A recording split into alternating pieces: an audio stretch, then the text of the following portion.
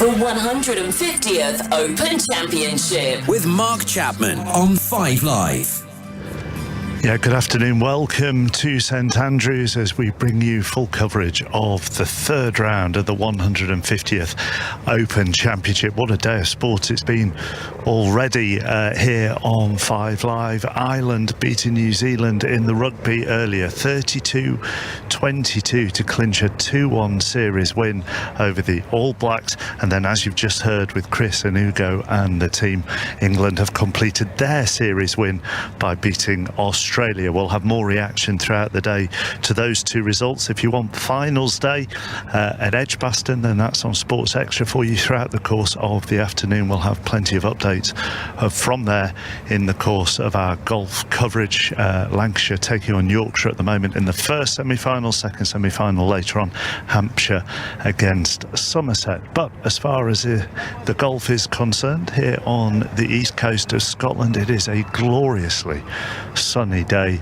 blue sky, a few wisps of white cloud, another plane flying overhead, and our leader after 36 holes is Cam Smith, the Australian, who is 13 under par, and he will go out just before 4 o'clock this afternoon alongside the American Cameron Young, who is 11 under. Then in the group behind, Rory Mcilroy and Victor Hovland, Ryder Cup teammates, of course. Both of those two start on 10 under.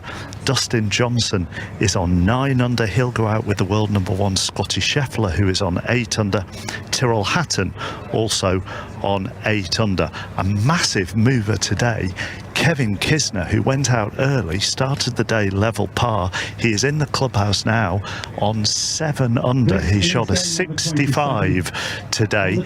Andrew Murray, part of our team on the first fairway with me here, won the European Open, covering his 31st Open for the BBC.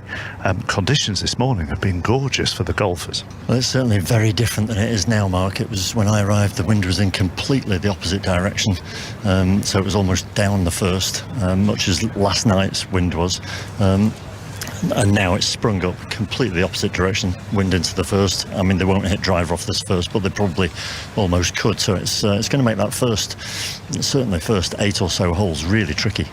At the risk of getting you to say something that come 8 o'clock you might regret, and then I'll play back to you on a loop, would you expect the leaders, if conditions stay like this, to come back a little bit? No, I don't think they'll come back, to be honest, as they played yesterday, and this virtually the same wind, the leaders, both Rory and Cam Smith, so I don't think they'll come back so much. I think they might just not go quite as far ahead as they might. I don't think we're going to probably see a 65 from the leading groups, but you know, the guys are so good, and you don't know what the weather's going to do within the next half an hour, do you? So I'm not going to put my neck on the block for you either. I wouldn't ask you. I wouldn't ask you to put your neck on the block. Just to find one on how the course is set up, because we can then follow this throughout the course of the day. How are the pin positions? Are they challenging today to add to the breeze, or are there plenty of opportunities out there? How have the RNA set this up today? Well, again, a bit very similar to yesterday. They've put some flags really tight, some especially really close to the front left at number 5, so that might make number 5 not quite so the par 5 a little bit more tricky to access. Not forgetting, for those listeners that don't know, these greens are the biggest greens in world golf probably, and most of them are shared with another hole as well, so they can put the flags in some ridiculous points, 92 paces from the front edge and 8 from the right on one hole, and then 4 on and 5 from the left on another hole. They can vary it so much, so it's definitely set up for scoring, and I think the wind will assist them as well. Okay, so that's how the course is feeling out here. Ian Carter, our correspondent, you'll be going out a lot later with the final pair, the two Camerons, Smith and Young. They go out at just before 4 o'clock. But what's your overall assessment of this leaderboard? I think it's just a leaderboard of the very highest quality. Cam Smith won the Players' Championship this year. He has won twice on the PGA Tour. He's a top 10 player, regarded as a major champion in waiting. And then as he looks in his wing mirrors, you've got Cameron Young, who has burst onto the scene in his rookie year, playing his first Open Championship, and behind them Rory Mcilroy, who we know all about, at 10 under par, just 3 shots behind, alongside his European Ryder Cup teammate Victor Hovland, who has done great things in the early part of his career, but not quite done it at major championship level. Here at St Andrews, where there's not quite such a premium on chipping, which is his weakness, he is profiting, and it was a brilliant 66. Then you've got Dustin Johnson at 9 under par, Scotty Scheffler, the world number 1, just 5 shots behind, a St Andrews specialist in Tyrrell Hatton also at 8 under par, and also waiting in the wings the likes of Adam Scott and Patrick Cantlay. So you've got names, you've got personalities, you've got issues, because obviously the live golf issue is dominating golf at the moment, and Dustin Johnson right up there as one of the rebels, if you like, from that rival tour. So a little bit of everything as we head into the weekend here. The course fast and firm, and what we're seeing today is the potential for low scoring. Kevin Kistner 65, Trey Mullinax round in 66, and Francesco Molinari, the champion in 2018, he's just signed for a 66 as well to move to 6 under par. Although the breeze is really picking up out here on the 1st and the 18th. I'm sure you'll have seen on the television over the course of the last couple of days, you probably know this already, but big wide fairways here that 2 holes can share. So whilst this is the first fairway, it's also the fairway for the 18th as well, and the 18th green just up ahead to our left, bathed in sunshine, not a single shadow on it at the moment, and a smattering of crowds watching those players as they approach the 18th green. Right, we're going to go for our first update at Edgbaston on finals day. I hate this Dan non-cross, to be honest with you, because invariably Lancashire get to finals day and then mess it up. So I haven't got my app open. I don't know what the score is. I just have my, and I'm being incredibly biased here, I just have my fingers crossed that you aren't going to disappoint me. Okay, well, I mean, the terribly bad news is, I'm afraid, Yorkshire scored 207 in 20 overs. It seems like far too many on this pitch. And then Lancashire came out the bat. They lost an early wicket, but they're 118 for 2 off 9.4 overs. They're absolutely storming it. The only way they can lose this is if they completely implode, chappers. Because Dan. Sorry, I didn't want to. I'm not trying to jinx it for you. I promise you.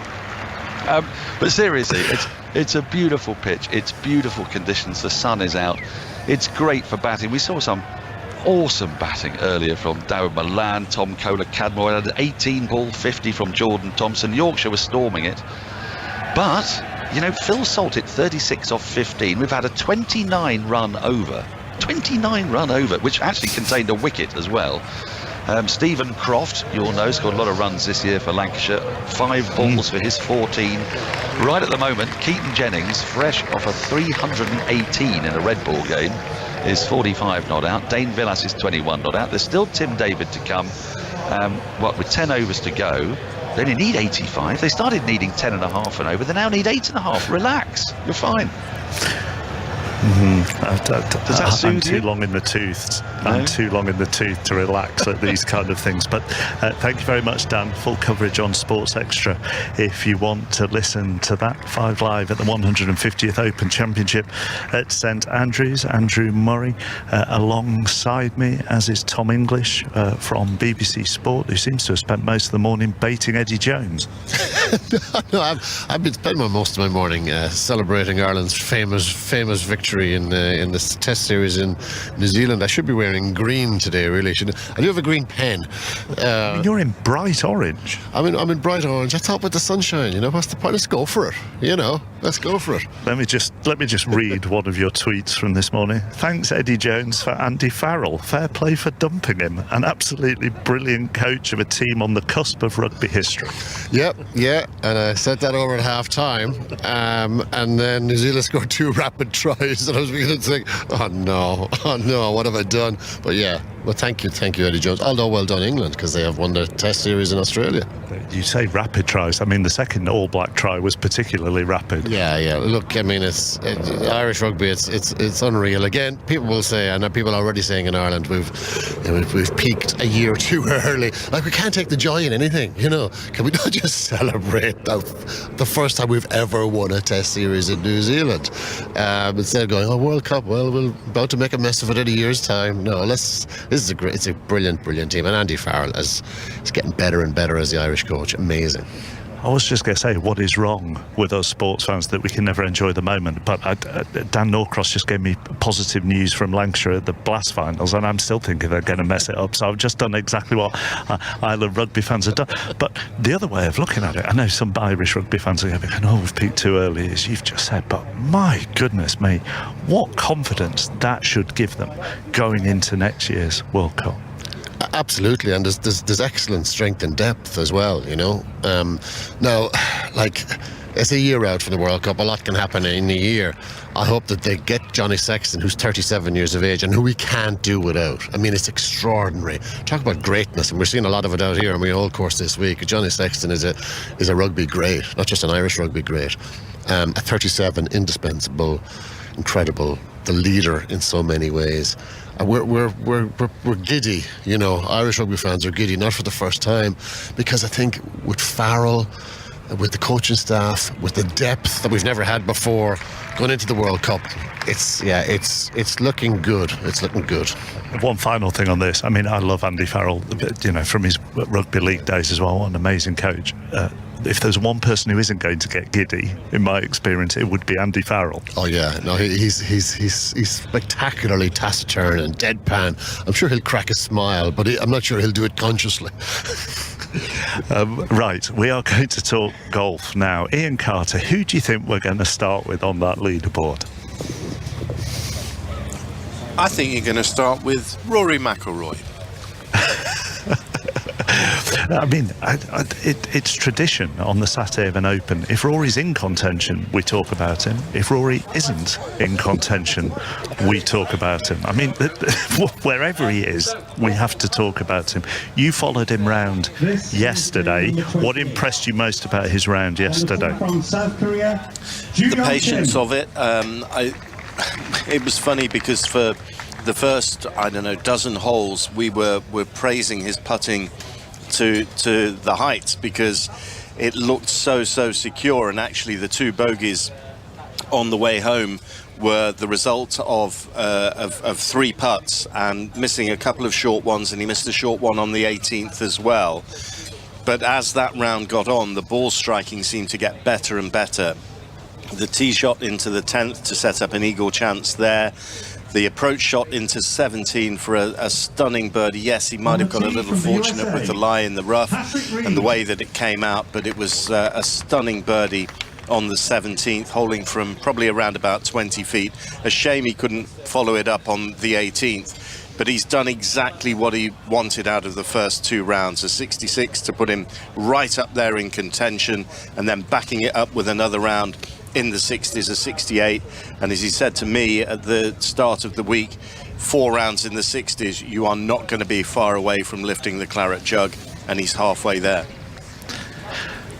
You may have heard during Ian's answer, Patrick Reed announced on the tee, and that announcement was greeted with utter indifference by the crowd behind me in the galleries here at St Andrews. Zane Scotland, another member of our team, another pro golfer. We're giving his expertise alongside Ian. What impressed you about Rory yesterday? You heard Ian's answer. What struck you? I appreciate you were walking with different groups, but when you look at that scorecard, when you look at how he played, what stood out? We were able to see a little bit of it because we were following the group behind, and you always have half an eye on what Rory's up to, and that's where all the big crowds were. I mean, from chatting to Graham Storm, I think I really agree with him. He's not really gotten out of third gear, I think, and Rory's able to do that because he's just able to drive it so well. And I think the main key for him over the next couple of days is to not just to stay in third gear, because we kind of know that he comes a cropper when he starts to push and starts to do something extra. And right now, the way that he plays the game, the way that he knows he can manage St Andrews, because he's had lots of success here, if he just keeps doing what he's doing, to stay in that third gear, and that is good enough. But I think that is always the frustrating part about Rory, because he, like on 18 yesterday, he sometimes just doesn't just tidy up the small bits. So that's going to be the main key for him over the weekend. But But there was a danger, wasn't there, Zane, that he could have gone out and chased it yesterday. I mean, we talked before he teed off yesterday. You know, Adam Scott, I think, hit a 65 yesterday, didn't he? He went round his 7 under. Tyrrell Hatton had a good day. Scotty Scheffler had a good day. And we talked to some of you guys yesterday and said, you know, you're sitting there, you're waiting to go out. You're not going out until 3 o'clock yesterday. That was Rory's tee-off time. You see all these guys with, you know, 65, 66s, and there could be a temptation to go out and chase it from the start. Yeah, I think that would go for any player, not just Rory. But he's been here before. He's played St Andrews. He knows how there's a certain rhythm to St Andrews. You know, you try and nick a birdie early, then just get somewhere around the turn. Try and make your score around the turn, then get out of the turn without kind of messing up. And then, you know, you kind of, in the back of your mind, you've got 17 to come up with, but then with the bonus of 18, which, oddly enough, he did it the wrong way around yesterday. That was the danger round for me, though. That second round, when you're teeing off late, so much traffic on the greens, they get a little bit more bobbly towards the end of the day. They alter in characteristic because grass grows as the day goes on. And I think that was potentially at the heart of the 2 tentative par putts that missed on that back 9, especially the one on 15. And you're stewing over your round. Potentially you're stewing over your round. Of course, he's very used to teeing off late in the day as someone who is serially on leaderboards, and that's how it pans out at weekends. But that could have been a danger round, I think, late in the day on the Friday. Potentially the temptation to chase it, to see someone like Cam Smith go really low. And I think he paced it very, very nicely ultimately. I think also, Mark, that and Ian's absolutely right, but I was on the first green when he hit it 50 feet past with his wedge, and he left it 6 feet short, maybe even more, coming down the hill, down the wind, and he rolled that one in with such assuredness and rhythm and composure. Had he missed that, you don't know what's going to happen, but he seems to have holed some really tricky putts, and Ian's absolutely right. This afternoon the greens get drier, they get crusty, they get more uneven, and there's no question that there's less putts holed in the afternoon than there is in the morning. So the birdie fest we've seen, with the wind springing up, I don't think you'll see that birdie fest quite the same this afternoon. Tom, I was with some people yesterday and we were listening to Ian out on the course, and he bogeyed 15, did Rory yesterday, and a couple of the people I was with were like, uh-oh, here we go, there might be another couple that go here before the end of the round. Yeah, and I think because we've seen this so often, we've seen him, you know, flatter to deceive. I think 16 top 10s since he last won a major, 8 top 5s since he last won a major. He hasn't actually given himself that many really, really good chances. A lot of good finishes, but not that many really good chances. And I don't know, I think you're right. I think there's a lot of people here kind of almost waiting. Is this the moment he blows up? Is this when he goes backwards? Well, maybe this week he's not going to go backwards. Maybe he's just going to keep going forwards. And I think it would be brilliant if this afternoon they didn't shoot the lights out. Because if they continue to shoot the lights out this afternoon, a lot of the guys, you know, who are in on 7, 8 under could be taken out of it tomorrow. You know, it'd be lovely to see the leaders. I don't know what we think the leaders are going to be. You're saying we're going to have, you know, the greens are going to be crustier. It's going to be hard to make birdies. I'd like to see that. I'd like to see an element of a grind out here rather than a complete target golf turkey shoot. Well, it's certainly not going to be a target golf turkey shoot at all, and whatever the conditions are, and the greens are too difficult, the pins are shied away, you know, so around some bunkers and around some humps and bumps. So I just think it's very difficult in the afternoon when the wind freshens to get the ball that close to the hole, and there's no question it's going to be more difficult to hold putts. I still think the leaders will do well today. Tom, I think that, you know, we're looking at the top of the leaderboard, 13 under. Is it going to be 15 under leading at the end of the day? Is it going to be 17? But I think they'll all shoot under par if I was being predicting. So that means Hovland at 10 under. If he shoots 1 or 2 under, he goes to 12. It does take the 7s and 8s not quite out of it, but it takes more of those 7 and 8 unders out of it. But Where do you stand on all this whole, if it gets to winning scores 20, 21, 22 under, the game, the ball, is it that big a deal? No, bring it on. We want to entertain these guys, don't we? We want to see birdies and, bogeys and we want to see eagles, and it's just that the course is playing so differently, especially now with it so hard and bouncy. These guys are so strong, they're athletes, they can hit it miles, so they can hit it onto 3 of the par 4s, so with certain wind conditions, that is. So it's a very different I think Andrew's absolutely right there, and I don't think that's great. I don't think it's been a kind of shootout by any stretch of the imagination. Par is just a notional number, and 72 is very generous for this golf course, because depending on the wind, the problem is you can't.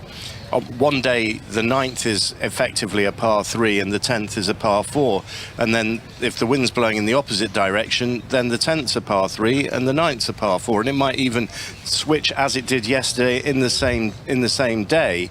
So to say it's a par 72 is a misnomer, really. It's probably a par 70 golf course, but you can't actually just attribute it to the exact holes all the time. The 12th is drivable, the 9th, the 10th, the 18th, and both par 5s can be accessible. So if you suddenly think of it as a par 70, then that knocks, at this stage, 4 shots off what par should be, and suddenly your leader's at 9 under par, and that's not a shootout. And that's the reality of what we've been seeing. The players have had to grind for their birdies and grind for many a par as well. So I think it's been a very good test of golf, albeit on the face of it looks like it's been pretty easy, because 13 under's leading at the halfway stage. Talk about how far people are back to be able to win the Open. Since 1900, this is good, this. Since 1900, only 11.8% of Open champions have been 5 shots back or more through 36 holes. And in case you're wondering, Drew, because I can see you looking, that wasn't off the top of my head. Paul Birch, I have to give a name check to, is compiling some stats for us here at the Open, and I'm very grateful for that. Although, having said that, he's also trying to do Commonwealth Games stats at the same time, so occasionally I get Wales as lawn bowls chances in Birmingham in amongst my Open golf stats. Let's head out onto the course. Drew was saying athletes are out there, and that is very true, because we have Eve Muirhead as part of our team. The link slightly falls down because she's also with Alistair Bruce Ball. Good afternoon, Mark. Thank you very much for that. I was just thinking out here, if I was going to put my personal ad in a singles column, and rest assured I'm definitely not going to do that, I think it would go down something like as have microphone, will travel, on the lookout for birdies and a good time. And luckily, Eve and I have lucked out here, because we have picked up the 12:55 tee-off time group of Sergio Garcia, incredibly playing his 25th Open Championship. Goodness me, he's come close to winning the Claret Jug in his time, particularly 2007 when he was pipped to the post by Padraig Harrington in the playoff. And Will Zalatoris, who on the major golfing stage is absolutely to the manner born. But in terms of the golf we're seeing so far today, Eve, Sergio Garcia has birdied the second and birdied the third, and both you and I just sort of commented, particularly in terms of the approach shots, the 2 little flicks he hit into those greens. The control of the golf ball was masterful, wasn't it? It was that, Alistair, and Sergio, he's hot in his putter today, isn't he? He's had 2 back-to-back birdies, as you said, and do you know what's great out here today? The golf's just flowing. So far we haven't had any hold-ups, and you can see the players have just got a smile on their face because they're just getting going. And do you know what? This is my kind of golfing weather as well. The sun's shining. I was lucky enough this morning to spend some time at the Golf Foundation tent and seeing all the young kids in there getting into the game, seeing all the families out here today, and it's days like this that gets these guys inspired, so it's really fun out here today. Just a quick one to put to you on Will Zalatoris that I was just thinking. So 25 years old, and his record in the majors over the last couple of years. I mean, you look at him this year, tied 6th at the Masters and 2 runners-up spots in the other 2 major championships. He has taken to the major golfing stage as natural as you like. And there are, Eve, I was just thinking in terms of your career, you've competed at the very top level. There are people, aren't there, who actually, the higher they go, the better they perform. They're sort of more suited to it than the regular events. Absolutely, and I think Will Zalatoris, as you said, he's kind of the nearly man of the majors this year. He's been so close, but just hasn't managed to get that win. This is his second Open appearance, and a 69 in the first round last year in Royal St George's, but unfortunately had to withdraw with a back injury. So let's hope this week he'll carry on. But he really does seem to thrive under that major pressure, and I think that's only a good thing. If you can perform well under pressure, you're definitely going to be a contender. Now, I know you're being way too modest there, Eve, because talking about performing under pressure, there was a little golfing challenge you took on, didn't you, at the Foundation event this morning? And I had a little look at the leaderboard. Explain to us what you were having to do, because I saw your name pop in above Graham Storm on the leaderboard. Well, I wasn't going to mention it, but I suppose I will. There was a fun little challenge. Tim Henman, unfortunately, he was miles above us all. I think he had 112 points, but as soon as I walked in, I saw Graham Storm was a 92, so I'm not competitive, but yeah, I was there, and I managed to pip him up the post with 98. So everyone in the 5 Live team now, I think, is wanting a shot, aren't they? What are you having to do? What is it's a golfing challenge, isn't it? It is. It's more for the young kids to have a bit of fun and challenge themselves. And you hit as many balls in 30 seconds as you can to a target. And on the target, there's basically points 1 to 6. And it's chaos. There's balls flying everywhere, but I put in a good effort. Well done, Eve Muirhead. So Will Zalatoris, Mark, is just alongside us, just to paint the pictures as well. I mean, you're out on the golf course and you've described it perfectly. Pale blue sky streaked with the sort of cotton wool clouds. There's that sort of sickly smell of sun cream in the air. I've seen loads of 99s being gobbled up by spectators just behind us, behind the yellow ropes lining the side of the third fairway. And Zalatoris, I always think, is a sort of, he looks like a Quentin Blake drawing to me from the Roald Dahl books. He's all bones and wiry and sinewy, and he's right in the middle of the third fairway, and he's just waiting to play his approach shot. He birdied the first, bogeyed the third, so he's 4 under for the championship, but it's Garcia who's got it going in this group. Birdied the second and third, and he's 5 under overall. Are you Eve competitive at everything? Do you need to be competitive to have reached where you've reached? Like, I mean, if we played Tiddlywinks later or Cluedo later, would you have to win? Yes. I think it's just in my nature. I remember even when I was a young kid, I wanted to beat my brother at keepy-ups at football, and when we play Monopoly at Christmas, I always want to win. But I think it is just my nature, and sometimes I just have to accept coming second, but you don't want to speak to me for a few hours after that. I was going to say, are you a bad loser? Did you as a kid tip the Monopoly board over as you were close to losing? Well, when you're the middle child and you've got 2 brothers, I think that's where I got my competitive instinct from. You always want to beat your brothers, don't you? And do you know what the good thing is? I think I've got one up on the curling rink to them now anyway.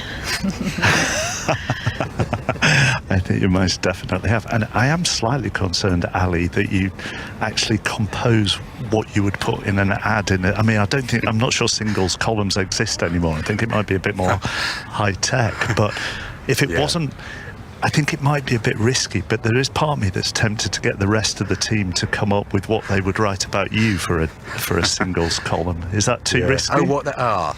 No, that's a little unfair. I thought you said what they'd write about themselves. I don't think you can do one for me, because I'm going to get absolutely hammered with that. In terms of competitive board games, Mark, I don't think I'm as competitive as Eve, but I do remember one particular family holiday in Scotland. So we were up here for 2 weeks. I was having a terrible time with the Yahtzee dice as a teenager. Kept getting beaten, honestly. And the strops and tantrums that I had about that. Ali, Yahtzee. Yeah. Yahtzee. What the heck is Yahtzee? Yahtzee's an amazing game. You get 6 dice, you roll them. Do you pronounce it Yahtzee or Yahtzee?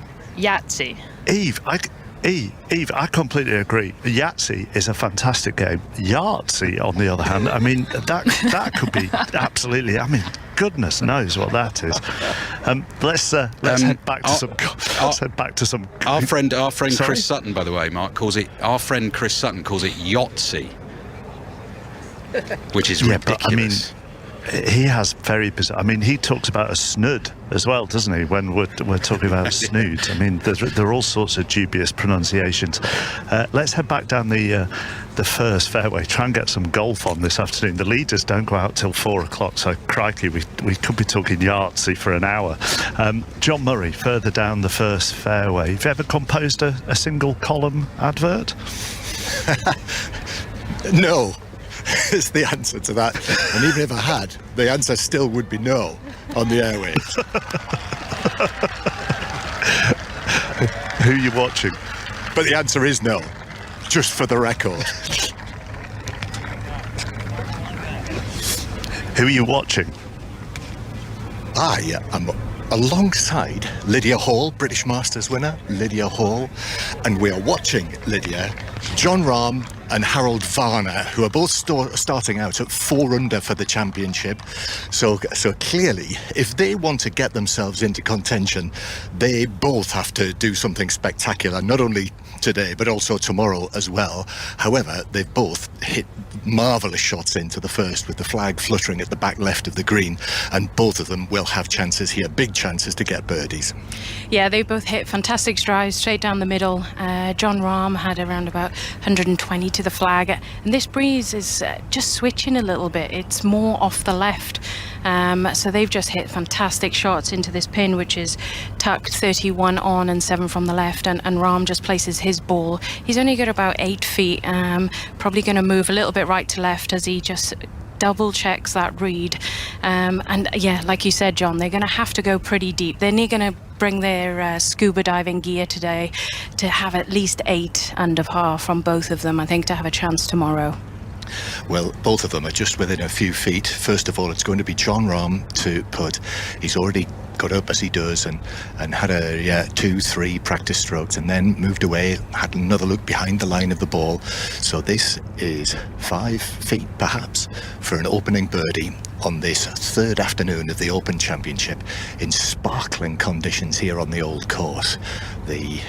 Such is the sunshine that the surface of the green seems to be shimmering in that light green and slightly brownish way.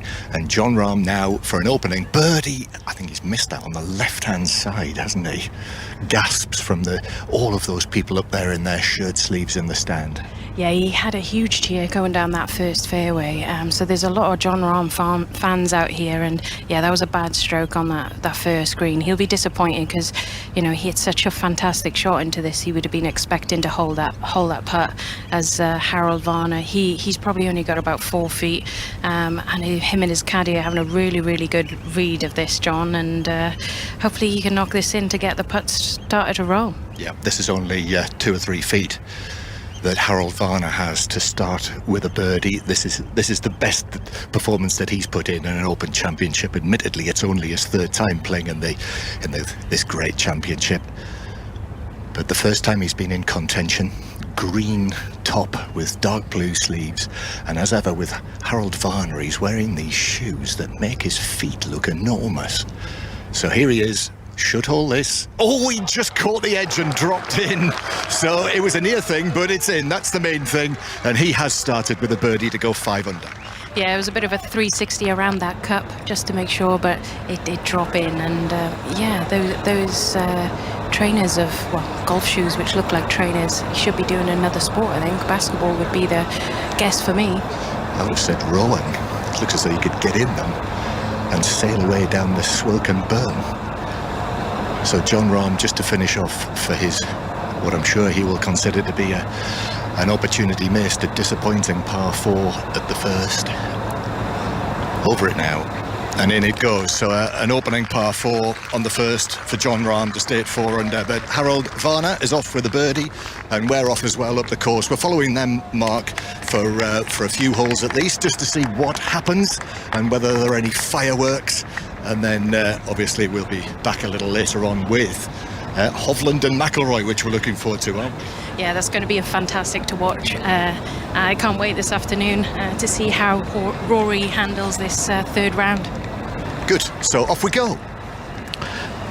Lydia, they were in a 3-ball the first 2 days with Rahm and Varner. Does it matter if you then play again on the Saturday? Do you sometimes relish that the same people, or is it kind of irrelevant? Yeah, it's always nice to mix it up, but if you do get a good group that you will feel comfortable, if your mate's on tour, or I often play with an Australian girl, Whitney Hillier, actually, who's doing well this week. We're often paired together, and one of us end up having a 6 or 7 under. So I'm not sure that's been the vibe between Rahm and Varner this week, but yeah, you both know what each other kind of pre-shot routine, so you get into a bit of a rhythm, and if they're decent enough mates, that makes things a little bit easier and more comfortable out there. It's Vitality Blast Finals Day at Edgbaston this afternoon, and Lancashire are 181 for 3. They need 24 off 23 balls if they are to beat Yorkshire in the first semi-final. So 181 for 3, 24 off 23 to win. Keaton Jennings, the man out, having hit 75. Right, the round of the day so far. Kevin Kistner, the American, started the day on level par, ended it on 7 under after a 65, and he's been talking to Andy Stevens. Kevin, a 65, 7 under par. I think you had 6 birdies in your first 9. What does it feel like when you get on a great run like that? Well, you obviously felt like you needed to when you got out here and it was warm and not much wind early. So seeing the whole locations and knowing you had a chance at birdie early, it was nice to see them going in. Capitalized on making some putts. Had a ton of 3 putts the first 2 days, so I got rid of those until the last, and it's just nice to see them go in. Tell me more about those hole locations, because not just your score, but some of the other early starters are going out hitting plenty of birdies. Are they in more gettable positions? I feel like you get straighter putts if you're on the right side. Even the first 2 days, even if you're on the correct side of the hole, it still had a lot of break. And today I read maybe 3 or 4 of my putts is dead straight from 15 feet, which is rare. So it's nice to see some flat hole locations.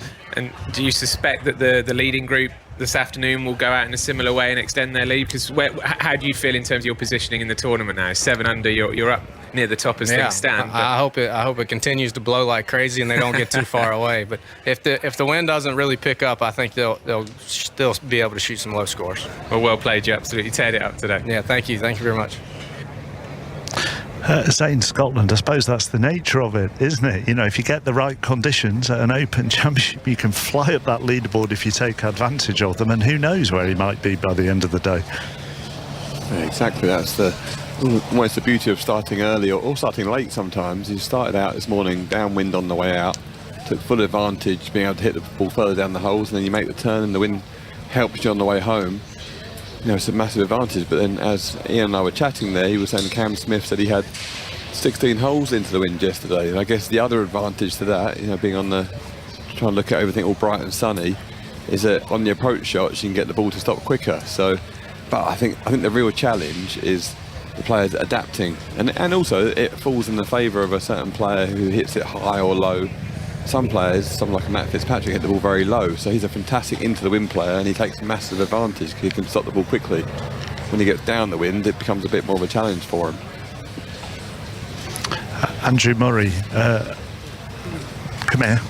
Whilst you're in mid-conversation, I'll bring Cara in a moment. You can talk to her on air. You don't just have to stand there having little chats with people. Just explain the wind again to people at the moment.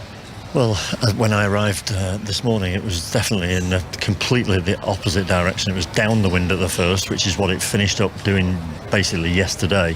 And it was within literally 20 minutes, it sprung up, twice as strong as it was, and in completely the opposite direction. So it's straight into the first and down the 18th. So 18th becomes a very drivable par 4 again when it wasn't first thing. So it's changing all the time.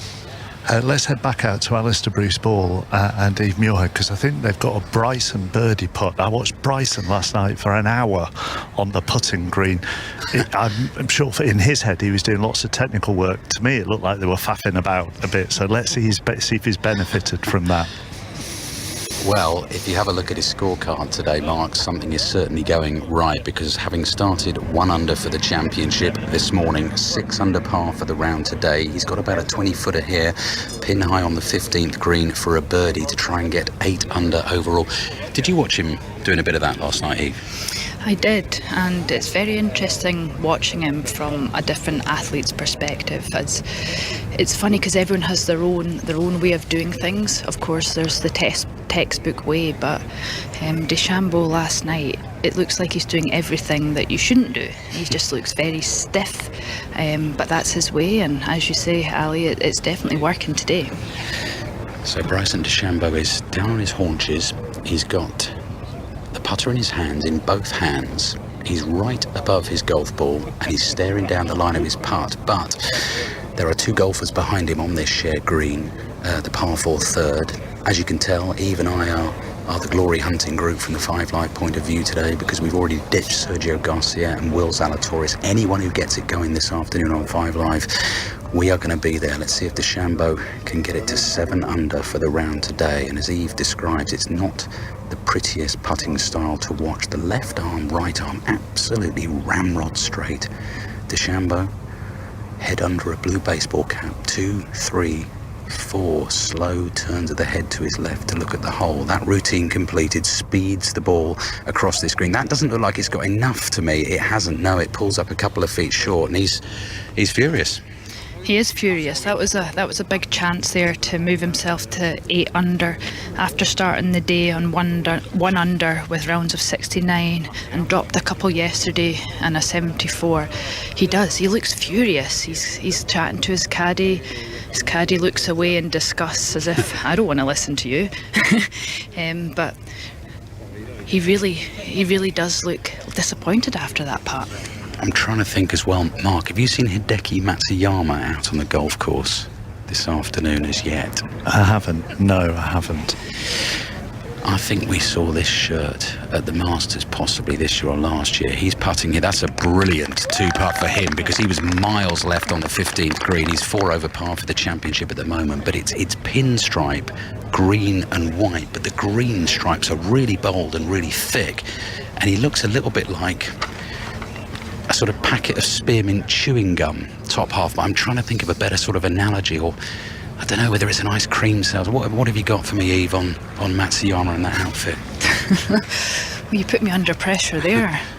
Yeah, spearmint chewing gum's quite a good one. The green and white stripes. It's not my choice of outfit anyway. Anyway, back to DeChambeau. He's got a par putt here.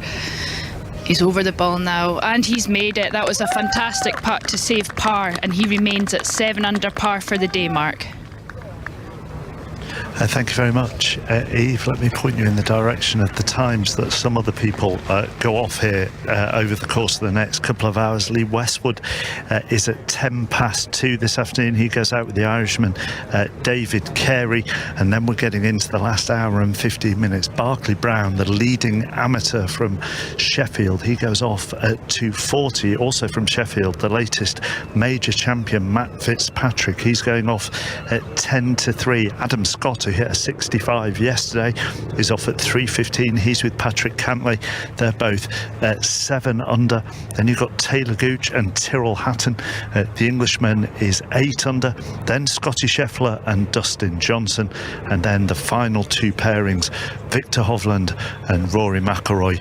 And then Cameron Young and Cameron Smith. And Smith himself, the leader, the Australian Drew Murray, has talked about, and we talked about it with Rory as well, but just the need for patience. Yeah, absolutely. We said that in our preview show, didn't we, when we stood in this very spot on Wednesday night. And he played very patiently yesterday. When there was a couple of pins yesterday that you wouldn't try and go out on purpose. He played away from a couple literally on purpose, certainly at 16 and 17, and just was taking his medicine and just put a par in your pocket and keep going. And there's a couple of holes he did attack when it was right and proper, that he did so from the lie he was in. And sometimes it's very lie dependent. If the lie's in the rough and it's sitting down a bit, you can't get any spin, so you just play away from the flag and take your medicine. So he's playing very intelligently, is what I would have said yesterday. Lancashire 197 for 3. They need 8 runs off 13 balls to win the first Blast semi-final. Ian Carter, to people who don't know a great deal about Cam Smith, how would you describe his game? I think it's a very efficient game. I think it's a patient game. It is a very strategic game, and I think that's why he's at the top of the leaderboard. It's also a game that prospers in difficult conditions. They were difficult conditions at the Players' Championship, which is arguably the biggest tournament outside the majors, and some people put it up alongside the majors. It was a massive win for him in March, and he won that brilliantly at Sawgrass. He putts extremely well when he's on song. It's a very efficient putting stroke. When you look at it, you think there's just nothing that can go wrong with that. And you look at him over the first 2 rounds here. He's had 28 putts in round 1, 28 putts in round 2. On these greens, these vast greens, where sometimes you're actually quite happy to 3-putt. That sounds ridiculous, but that is the nature of St Andrews golf. So that shows you the strength of his game, and rounds of 67 and 64 tell you just the level of talent that is there. A major champion in waiting, undoubtedly. Let's head to Edgbaston. Remember, this is on Sports Extra if you want to listen to it. Stefan Schemmelt. Lancashire need only 4 runs to reach the T20 Blast final mark. They've absolutely strolled a chase of 205 to beat Yorkshire. They'll need 4 from 12 balls, and this might be it now. Tim David helping it down to the boundary where he's caught, believe it or not. He's asking for a no ball. He's either going to be out or the game will be closer to being over. It won't really matter, because Lancashire are going to book their place in the final at 7:15 rather this evening. Just to put into context the achievement of coasting this chase of 205 to beat Yorkshire, they're 201 for 3 at the beginning of the 19th over. That was the second biggest total ever made on finals day. The 12 sixes that Yorkshire hit was a record, and yet Lancashire are doing it at a canter under brilliantly warm sunshine on a brilliantly run-filled pitch. I think all sorts of records will go later today. Hampshire and Somerset coming up in the second semi-final. Somerset hit the 5th highest T20 score ever in their quarter-final against Derbyshire, so it just be runs and more runs. So where are we at? Is he out? Is it a no ball? He is walking off now. He had asked if it was going to be a no ball. They'd taken a little bit of time to review it. He'd helped the ball towards long leg where the catch was taken. So Tim David goes for 10.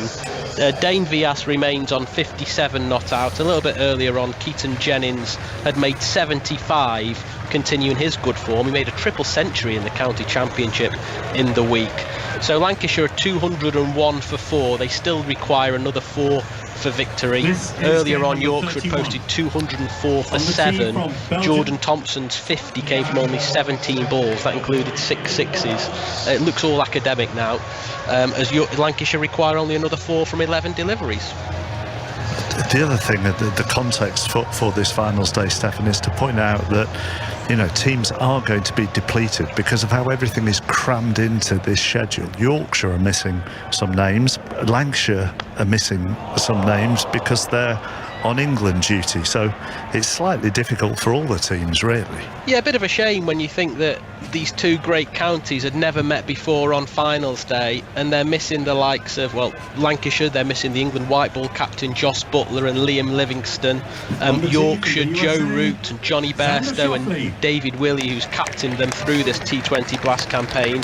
Because England are in the middle of a white ball series against India, they play the third one-day international at Old Trafford tomorrow. So some people have said that's devalued finals day. I'm not sure that the people who are crammed inside Edgbaston at the moment are thinking about that right now, because we've seen some fantastic cricket. Like I said, Yorkshire posting the second highest total that we've ever seen on finals day, and Lancashire about to overhaul it with some ease. The record amount of runs we've ever seen on finals day is 1,012. I think that could be in danger. Well, we timed that brilliantly to get the winning run, so we could have done without Tim David getting out. So let's go to John Murray. Just fill 30 seconds, John, and then we'll go back. Yes, well, this is on John Rahm, because last you heard from us, we were talking of how John Rahm, starting at 4 under par, had to make a good start, missed a very presentable opportunity to birdie the first, and now, because he went in the bunker at the front of the green at the second, he's ended up bogeying the second, so he's back to 3 under. So par bogey start for John Rahm. Back to you, Stefan. Lancashire are into the final. Mark, Dane Villas has just hit the winning runs. They've overhauled that target of 205 with 8 balls to spare to win by 6 wickets. They won the competition in 2015, Lancashire. They're looking to lift the trophy for a second time later on tonight. They'll meet one of Hampshire or Somerset, who play in the second semi-final at 2:30. Cricket and golf coming together then. Lancashire into Blast Finals Day, having beaten Yorkshire the second semi-final. Hampshire against Somerset on the way. You can listen to that on Sports Extra. And by the first fairway is England's Sam Billings. How are you? Very well, thank you. Amazing couple of days up here. So, watching at the home of golf is pretty special. You've been here for the first 2 days as well, have you? We arrived yesterday. We had a game finish on Thursday evening, and then flew up here, and then heading home tonight before training tomorrow. So just a kind of whistle-stop tour, but what a place to watch golf. That was actually what I was going to say to you. Have you managed to get any time off, given how packed? I've just been talking about how packed the cricket schedule is. So you managed to get some time off to watch it. Yeah, it's mental. But yeah, if you get an opportunity like this to come up here, it's one you've got to jump at. So we managed to get a flight, and Zach Crawley's here with me. So we're 2 very keen golfers. So like I said, what a place to be. So you play off 8, do you? I'm off 8. Zach's off 1.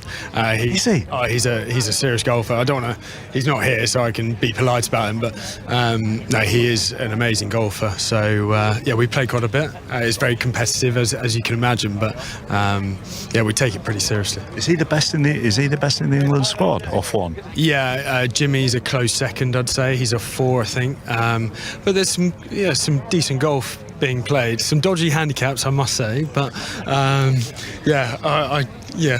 off 8, but I really, against those guys, sometimes it has to go up a bit. Who's the biggest bandit? Oh, there's a few. Liam Livingston hits the ball, as you can probably imagine, an absolute mile. Josh Butler's also very good. He's off 12, but I mean, he should be off way lower than that. So I'd have to say those 2. Who are you going to follow today? Who do you want to see? Well, just yesterday we were sat up there watching Tiger come down, and that was one of probably the best moment of sport I've actually witnessed when you're not actually in it yourself. So spine tingling that yesterday. Rory followed him yesterday. And to be honest, going to just drift around and watch everyone. I think that's the amazing thing. You can get so close to so many good players today. It was so emotional, was Tiger Woods coming down 18. I mean, I was standing exactly where I am now when he came down 18. And you sort of, sometimes when you watch so much sport, you can take some stuff for granted. And when you're a professional and play it as seriously as you do, I guess you can sometimes forget that emotion that comes into it. 100%, and you take it for granted sometimes, of course, and it's because you're constantly driving to get better and succeed every single day. But yesterday was he's a hero of mine growing up, Zach the same, and we kind of turn to each other and say, like, a lot of the time we're there in the middle, and you look around here, you're at the home of golf, we play obviously at Lord's, at the home of cricket, and we need to kind of enjoy it a little bit more when you're there, and to be fair, over the last few weeks, over the last month or so, Test cricket, we've done that, and that's what Baz McCullum has brought to the team. He just said, look, this is the best time of your life, enjoy it, and it's so true. We're very lucky to be in the position we are and to enjoy it, because that's what you're doing it for. You're doing it for those big moments to enjoy it. Yeah, and to put smiles on people's faces. You see the support. Even a lot of the smaller groups around today, it's incredible. It's to inspire the next generation, but also to put smiles on people's faces. It's amazing, kind of the passion for sport people have. So, yeah, very, very special. Right, go, because I don't want to spoil your time at St Andrews. Thank you for talking to us. Great to see you. Cheers. Thanks, Sam. Sam Billings with us on 5 Live Sport. Well done, Cara Banks, because you kind of got him because you were talking to him. Yeah, I was. I didn't realise I was setting up interviews while I'm stood here on the first fairway. Sam and I are really old family friends. Our parents play golf together. In fact, our dads have a very competitive event coming up in a couple of weeks at Royal Cinque Port. So, know the family well. And didn't realise he was here, but we arranged to meet. Didn't realise it would lead to a 5 Live interview, but worked out perfectly. So you have been with us in the past, but now it's Golf Channel, now it's NBC, now it's big American stuff. Do you miss us? I really miss you. I'll behave. I want to try and do it all. It's just hard, isn't it? They keep changing schedules around, but I have such good memories of working with you guys and walking inside the ropes and, you know, just following a group, being in the thick of it when Jordan won in 2017. And I mean, a day like today, Chamber of Commerce Day, as my American friends would say, you can't get much better. How did you and your colleagues find Tiger on 18 yesterday? Because talking to Sam then, and Ali Bruce Ball and Zane Scotland followed him up 18. I was standing here as well. I was actually surprised at myself and how emotional I found it. Yeah, I was actually yesterday and the day before I was doing the NBC post-round interview. So I was preparing for the Tiger media circus while all that was going on. So trying to watch a bit of it live and on the TV screens. I think in our commentary, at least, what everyone was looking for was if he was going to stop on the bridge. And if you stop and take it all in, it was maybe a little bit of a sign that this is definitely going to be your last at St Andrews. But he took the hat off and he firmly kept walking. I also really was looking out for the guys behind him. I loved seeing Max and Matt stop and appreciate the moment and obviously let Tiger go over on his own. And then the walk continued up here, and on our NBC broadcast, it was just silence, which, as you know, we rarely have in broadcasting, and it was just amazing to watch and listen to what was going on, and then to see him get emotional and well up. It was really cool. And then I had to do the circus act of trying to get an interview with him, which we fortunately managed, being one of the rights holders. And it's just difficult because he puts on such a performance and a show to piece together 36 holes of golf. And then as soon as he comes off, he's like, I'm done. But hang on a minute, because we all want to talk to you. And we did, and he was very gracious with this time. And who knows, I guess, where we'll see him next. That was actually going to be my next point. He must have been drained mentally as well as physically. Yeah, the leg is... Like when he was walking up 18 yesterday, it looked like he didn't have a care in the world. But I think maybe when the adrenaline is pumping, he carries himself a lot easier. As soon as you see him behind the scenes, there's a big limp going on. And there is a bit of a limp sometimes on the golf course too. I've heard reports from inside the player dining that he's looked in really not great shape this week. So it's hard to know how much better, if any better, his physicality or physical condition will get. Mentally, I think, it's a grind, because if these professional golfers are dialed in probably for him, a bit earlier in the week than hitting the tee shot on Thursday. So it's a bit of a release. They know they haven't made it the weekend. He told me he was still ticked off, was the language he used, that he didn't make the cut. And wasn't willing to say, I tried to get it out of him. He said, this may be the last time I walk over the Swilcan Bridge. I don't know, but I definitely want to be back at more Opens. So it's superhuman to think of what he's already done this year. People like us in the media are talking about retirement, but he's not offering any clues to that just yet. Did a lot of other golfers then talk about it to you yesterday? I mean, Andy Stevenson had to ask Matt Fitzpatrick, and his first question was, I'll talk about your 66 in a minute, but please can we just talk about Tiger? Not necessarily those that played with him, but there were so many subtle touches on the 18th. McIlroy's just little touch of his cap as Tiger crossed him as McIlroy was going down the first. Lowry, Hovland and Thomas all walked backwards down the first fairway with their caddies so they could watch the putt. I don't know if it was pure magical planning by the R&A, but to have Rory coming down the first and Tiger going up 18 at the same time, you kind of couldn't make it up. Tiger actually told us afterwards he noticed all the kind of tips of the caps from the players, and he was soaking it in from the fans and everyone that was really on this patch of grass that's quite large across the first and 18th holes. I did speak to Matt afterwards yesterday as well, and I said, here's the guy that played with Tiger, but hold on a minute, he's actually a major champion in his own right now. And I just said, what was your impression when you learnt of your pairing this week? Because it is a bit of a circus around Tiger, and with the way this course is set up, it is hard for the spectators to get everywhere. So in a funny way, it's actually better being in Tiger's group than being in the one before or behind him. But Matt sort of said it hadn't really sunk in, and then they were on the putting green next to the first tee on Thursday, and he looked up and he saw Tiger, and he thought, holy bleak. He was like, I'm actually playing with Tiger Woods. And I don't know if you saw Matt Fitzpatrick's first tee shot on Thursday morning, but it was a little bit thin, didn't get the ball solid, and obviously you can kind of get away with that off this tee. But what was a really nice dynamic in that group was Billy Foster, obviously a veteran caddy out here on Matt's bag right now. I loved his reaction when he won the US Open. Rarely do you see a caddy more emotional than a player, but it just shows you all those years with Lee Westwood. And anyway, Billy has caddied, as we all know, very temporarily, but for Tiger for a bit. So that was quite a comfortable part of the pairing, Matt told me, between them because of Billy and Tiger's history. Were you, as a gnarled veteran, were you emotional, Tom English? I wouldn't say I was emotional, but I did feel as if I was seeing something historic. Without a doubt. I mean, I followed him in for the last five holes, and over by the Swilcan Bridge, there was a kid of about 8 years of age, and that kid was saying, "Stop on the bridge, Tiger, stop on the bridge."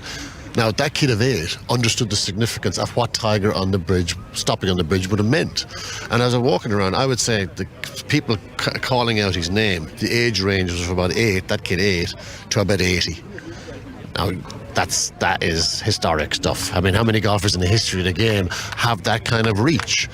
And he did. I was in there for the interview afterwards, and I loved what he was saying, because on 18 we were all I was there with my notebook trying to psychoanalyse him, and what could he be thinking? Is he just weighing it up, his history of the old course, looking out for tears? And he was asked, you might have asked him yourself, what were you thinking on 18? We were kind of expecting, this is when the emotion is going to come. I mean, no, I was thinking of 3-wood or 5-wood. It's like Tiger, the battler to the end. He's 9 over par, and he's still battling. What club am I going to hit here? But the emotion did come, and it was powerful, because Tiger hasn't shown emotion really his entire career. I mean, he's been a kind of an emotion-free zone. But we've seen him over recent years. It's coming. But I thought that was amazing in the interview area. Very powerful. We had Chris Clary from the New York Times on yesterday, who does a lot of tennis as well. We were talking about the vacuums that can be left in sport when a legend goes, whether that be Serena in tennis, or Jordan in basketball, or Brady maybe in the NFL when Brady goes, although team sports are different to individual sports. There are lots of amazing, talented players in golf, and I know it's tearing itself apart at the moment. Do you sense a concern in America about the vacuum that will be left when he eventually goes? It's funny, because someone asked me yesterday, do you notice when Tiger's not at a tournament? And I said, actually, I don't notice it as much when he's not there. I notice the difference when he is there, particularly on a week like this. And you summed it up, Tom, so perfectly with saying how historic that occasion was yesterday. If everyone could finish their Open career at the old course, they would choose to, but obviously, that's not often the way. So yes, Tiger will, there's no doubt, leave a massive hole in the sport when he leaves. But, we have the Rory Mcilroys, the Jordan Spieths, the Justin Thomases. A lot of these guys, JT, we know more than anyone, has Tiger's ear. Scotty Scheffler. We're fortunate to have so many stories bubbling around. And I think everyone now understands that the end is near. And we're just lucky to get Tiger in any tournament that we do. So I actually don't feel in the US a massive void when he's not here. It's more just the huge electricity addition that we have when he does turn up now. And the other thing we discussed yesterday as a final point, so I know you have to go, is that Tiger's legacy, maybe he's not ready for a legacy yet, but Tiger's legacy to the sport is how much more competitive it probably is now than when he started out, because all the ones that are playing now are in the main playing because they were inspired by him. Yeah, they're all Tiger babies, as we call them, and it must be. I always think of a Justin Thomas. It must be so surreal. Here's this boy who grew up with his dad, who's a golf coach, and now they're best friends with the Woods family.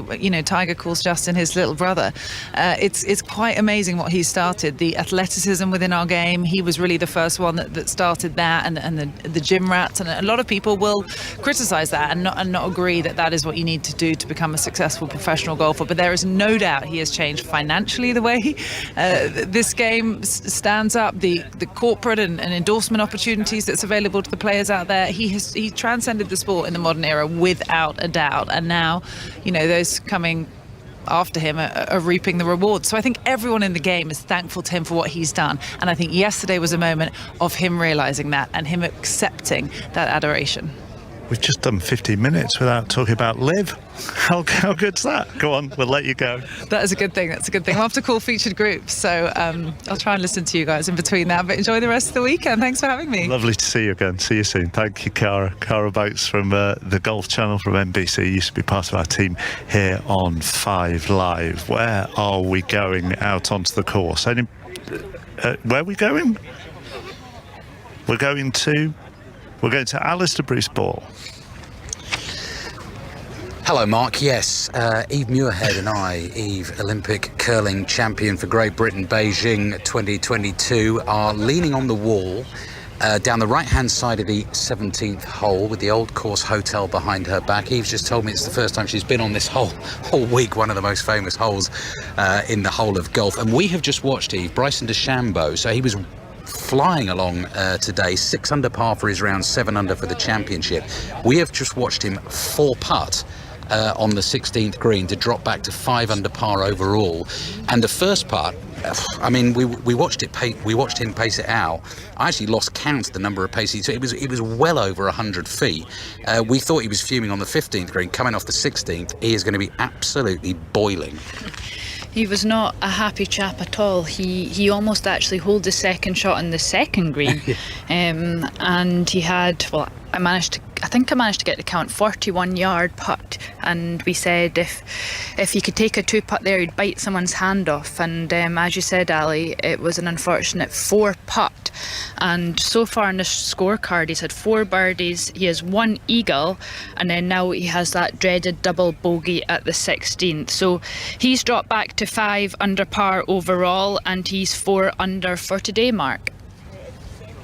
Thank you, Eve. Thank you, Ali. Saturday afternoon, this is 5 Live at the 150th Open Championship on a day when already Ireland have beaten New Zealand to take that series 2-1 in rugby union. England beat Australia to take that series 2-1 in rugby union. And Lancashire have beaten Yorkshire in the first of the Blast semi-finals at finals day at Edgbaston. Hampshire Somerset, the second semi-final. And that is on Sports Extra. Shortly, it is just coming up to 2:20. We will pause now for the latest BBC News. Listen on BBC Sounds. This is BBC Radio 5 Live. With the news for 5 Live, I'm Carl Hartley. The government's Emergency Cobra Committee is due to meet in the next 10 minutes to discuss the response to the heat wave. There are warnings many people, including the fit and healthy, could die as temperatures are predicted to exceed 40 degrees.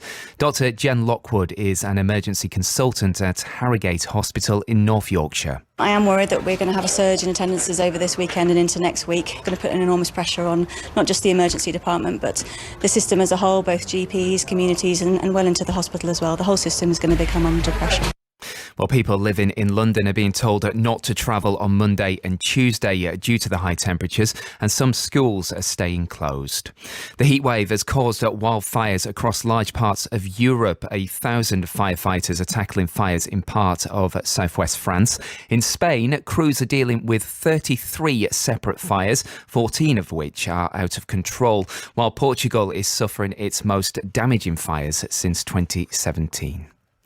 A woman has died after being bitten by a dog in South Yorkshire. The 43-year-old was attacked in a house in Rotherham last night. A 42-year-old man has been taken to hospital with life-threatening injuries. 2 dogs have been taken away by police who say neither were of a banned breed. Russia's Defence Minister Sergei Shoigu has ordered his country's military to step up their operations across Ukraine. The command follows a series of Russian missile and rocket attacks on Ukrainian cities. And the 5 contenders for the Conservative leadership are preparing for a second TV debate tomorrow evening on ITV. First hustings was broadcast on Channel 4 last night. The former Equalities Minister Kemi Badenoch is enjoying the debates. I think they went very well. I've never done a televised debate before, and I more than held my own. People have learned more about me, and I'm looking forward to tomorrow's debates as well. Now, by Wednesday, the shortlist will have been whittled down to 2 candidates, with Conservative Party members then voting over the summer. The 150th Open Championship. With Mark Chapman on 5 Live. Still an hour and a half or so before the leaders go out on the third day here at the 150th Open Championship. That's the 2 Camerons, the Australian Smith on 13 under and the American Young on 11 under. Plenty of golf though to come between now and then, and some of our team are out on the course already. But let's switch our attentions to the Athletics World Championship that got underway last night. In the States, we can talk to Alison Kirbishley. Ali, it's the first time that they've held this event in America. Alison Felix, the great Alison Felix, won another medal in her last race before she retires. She did, Mark, and it possibly couldn't have been a more fitting stage for the queen of track to bow out. It was Tracktown, USA. As you said, it's the first time we've seen the World Championships here. Almost 40 years the World Champs have been going, and finally it lands in Tracktown, and she was watched in the stands by her family. There's some amazing footage of her 3-year-old Cameron, her 3-year-old daughter, with her family cheering her on as she ran the second leg of the mixed 4x4 relay. And as you said, she stepped onto the podium for her 19th time. They took the bronze medal, and she continues to be the most decorated athlete, male or female, in the World Champs history. I mean, she's streets ahead of anyone else. And, you know, all the talk is always about Usain Bolt, but I just don't think Alison Felix really does get the credit. And I think that's why it has been so fitting that she's been able to bow out in the States in front of a home crowd. As far as Great Britain's 2 Olympic medalists last night were concerned, it was a mixed night. It was, sadly. I mean, I'll start with Laura Muir, obviously silver in Tokyo. Her and Katie Snowden progressed quite well. Laura very easily into the semi-final. Katie Snowden had to go through as one of the fastest losers, but they'll be in the semi-final of the 15 overnight. But sadly, not so simple for Holly Bradshaw. It was a bronze at the Olympics last year for her in the pole vault, but this year her season has just not gone to plan. It's been injury, it's been COVID. And then overnight UK time, Holly was getting ready for the qualification and her pole snapped in one of her final warm-up jumps, and it is horrific to watch. If anyone saw it, the noise of the pole, and she was just on her way up, elevating herself up, and the pole snapped and she landed on her neck and slid down back into the box where the pole's planted. And so quite understandably she went straight off, had a medical once over, and it decided between her and her coach to withdraw. She's still got the Commonwealth Games to come, European, so we're all fingers crossed hoping that it wasn't a broken wrist, which she was worried about. We haven't had news since then, but yeah, really sad to see. Take us through the men's 100 metres final tonight then. Yeah, it's going to be mouthwatering again. You know, mentioning that it's back in America, this World Championships, and they're very much looking for a clean sweep. You know, it's been very much a Jamaican domination, obviously, in the history, both Worlds and Olympics. But Fred Curley, 9.79, the fastest ever qualifier in a heat, looked so impressive. Practically jogged over the line. You've got Trayvon Bromell behind him, Christian Coleman, the reigning world champion. So they're really hoping for a clean sweep. But I think all the news was watching Omanyala, the Kenyan athlete who's headed rankings in the 100 until Fred Curley ran 9.79 last night.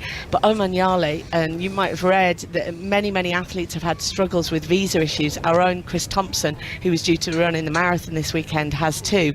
Omanyala only managed to get his visa sorted in the last dying seconds, landed 2 hours before the heats, and thankfully did make it through to the semi-finals, and we'll have the finals. So this time tomorrow we'll know who the fastest man on earth is. Thank you very much, Ali. Alison Kirbishley, updates from the World Athletics here on 5 Live, and of course you can watch it on BBC television. From the men's 100 metres at the World Athletics to another massive race, the mascot race at Blast Finals Day, Edgbaston. Breaking news, it's just been won by Gloucestershire's Alfred the Gorilla. Lanky the Giraffe, well, just has had a shocker, had a massive lead and then got stuck in a net. So Alfred the Gorilla capitalised on Lanky the Giraffe's misfortune and has won the mascot race at Finals Day. Let's head to, well, follow that, Dave Woods. Well, I went to a T20 game at Lancashire this year and didn't find the giraffe an altogether convincing mascot, I have to say. It's a neck and a head and very little else from my memory. But there you go. Big race here. Huge day today. Castleford against Warrington in the Super League here at Castleford. And huge because if Castleford win, they look very, very strong favourites to finish in the top 6. If they lose, then suddenly that gap narrows. We've only got about 6 or 7 matches for everyone to play now. So it is that moving day, if you like, using golf terminology at the moment. And as far as Warrington are concerned, they win in what has been an altogether disappointing season for them. But suddenly they are only 2 points away from the top 6 again. If they lose, and Toulouse, who are on a bit of a run of form at the moment, 2 wins in succession, beat Leeds later on, which they could well do, then it suddenly becomes very nervous for Warrington looking downwards. So huge game for both these clubs. And of course it's the Darrell derby. Darrell Powell, much loved in these parts for what he did as Castleford coach, left to take over at Warrington for this season. Hasn't had a great time, but I'm sure he'll still be warmly welcomed back by Castleford fans here today. Yes, but I'm sure they will want to prove a point to him as well, won't they? Oh yeah, absolutely. There'll be no love lost. They will absolutely want to win this today, because he took one or two Castleford players with him as well. But yeah, I mean, there's talk of Darrell Powell being under pressure at Warrington. He's not, because they've already got a signing policy for next year. We already know some big names he's bringing in next year, and he's cleared 1 or 2 out as well. So, he's not under pressure in that respect, but he will not want the ignominy of a relegation battle in his first year in charge. So big match for him today. All right, thank you very much, Dave. We'll have updates on that throughout the course of the afternoon here on 5 Live as well. Ian Carter here at St Andrews. I tell you what, do you just want to take us through the leaderboard and how it's looking at the moment when we're just over, an hour and a half away from the leaders going out? Yes, because players have been making moves in what have been pretty favourable conditions, certainly early on today. The breeze is freshening, as you say, Mark. But Tommy Fleetwood has had a good outward half. He went to the turn in 32. That's 4 under par. He's just parred the 10th after a blistering start to his round, and he's moved now to 7 under par overall. His round started with a birdie at the first. Thomas Pieters has also moved nicely, the champion in Saudi Arabia, in Abu Dhabi earlier this year, and he is now playing the 12th, also at 7 under. The low round of the day, Kevin Kistner's 65, which got him to 7 under. So if the wind really does pick up, then the leaders could come back to those players if they're able to capitalise on their earlier tee times. Cameron Smith out at 5-4, the leader, the Australian at 13 under par, 2 shots clear of Cameron Young of the United States. Then the next group before them, Rory Mcilroy and Victor Hovland, both at 10 under par, Dustin Johnson at 9 under par, and Scotty Scheffler and Tyrrell Hatton are the 2 players at 8 under par. So that's 5 shots that spreads the top 7 players. And as we say, they still have a while to go. They've just been arriving, they're starting their warm-up routines, and they will be going a little later this afternoon. Zane Scotland is alongside Ian Carter. We've hardly talked about Cameron Young, have we? And he was the overnight leader after the first round as well. 8 under on the first day, and yet he's barely got a mention. Yeah, he's very much gone under the radar. He's quite new to major golf, to open golf, but he's got a major championship game. He hits the ball so far. He's put in lots of good performances this year on the PGA Tour. We've commented on him quite a bit. And the main thing we get him from it is he seems to be a bit of a dude. He's pretty chill. He's taken most of it in his stride, and that's part of why he almost, when he shot that fantastic first round, he didn't seem to twig or to acknowledge the amazing round that he'd done in an amazing tournament. He was just chill. I don't know what I'm going to do after my round. I thought it was absolutely amazing. But back to his golf, it's a sensational talent. I mean, he was hitting kind of 185, 190 ball speeds, which in more simple terms just means he's able to carry the ball 320 yards. And we watched him, and he really took a lot of shots on. Some of the tight tee shots when you're trying to hit that far on the back nine, 15 and 16. When you've got a good round going, even playing in the major, you think maybe I should back off a little bit. But that mindset of just floating around doing what he does, he just continued to hit drive and hit it in those spots. Now we're on Saturday of a major championship. Will he be able to maintain that? That's the next question for him. That's the big thing, Mark. You know, he's a rookie on the PGA Tour. He burst onto the scene by finishing second very early in the season, but that was the first PGA Tour event in which he had made the cut. And in fact, I was adding them up. He's only played 23 events on the PGA Tour. He's won twice on the Feeder Tour, which is now known as the Corn Ferry Tour, but this is his Open debut. But he comes in here having already posted a top 3 at a major, having finished in a share of 3rd place at the PGA Championship at Southern Hills, only just outside the playoff that was won by Justin Thomas. So when you talk, Zane, about the ball speed being 185, 190, what I mean, what's the higher end of ball speed? What would your ball speed be? In my ball speed, if I'm warmed up and the back's lubed up and I've got my Nurofen down me, I'm probably about 172, 173, and that's me really going after it. No, normally 165. Most of the average tour player will be in and around 170. You know, they'll get a bit faster, maybe 174s, 175s here and there. And then you got like a Rory Mcilroy. His ball speed will be high 170s through to the kind of mid 180s. That's kind of his kind of bracket and window. So this Cameron Young, he's right at the top there with like a Bryson who's high 180s and 190s. Andrew Murray? I thought Zane was going to ask you your ball speed then, but I played with you on Monday. And I would say, I mean, my ball speed's about 150 as I'm getting older, 100 mile an hour clubhead speed. Yours will be not a million miles behind me in terms of speed off the club. Yours just happens to have a little bit more of a glancing hit than perhaps it should. That's all I'm saying. I can't quite work out whether you've just complimented me or insulted me. No, both, I think. I'm complimenting you. It's just the latter, I'd say, baby Mark. fade might be not such a... You might get a bit more speed if you can get rid of it. No, I mean, you're an athletic sort of guy, so you swing the golf club pretty well. So the average amateur, if they can get towards 140, would be really good. Would you agree, Zane? Yeah, that's a pretty good number. I think you would find... I think that, you know, a lot of the times Lydia would chat to us later on about on the LPGA Tour, the average ball speed kind of high 140s. They hit the ball a nice enough distance. But yeah, it used to be swing speed, it's now ball speed. You know, there's always these sort of confusing metrics that we kind of judge things by, and that's where they are now.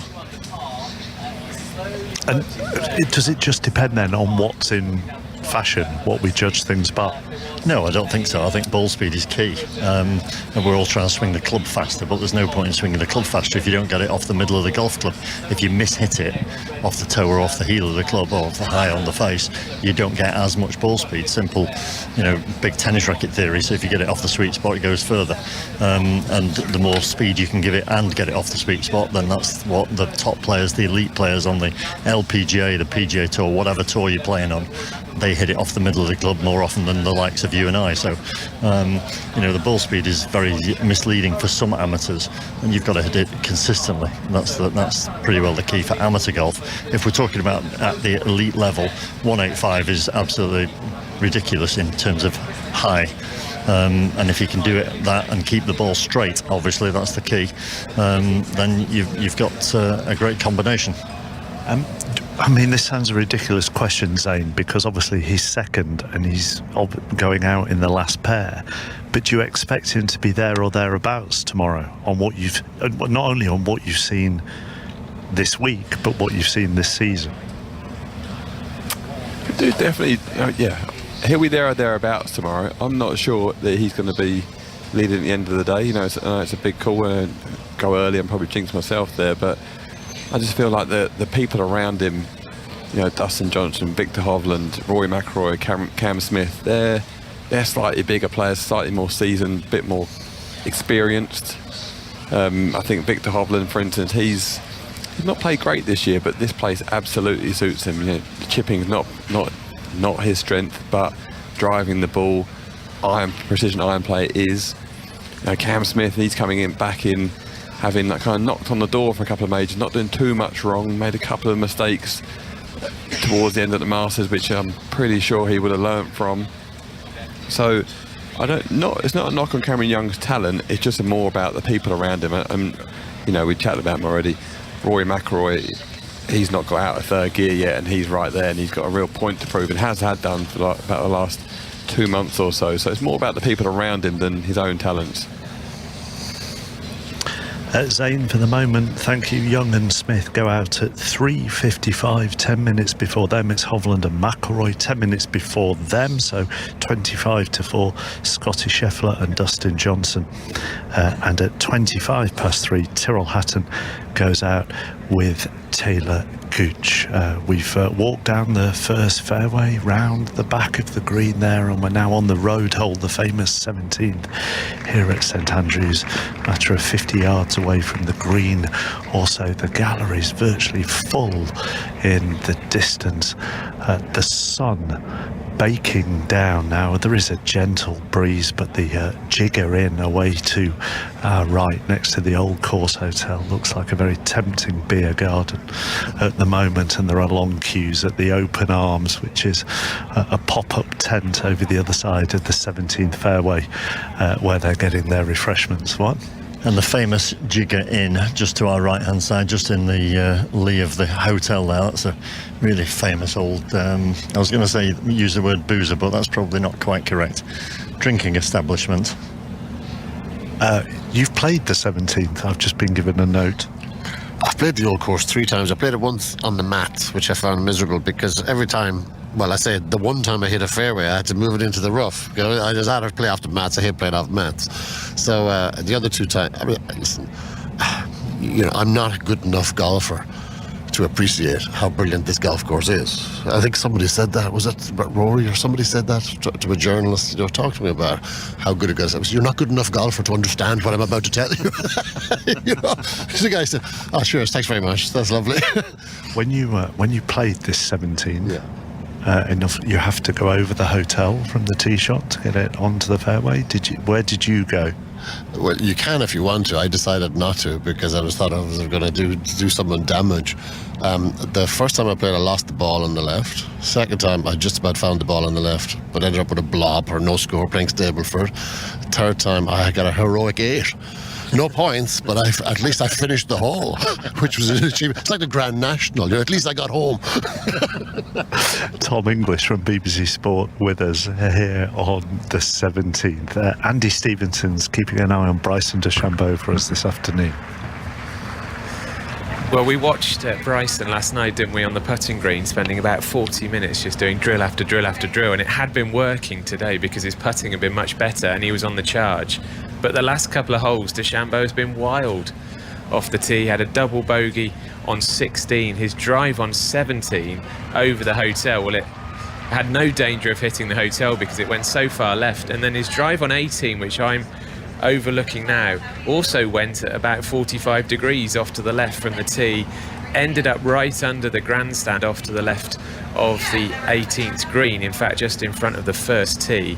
But DeChambeau has just played a wonderful wedge, landed it within a couple of feet of the pin and has a chance now of a birdie. So DeChambeau started today on a charge. He's been a bit ropey in the last couple of holes, but he's going to finish with something a bit special here after a terrible drive.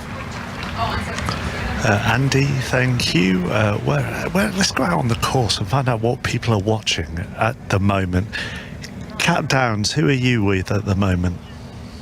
Well, I was just feet away from Bryson DeChambeau when he clipped that one off the close crop turf here and within a couple of feet of the flag on the 18th green from, as Andy said, basically right up against the railings here underneath the first grandstand. And I've been watching a couple of Sheffield lads on the putting green. Number 35 on the tee from England, Barclay Brown. So Barclay Brown, the amateur, the 21-year-old from Sheffield, famous for wearing that brown bucket hat, and he's been blazing a trail around St Andrews, the leading amateur. He has a 5-shot lead ahead of his nearest rival for the silver medal awarded to the leading amateur player at the Open every year. And he's standing on the tee now, the bucket hat pulled down low over his eyes to protect them from the sun.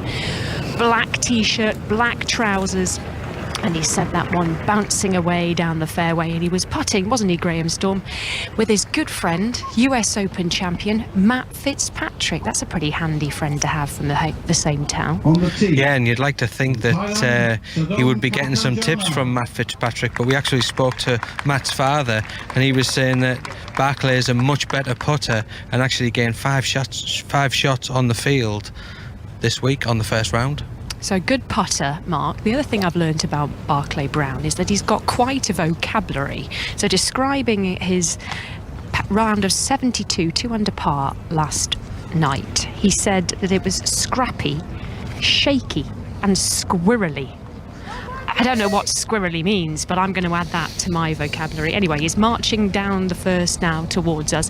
And Graham and I, we fancy a bit of this, don't we? See one of the bright young stars for English golf. He's at Stanford University, plying his trade there, learning the ropes, and he could be a bright one for the future.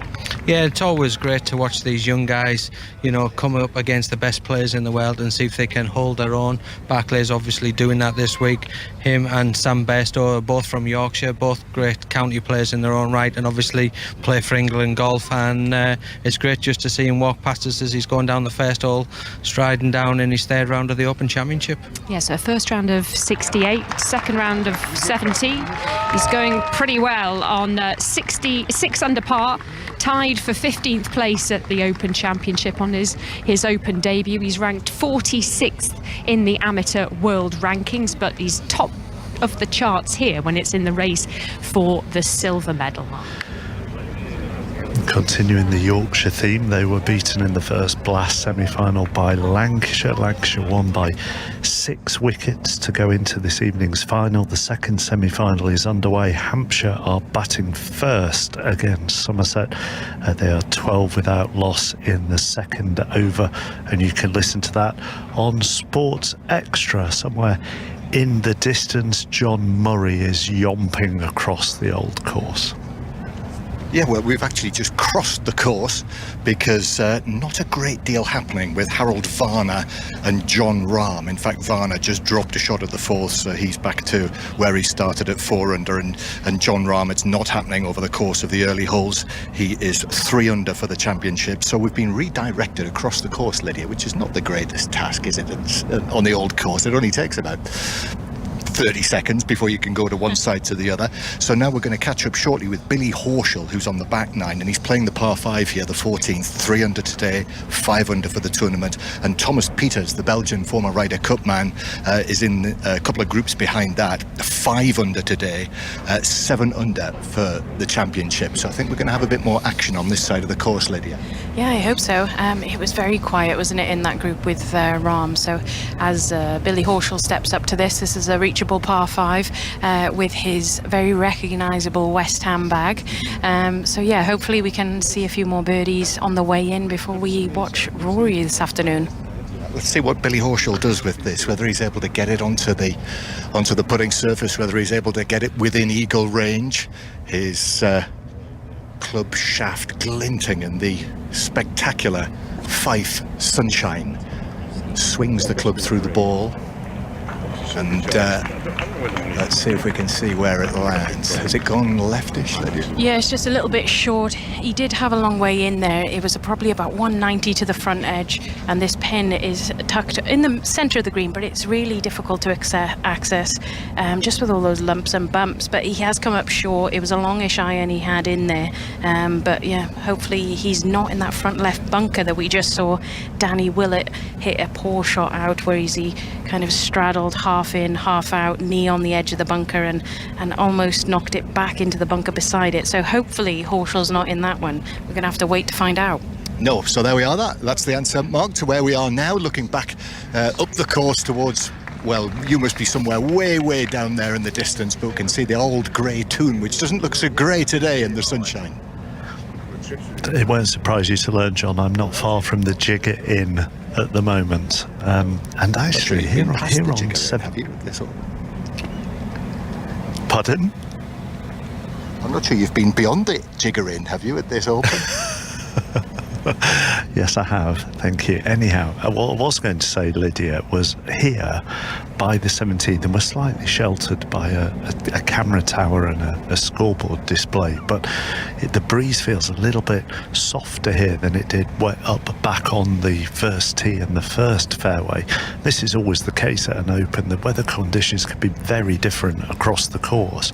So where you are at the moment, as I look down towards the second green, for example, the flags on the corporate hospitality down there are blowing at a much greater rate of knots than they are up here by the 17th green. And in fact, flags are blowing in different directions around the 17th green. Yeah, so where you are, how's the wind? Yeah, that's exactly what we're looking at. We're looking at the Origins hospitality at the Open here on the 14th fairway. Three-tier stand filled to the brim on the balcony, and there are numerous flags going in different directions. I mean, right now the wind should be around about the west-southwest, and there's a couple of flags going in the opposite direction. So I think the players will be a little bit baffled just as much as we are today, and I think we might see the wind kind of swirl and gust up and down throughout the day. So that's very difficult as a player to build confidence when you're have a little tiny ounce of uncertainty of what the wind is going to do. And we've seen a couple of the players, Jon Rahm included, and Varner also, misjudge the wind coming up short and coming up long as well on the second hole. So it is difficult as a player when that wind isn't consistent throughout the day to just trust that shot and trust the distance that you have in mind. So it will be playing on the players' minds this afternoon, but I think it will settle down a little bit later on. Billy Horschel did go in one of those greenside bunkers that Lydia was talking about, by the way, and he looks as though he's perplexed with what he's going to do next with it as well, so clearly has got a tricky lie in there. Okay, thank you very much, John and Lydia. In an hour's time, Rory Mcilroy and Victor Hovland will be underway. They're the penultimate pair here at St Andrews on this third round Saturday. Cam Young and Cam Smith get underway at 5 to 4. Andy Dunn, chief sports writer at the Mirror, joins us. Rory, the story, I'm assuming, for your paper? Absolutely. That moment yesterday, much talked about when Rory tipped his cap to Tiger as they crossed him on the 18th and the first fairways. It was symbolic for a lot of reasons, and for us it was almost as though, Tiger was passing the torch to Rory for the rest of the championship. He's now become the favourite of the galleries, and he's become the story because in a strange way he's become, as the sort of the spokesperson for the integrity of golf, so to speak. He's adopted this almost statesman-like role, great communicator, and also in a strange way, for a guy who's probably worth hundreds of millions of pounds, I think people out there also think, isn't it sad that he hasn't won a major for 8 years, a man of the most incredible natural talent? So I think everyone's willing him on to get that fifth major after all that time, and they like the way he comes across, and he's a great story for our newspapers, absolutely. Do you think there's an even greater will for him to do it? Because as I sort of said yesterday, and it does sound a bit crass, but he is the face of good against evil. Yes, exactly. That's what that's how golf is described. And that's what I've just put. He's become the sort of symbol of integrity. He's the one who has spoken most eloquently against Live Golf and against the guys who've taken the Saudi money. He's the one who's fronted up every time. At times he said, listen, I'm fed up talking about it, but then does again. And he's seen as the one, in the way he's embraced Tiger as well. He comes across as an all-round good guy. I think there were some edges there to him in the past, and they seem to have softened, and he's just a likeable guy, and that's why he's our good story. I think also, isn't that just where he is in his life, Andrew Murray? The age he's at, the experience that he's got, where he is in his personal life. We always talk about being a dad as well, and how that can change people. I think that's absolutely right. There's no question that, and I think it's interesting that he and Tiger have really stood together on the Live story. And they're talking about Jack and Arnie and what they created on the PGA Tour, and we're all playing the game for a living because of Jack Nicklaus and Arnold Palmer before them, and Tiger's often referred to those two, and I think Rory's done right alongside them. I think there's no question about it. It's and the PGA Tour and golf need that as well, because can you ever imagine if Rory and Tiger were tempted over there? Then it would I'm going to pack up if that happens.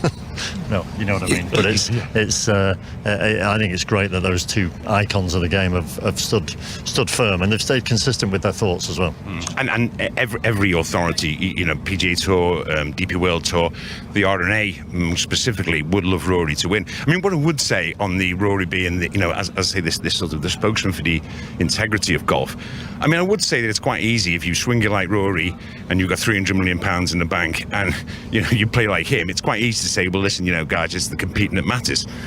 So I mean, guys on Rory's caliber, and if they're offered good money, then Rory doesn't need to go, does he? By any stretch of the imagination. And do you also think, because of the strength in depth golf now, this is back to Rory the individual rather than everything that's going on with Liv, because of the strength in depth in golf now, there is a recognition that it's now impossible to get anywhere near maybe even Tiger's numbers, let alone Jack Nicklaus's numbers. And if you recognise, and everybody within golf recognises, the amount of the number of people who could win, that in many ways takes the pressure off chasing huge numbers of majors. Yeah, I think that's absolutely right. I think there's no question about that. We see how many majors have been won by different players in the last 7 or 8 years. I mean, there's not that many multiple major winners, is there? I thought John Rahm had made a really good point about Liv and everything else. He said, and again, we're talking about somebody at the top of the game, aren't we? So he's a multi-millionaire already in his own right. But he said, whatever anyone would offer is not going to change my life. I do what I want to do, and I play where I want to play. So you can't blame the players, and you certainly can't blame the players of the ilk that are going. It's just, where does it stop? And I don't think Liv's going to go away by any stretch. Do you think the majority, well, it's very I won't put a number on it, but do you think if all players play in the majors, if you get the strongest field in all 4 majors, and you cover a lot of sports, in general, would the average fan of a variety of sports, I'll finish this question to you in a moment, because ironically, Bryson DeChambeau is waiting to talk to Andy Stevenson. Andy. Bryson, I hope you understand when I say this, but I'm not quite sure what to ask you about first there, about that round, because there was a bit of everything. It was definitely a bit of everything. I'm excited to get into 5 under, but man, it could have been 10 or it could have been 2 or 3 under. So I was glad it ended up where it was, and I got to go work on my golf swing to tighten it up for 16, 17, and 18. Let's talk about the good stuff first. And actually, I was watching you last night. You were out there for about 40 minutes on the putting green, going through drill after drill after drill, and you made some putts today in those early stages. Yeah, I definitely did. I was just working on launching the ball better. It's for whatever reason, I've never been great off of these greens, a little slower than what I'm used to and what I've practiced on. So just getting comfortable with how it's launching and making sure it's rolling end over end is a huge key thing that we were trying to do last night, and got it a little bit better. And then this morning it felt decent, and I went out there and rolled it really well.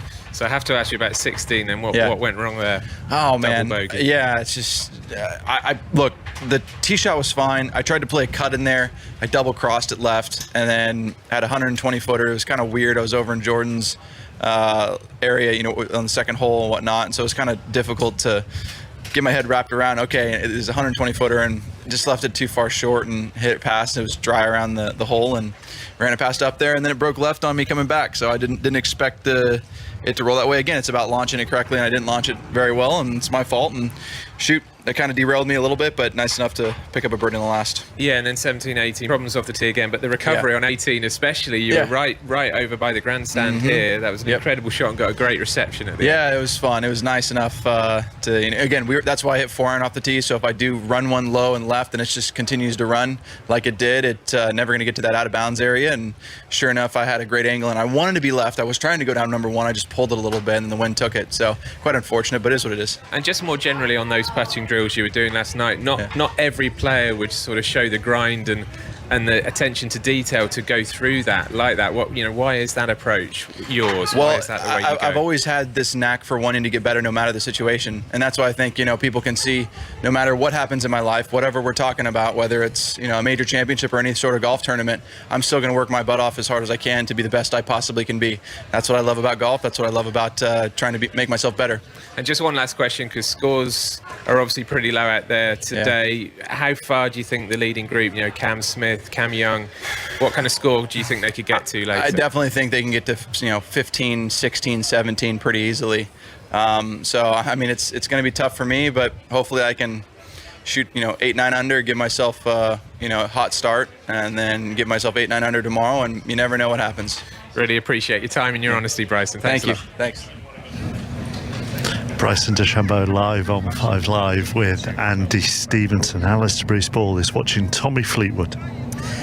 Yes, we have headed our way back down the back nine of the old course after witnessing that 4-putt DeChambeau's on the 16th. Eve Muirhead and I decided to go and look for someone else who is going along very nicely. That is England's Tommy Fleetwood. We've just watched him miss a short birdie, but relatively short birdie putt on the par 4 12th, but still 3 under par for his round today. 6 under for the championship. It's 7 shots off the lead. Just before we talk about Tommy Fleetwood, Eve, we saw a little bit of Bryson DeChambeau there, and you and I were talking about him off air, and we were talking fitness regimes. You went wandering past the players' gym the other day, didn't you? So Mark's been talking about the jigger in. You've actually been looking at the other side of the game. I was. I had to put my head in when I saw it was there, and Tommy was actually one of the golfers working out, and I just think it's interesting over these years how much the sport of golf, the sport of curling, and many other sports have changed in terms of being bigger, being stronger. Because we all know DeChambeau after lockdown, he really did bulk up, didn't he? And he was the talking point of many people. But I do think that there is a limit, isn't there? You've got to be careful. We saw Rory Mcilroy injure himself when he tried to catch up, and it's something that I do think is such an important part of sport now. And I always believe the more physically fit I am, the more mentally fit I am. And on a curling rink and when we're playing tournaments, I think it's really important that you're as physically fit and not as tired at the start of the tournament as what you are at the end. And it's the same in golf. If you're teeing up on Thursday morning, you want to be just as fresh on Sunday morning. So I do think it's interesting, and it was for myself very interesting seeing the guys work out yesterday. So we're going to stick with Tommy Fleetwood for a bit. He's just gone marching back to the 13th tee. As I say, Mark, 3 under par for his round, so 6 under for the championship. The part of the golf course we're on, so we're not quite at the furthest point, that loop of sort of 8, 9, 10, 11, but the breeze is picking up a little here. Lovely warmth to the window as well. The sort of long blonde grasses of the wispy rough blowing gently in the breeze. Fantastic view across the Eden estuary to the horizon and beyond, and then just these giant dark blue packed Open Championship grandstands with their big white numbers all above them to signal exactly what you're watching on the shared green. So it looks great out here. We're set for a terrific afternoon, I think, on 5 Live, and Tommy Fleetwood's getting himself involved. Thank you very much, Ali. Francesco Molinari to go from Fleetwood to Molinari, not for the first time, 6 under today, 66 for him, 6 under for the tournament. Shane Lowry out on the course, 3 under through 9, so 7 under for the tournament, and that's exactly the same for Will Zalatoris, 3 under through 9, 7 under for the tournament. Thomas Pieters, the Belgian, 6 under through 13 and 8 under for the tournament. Back to that question from ages ago, okay, which was, you cover lots of sports, okay, so for the wider sports fan who just enjoys the 4 majors, isn't a golf nerd like, say, Andrew is, for example, are they bothered what tour players play on as long as they see them in the majors? No, absolutely not. I mean, golf fans here, we've been talking about a little bit of booing and jeering of live players on the tee. I actually watched the Impulse tee off earlier, and there was no one booing or no one jeering. I mean, Tartan Trousers may have won them over, but no, I don't think they are. I think what they're intrigued by, and I think we spoke here in the week about this, Mark, what the sports fan is intrigued by is the story itself. Now, whether it be golf or boxing or football, it's the story itself. I mean, because it is a fascinating story. It's a story about characters. It's a story about politics. It's a story about money. And they're all the stories that people like to read in whatever sport. But beyond that, I don't particularly think when the players line up, I don't think people will be sat at home thinking, I hope Dustin Johnson doesn't win this major because he's a live player. They're interested in the story, but I don't think they'll be thinking that now. 1 or 2 maybe. I think they will, I have to say. The people I've spoken to, lots of people at my club, lots of people I coach, a lot of my clients, they all, virtually to a man, would say, as long as a live player doesn't win, and that's, well, listen, the whole thing is splitting everybody in half. So that just shows that people will have opinion. People, for whatever reason, will have a thought on this. So I'm just referring to those outside. I'm sure under at my club they'd say the same. The golf fans, I think people outside it who tune in once every. Listen, they might not even. These are guys who probably won't be looking at the US PGA or even the US Open. They might tune in for the Masters and the Open, and they just want the biggest names. They wouldn't even, for example, say Garcia had a run, or unlikely as it is now, Garcia had a run. They'd still think of Garcia. They'd still like Garcia for what he's done. They'd still like him as a character. I don't think they'd say, right, well now, and I mean, I say the club people involved in golf might, but I'm not sure that the average man on the street would. I mentioned how well Shane Lowry's doing out there on the course. Ian Carter. Yeah, he was relatively becalmed. He'd only picked up two birdies. He'd had one drop shot as well, which came at the fourth, but then at the ninth, chipped in for an eagle 2 to really change the colour of that opening 9 holes. He's gone to the turn in 33, and if he can put on a tear on the way back, then maybe he can propel himself into a late tee time tomorrow, because he's now in that group at 7 under par. That includes the clubhouse leader, the early clubhouse leader on third round day, Kevin Kistner, after his round of 65. Thomas Pieters, as you say, Mark, still pressing the accelerator, birdieing the 13th to go to 6 under for his round, 8 under par overall. The grandstands that overlook the first green now have queues outside them, people trying to take their positions for the final few pairings who come down over the next hour or so down that first. So there's about 20 or 30 in queues either side of the grandstand there as they wait for a seat ahead of the final few pairs coming down. Barclay Brown has completed the first. He's on his way up the second. Cat Downs. Yeah, a routine regulation par for the leading amateur down the first, and it feels like one of those days, doesn't it, Mark, where there are stories everywhere, good scores everywhere, and so Graham Storm and I are trying to split ourselves between a South Yorkshire double. Up ahead on the second green, Barclay Brown, the amateur from Sheffield, and behind him, just swinging on the second tee, is Matt Fitzpatrick, the US Open champion, who made a bit more of a hash of the first than Barclay Brown, the amateur. Yeah, he certainly did. He kind of must have misjudged the wind, kind of hit it up in the air thinking that the wind would hold it up, but the pin's tight at the back left hand side in the corner where it's quite undulating around the green, and he went over the back, managed to stay out of the wispy grass, so he was able to get the putter on it and then hold it from about 5 feet for a par, but it did take a little bit of a circle around the hole. So pars for both of the Englishmen, Fitzpatrick and Barclay Brown, on the first. And now we're going to watch the tee shots of Fitzpatrick and his playing partner from Thailand, and then we're going to have to sprint down the second. And let me tell you, it doesn't feel like a day for sprinting. It's hot out here. I might have to shed the layers, shed the jumper. Luckily, Graham Storm's got a backpack that I can fill with my stuff. Yeah, I'll carry anything for you. That's what I like to hear. As have you put on, Kat? I mean, there's barely a cloud in the sky. Well, you know, don't you? You know when you head out, you get towards the loop and suddenly the tide changes, the wind picks up, a bit of cloud blows over, and it was freezing cold yesterday, wasn't it? It was trousers on, trousers off, jumpers on, jumpers off. I don't want to get caught out again, so I've got packed for all eventualities today, and I've got my backpack and Graham Storm's backpack. I intend to use all the capacity available. Let's head to Edgbaston. Second Blast semi-final. Lancashire await the winners of this in the final. Hampshire against Somerset. Stefan Schemmelt. Hampshire a 76 for 2, Mark, in the 8th over, and that sounds like a really good start, because it is in terms of the runs that they've scored. But crucially, Somerset have removed Hampshire's 2 powerful openers, James Vince and Ben McDermott, both to left arm spin. Vince out for 20 to Roelof van der Merwe, McDermott 31 to Lewis Goldsworthy.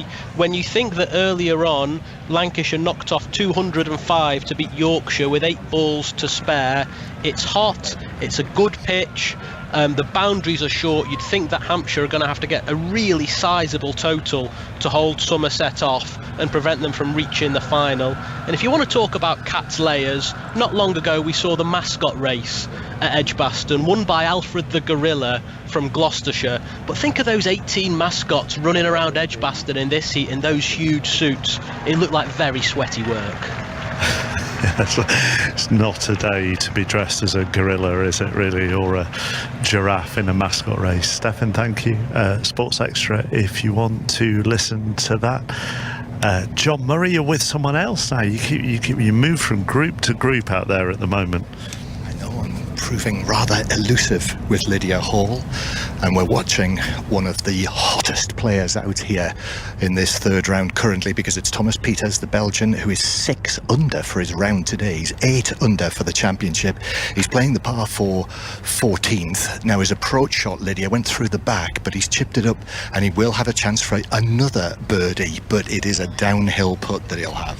Yeah, it's around 8 to 10 feet. He hit a cracking second shot in. He had 260 to the pin, and it could have only been about 5 foot off the ground. So he landed about 30 yards short, skipped up, and bounded through the back to leave himself with an easier up and down from there. He had about 30 yards chip, and he's taken it on. It's gone about 8 to 10 feet past the hole as he just places his ball behind. But yeah, a little bit down, and I expect it to be a little bit right to left from, where we are stood, John. Yeah. If he holds this, he's 4 shots off the lead, which is an indicator of what is possible out here today. He looks the picture of summer, I must say. He's got a pale lilac shirt on, and very, very light grey trousers. And those trousers are just being ruffled by the breeze that is blowing from out to his right as he steps up. This to go to 9 under par. Lydia has described it for you, so let's see what he's able to do with it. The ball on its way, and it's in. It's another one for Thomas Pieters. What a day he's having. 7 under for the day, 9 under for the championship. And I don't think he's done here, John. He's got a couple of chances coming in, so it's going to be really exciting to see if he can push that record that is 63. So let's see what happens in the next few holes with Thomas Pieters. Yep, that's the record, Mark, for St Andrews Open. The lowest rounds, 63s by Rory Mcilroy back in 2010 and Paul Broadhurst back in 1990. So 63 is the number that's never been beaten in an Open Championship here. And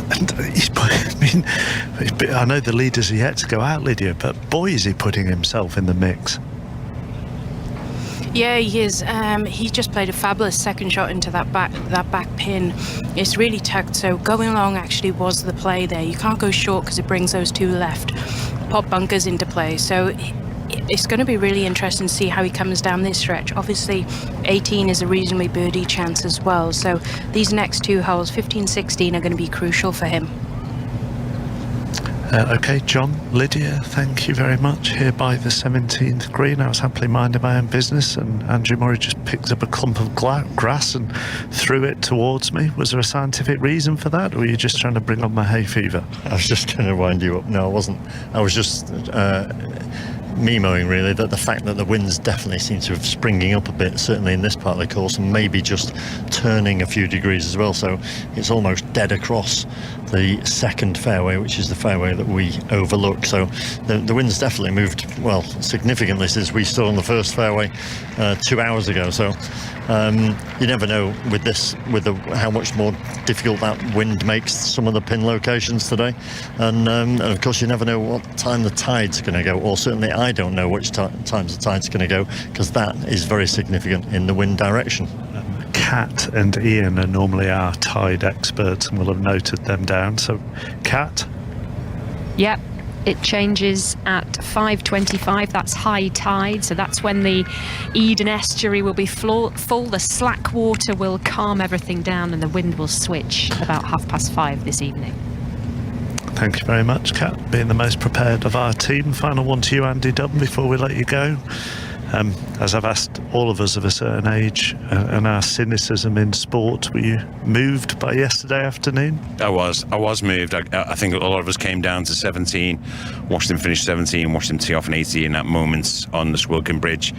And yeah, it was one of the most moving, scenes that I've seen. And listen, I haven't always been Tiger's biggest cheerleader, but you couldn't fail to have, a lump in your throat yesterday. It was a lovely moment. And what's more important, Mark, what was more moving is how well he spoke. He really spoke well, because at times in all his career, we've had, our ups and downs with Tiger, and we always have him sort of, he hasn't let his guard slip, let's put it that way, for many, many years of his career. And yesterday he spoke from the heart after the round, and that was lovely to hear.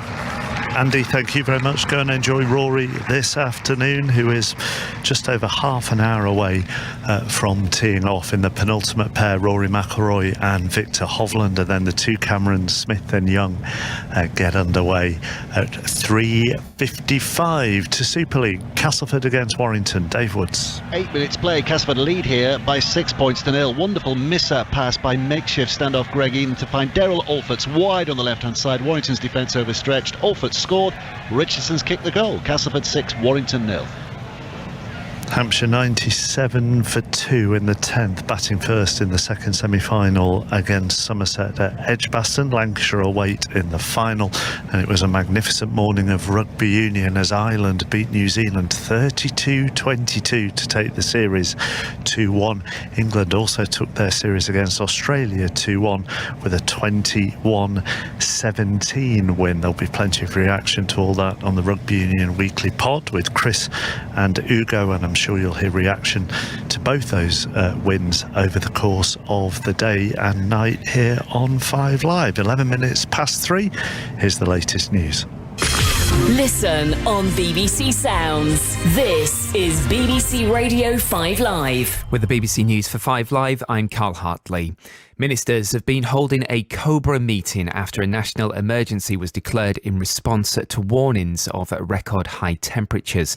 The Met Office's first red warning for extreme heat covers a large part of England, where temperatures are forecast to reach 40 Celsius on Monday and Tuesday. The heat wave is expected to cause disruption to transport, education and healthcare. Our weather presenter is Ben Rich. There's always been a sort of assumption that the UK just can't get temperatures of 40 degrees. We're surrounded by ocean. There are lots of factors that ought to stop that. Yet, it is looking very, very likely that is what we're about to see. A 43-year-old woman has died after being bitten by a dog in South Yorkshire. Emergency services were called to a house in Rotherham last night where the woman was pronounced dead. A 42-year-old man was also attacked and suffered potentially life-altering injuries to one hand. President Biden has said the US is fully committed to being an actively engaged partner with the Middle East. The US president has been holding talks with leaders of the Gulf states during a tour of the region.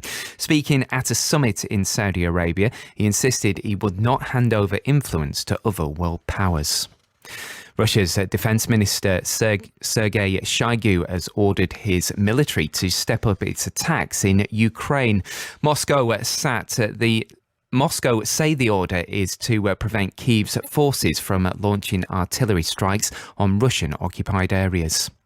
And the chief executive of Heathrow has welcomed an agreement by Emirates Airlines to cap ticket sales for its flights out of the airport to help reduce travel disruption. The Dubai-based airline had previously rejected Heathrow's call for airlines to cut capacity due to staff shortages and more people getting away. John Holland Kay says it's currently the only option. We have 70% of ground handling resource trying to serve between 80 and 85% of passenger demand, and it just isn't enough to make sure we can have consistent, reliable services, and we are starting to see the impact of that. That's the BBC News for 5 Live.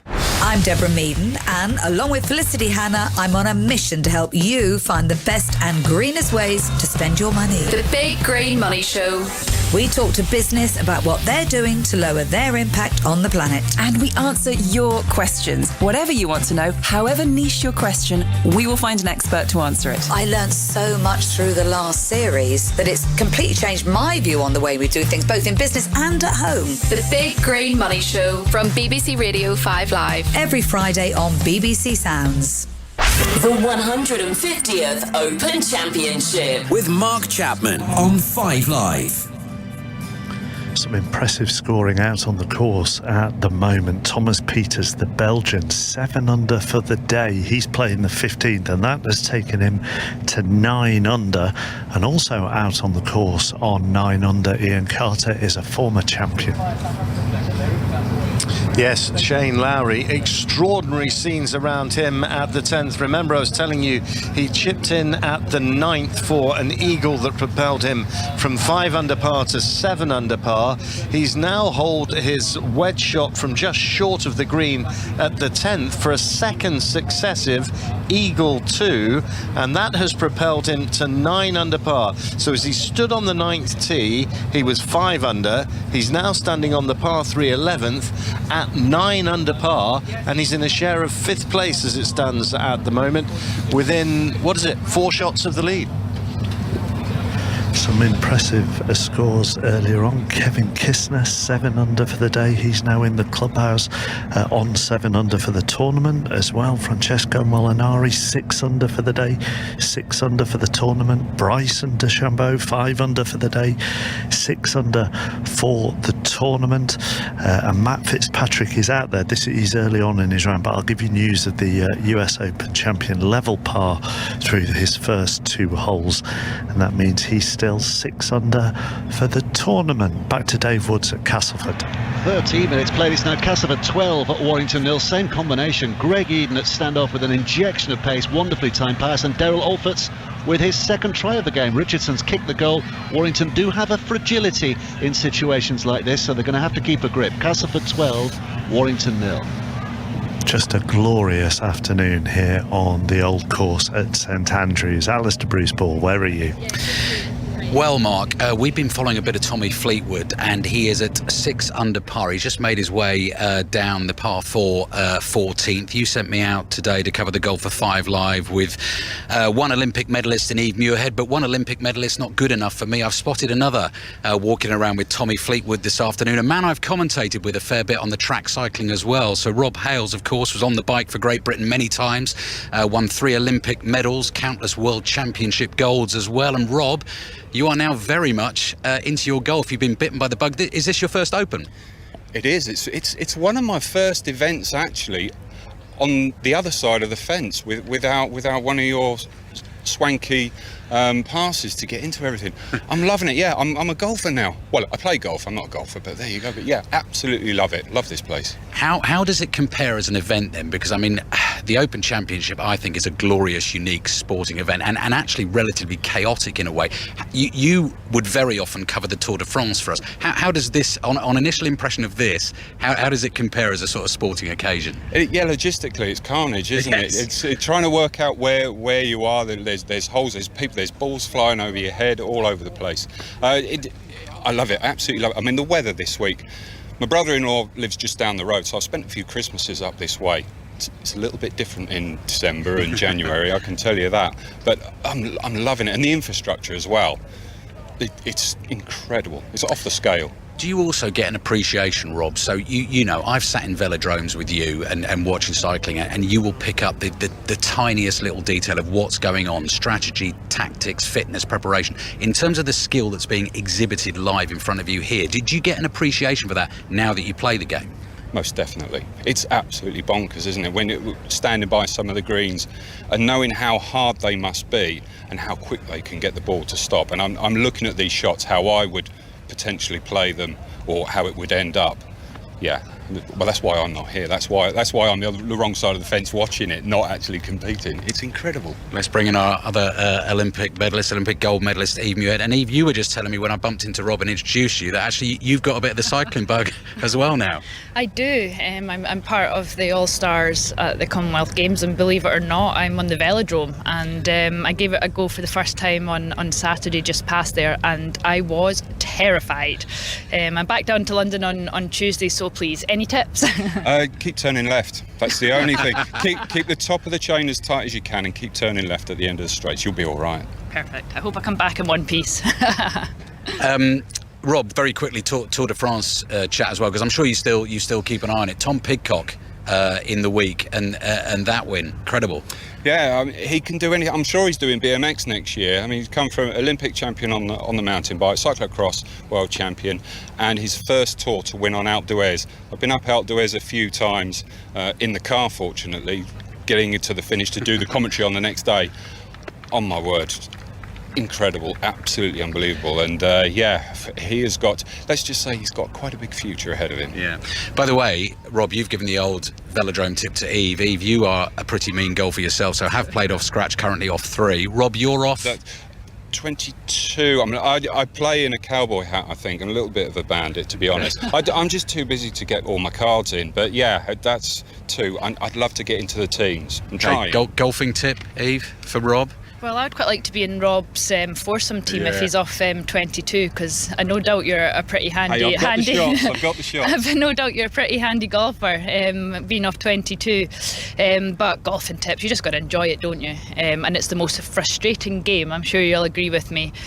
It's one of those things. I always try and equate it to a bike. On a bike, you can start off well and you can have a little bit of a dip in form and then come good near the end. Whereas golf, it's just every shot is different. It's so frustrating, but I love it. I think that's why we keep coming back for it. It is, isn't it? It's once you get the hook, you definitely want to play more. And when you're at an event like the Open Championships here in St Andrews, it gives you the bug, doesn't it? And I can't wait to get back home and get my clubs out as soon as I can. Who are you rooting for, Rob, in the Open? So you're following Tommy Fleetwood. Anyone up on that leaderboard particularly you'd like to see win this week?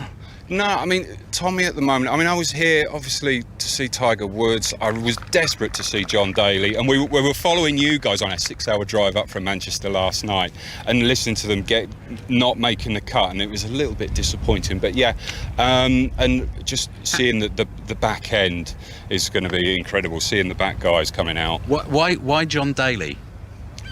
What a character! I just love the characters.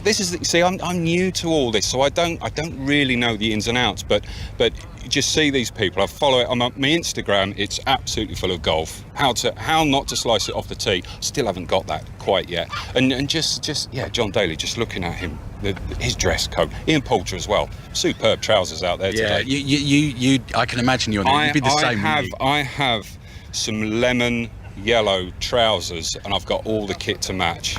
All the gear, absolutely no idea.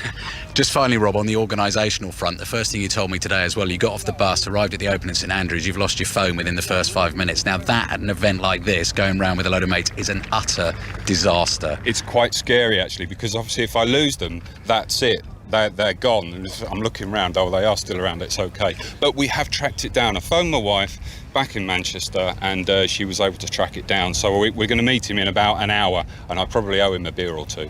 Excellent. Rob, have a great afternoon. Are you here for the action tomorrow as well? We're here to the end. Okay, excellent. We might see you for a beer later on then. Well, if in the lemon we're trousers. Allowed, yeah, if we're allowed. Love it. Excellent. That is Rob Hales with us on 5 Live this afternoon. He needs to make a little hike down the 14th mark to go and catch up with Tommy Fleetwood. I think Eve, I think we've now been dispatched. We're off to find Shane Lowry, who's just had back-to-back eagles. Perfect. We'll get tromping down the fairways and let's maybe pass an ice cream van, will we? Yes. Definitely time for that, Mark. To you both, when you find Shane Lowry, I think I've discovered what has inspired him today, because he tweeted about the rugby earlier. So he obviously watched Ireland beat New Zealand and then tweeted unbelievable lads before he then went to the practice range. We actually watched the rugby whilst we were having breakfast, and Eve joined myself, Ellie and John for breakfast. It'd be fair to say, Eve, that Rob there was more supportive about your cycling than John Murray was, who started talking to you about Kevin Keegan on Superstars. Yes, I've got to relate that again to Eve this morning. So we were just saying our goodbyes to Rob there. So Rob there was actually maybe not the best tip in terms of stay left on the velodrome, but as we were having breakfast this morning, Eve, you popped in and just came in for a cup of coffee, and John, when he'd heard about your cycling exploits next week, brought up Kevin Keegan in Superstars, and then Mark and I very sensibly told you not to go and find the foot. Do you have any idea of what we're talking about there? I do remember briefly. A lot of people have also related the jump and all the injuries there. Yeah. So I am slightly terrified, and obviously when you're on the velodrome, there's no brakes, you can't stop pedalling, and it literally is terrifying. Are you one of those, though, even in terms of sporting challenges, that you will take on anything? I do, and I love it, but I'm that kind of, like we spoke about earlier, I'm competitive in the way that I booked to come and try last week to give it a shot before I went down to London and had the cameras on me, because I really didn't want to make a fool of myself. So I like to turn my hand at anything, but sports like that, when you watch them on telly at the Olympics, it looks easy, and a lot of people say that about my sport, curling, like, oh, that looks easy, but until you actually get out there, give it a go, then somehow you realise it is not so easy. Yeah, because the danger now is if, like, TV producers out there are listening, they might think, oh yeah, ski jumping, oh yeah, top board diving at the pool, something like, I mean, anything? Absolutely not. They are two that I will just stay well clear of. Mark, how about you? Daredevil? What do you think, Ali? Has Eve got headphones on? Can she hear me or not? Yes. I can. All right. So, in all seriousness, on the curling, Eve, as a complete amateur, if I for the first time ever went onto the ice to try curling, what would be the biggest challenge for me as an amateur the very first time? Probably the biggest challenge would be staying on your feet. I know that sounds very basic, but it is ice at the end of the day, and it's slippy. A lot of people who are listening probably don't know too much about the sport, but you have one slippy shoe and one grippy shoe, and that's what allows you to glide in that kind of moving lunge position. And basically, the more kind of stable, the more flexibility you have, the slightly easier it'll be. But really, if you manage to stay on your feet for your first time, that would be good. I mean, the first time you did it, then were you all over the place? Oh, I was awful, terrible. And a few weeks ago, well, I say a few weeks, probably must have a couple of months ago now, I thought I'll give it a go left-handed, just to see if I can do it. And that was interesting, because it was honestly like I was a beginner. I had absolutely no idea. And it's like once you've kind of drilled in one certain technique, like your body, it's just like a robot, isn't it? And you can you kind of get used to that. But I'd love to take it. What about a 5 Live Sports curling day out? You just want to see us slip sliding all over the place and making fools of ourselves, don't you? Yeah, okay, I'll be honest. Mark, I can tell you from personal experience, because you remember that we were sort of a couple of hours ago early in the programme talking about that family holiday to Scotland when I was having my tantrums with the Yahtzee dice and the dice tray was getting thrown all over the place. That was my one and only ever go at curling as a stroppy teenager, and exactly as Eve says, put on one of those shoes and just could not keep my feet. Basically just gave up. Absolutely impossible. A Bruce Ball family holiday filled with Yahtzee, as most of us call it, and curling. Hey, goodness me. Right. And golf. Eve and golf. Eve and Ali, we will let you go off and find it. Shane Lowry, Rob Nothman and Andrew Murray have made their way over to the range, where I think they've been watching Cameron Smith, our leader, who gets underway in the third round of the Open at 5-4. We have been watching Cameron Smith, resplendent in a shirt that once you've seen it, you will never forget it. Andrew, it's fair to say that is brightly coloured. Well, not the sort of shirt that you would wear, perhaps, no. But I think Mark and I probably could pull it off. Asymmetric splattering of colours, it's beautiful. I'll take your word for it. We've just seen Rory Mcilroy, who is still on the range at the extreme right-hand edge of it. I'm just looking at my clock, coming up to 3:30. He's off in 15 minutes. Is this normal to be so late still on the range? Well, it was a strange one. I think he took a bucket of balls over before, only 10 minutes ago, did a bit of chipping, a bit of pitching, and then he went over with Michael Bannon just to hit a couple of wedge shots. He's got his wedge, or one of his wedges in hand. He obviously was just wanting to maybe just hit a couple of cut-ups, or I don't know what they were looking at, the lie of the club or whatever they were looking at. But I can't imagine he's going to be there for no more than a minute or two. In fact, as I speak, Caddy gets the bag on the back, and the cheer you hear smattering of applause is Rory going off at the far side of the range. But Cam Smith was looking really relaxed, wasn't he? Going back to Cam. He had a group of 4 people all around him. I'm always fascinated by the role of the coach in particular, while their pro is and their player is warming up, because you've got to adopt the coach's pose of arms folded, looking occasionally as if you're going to stroke your chin, as if you're going to say something very meaningful, and yet most of them don't say anything at all. No, it'll be nothing but good vibes. I can only imagine. The wind just feels a little bit gusty again, just as we're stood here. I don't think he's talking technical. He'll be talking just composure and thought processes and all the stuff that Cam Smith talked about last night in his press conference of playing smart, and he certainly did that. The holes that I watched him, the last 9 holes yesterday, he was playing very smart, and of course, it's all very well playing smart. You've got to execute, haven't you? See it, feel it, execute. And it's the execution that's the difficult bit when your heart's pumping out of your chest. But he looks pretty composed to me, and we've right in front of us got the other Cam Young, who not many of us know much about. We talked about his ball speed from the driver, 185 mile an hour. He's powered a few down there, not a game to which I'm familiar. And he was looking at a couple of technical things in his downswing. His caddy's taken a couple of videos of him, but it doesn't look too much to me. They're just trying to kill time and can't wait to get off, I'm sure. Well, those leaders are shortly away, Mark, but always a very privileged position to come down here and see those last-minute preparations. Absolutely. We've been talking about Shane Lowry, we've been talking about Thomas Pieters, Ian Carter. The Belgian has just slipped back. Yes, he has. He dropped a shot at the 15th, paid a penalty for driving into the rough there, so that brings him back to 8 under par. Shane Lowry at the 11th has a short putt to save his par. That after his ball kicked all the way to the back of the green, back right of the green, closer to the 7th hole than the 11th hole, and he came up with an excellent putt to make sure that he will save his par. He's just tapped in for his par. That keeps him at 9 under par. Remember, he had eagles at the 9th and the 10th, the 2 par 4s around the turn, holding with wedge shots from the green side on both. So tremendous scenes around Shane Lowry at the moment, and at 9 under par he's in a share of 5th place, the leading player out on the course at the moment.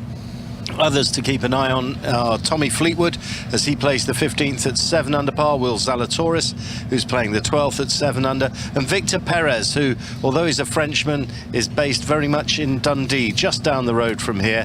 He is at 7 under par as he plays the 11th.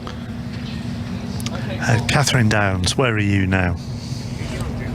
I'm standing on the first fairway looking down towards the R&A clubhouse. I can see the outline of some of the grey-haired members through the big window, the big bay window that looks down this glorious first fairway. The lights of the vast chandelier twinkling behind the window panes, and standing on the first tee in front of that squat grey stone building with the seagulls wheeling above are 2 major champions, both of them just swinging their clubs and warming up. We've got Scotty Scheffler, the Masters champion, the world #1. He's wearing a bright grass green type of colour, the same colour as the advertising hoarding behind him and the flower tubs on the windowsills of the R&A clubhouse, a little bit like a kind of Wimbledon green, if you will. And Dustin Johnson wearing racing green trousers and a pale green shirt, both of them with white baseball caps on. And this is going to be a fascinating group to follow, isn't it, Graham Storm? Dustin Johnson on 9 under par, 4 off the lead, and Scotty Scheffler on 8, 5 off. But these two could put together some fantastic golf out there in these conditions. Yeah, I'm expecting fireworks from these 2 players. They could really drag each other along as they go around this old course. If one of them gets off to a fast start, the other one might follow. So yeah, it should be a really good group to watch.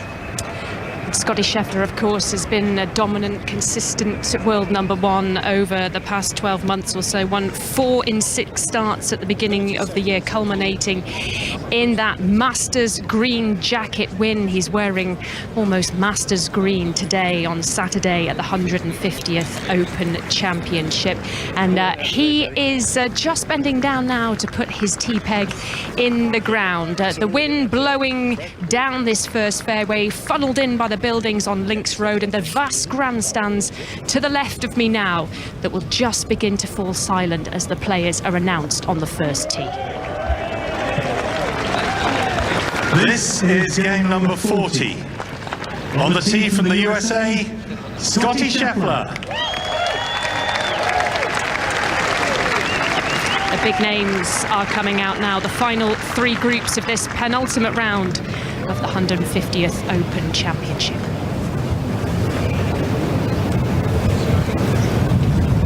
Scotty Scheffler stands now, slides the face of the iron behind the ball. Black trousers just catching in the light breeze. Lovely, slow, lazy swing. Just launches that one without a care in the world down the fairway as it bounces on the parched turf. A puff of sand springs up behind the ball. He's right in the centre of the fairway. On the tee from the USA, Dustin Johnson. Dustin Johnson, 6'4", and he is standing tall on the first tee. 9 under par for the tournament, 4 off the lead. The world number 18, dressed in head-to-toe green, which has been an interesting outfit choice for many of the golfers who've defected to the LIV Tour today. That one has flown down through the blue clear sky, just wispy clouds overhead, and is bouncing down after Scotty Scheffler's ball. 2 perfect drives. It's going to be a lovely day of golf, Graham. Yeah, if you go by those 2 tee shots, it certainly is. I mean, 2 perfect tee shots. Both ball flights exactly the same, really low, looking to chase it into the wind and on this hard surface. So this is it. We're into the business end of this Saturday of golf. Plenty of action to come. Rory Mcilroy and Victor Hovland next up on the tee, and then the leaders, Mark. Cameron's Young and Cameron Smith, the 2 Camerons, to finish off at 5-4, and you won't miss a thing right here on 5 Live. Graham and I chasing these golf balls down the first, and we'll keep you up to date with everything in this this group with the 2 major winning golfers coming along behind us, both of them just 6 feet or so apart, heads down against the wind. Dustin Johnson and Scotty Scheffler have got their 3rd rounds underway. And from behind the first green, St Andrews looks magnificent. The town away to my right, the 18th green in the distance, the big yellow scoreboard, and the grandstands towering over that, and then the R&A clubhouse just behind the first tee. And Scheffler and Johnson are walking down towards their balls on the first. Let's switch from the golf to the rugby league. Dave Woods.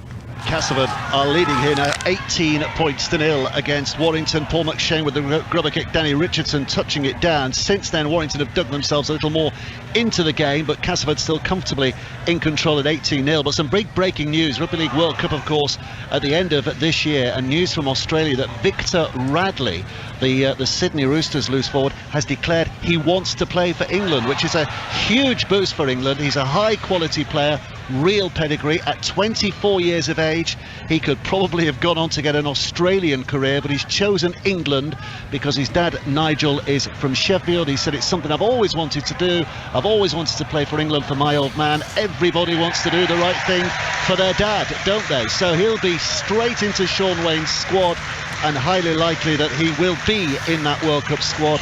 When the Roosters were dominant 3-4 years ago, he was an absolute pivotal player for them. He's had 1 or 2 injury issues since, but at 24 he's a heck of a prospect, and that's a big boost for England's World Cup chances.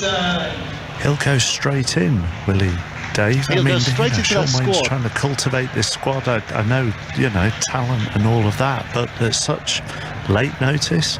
Yeah, well, Sean Wayne's saying, I rate Victor Radley very highly as a player. He's a great addition to the options we have in a position where we have some really strong contenders. I mean, back row, as you know, Chappers, England's back row is deep and there's lots of very good players in there. But Sean Wayne has said we need quality, and Victor is a big addition to that, and he joins the group we already have playing in the NRL, who will be part of our preparations for the World Cup. There'll be somebody very miffed at missing out then, isn't there?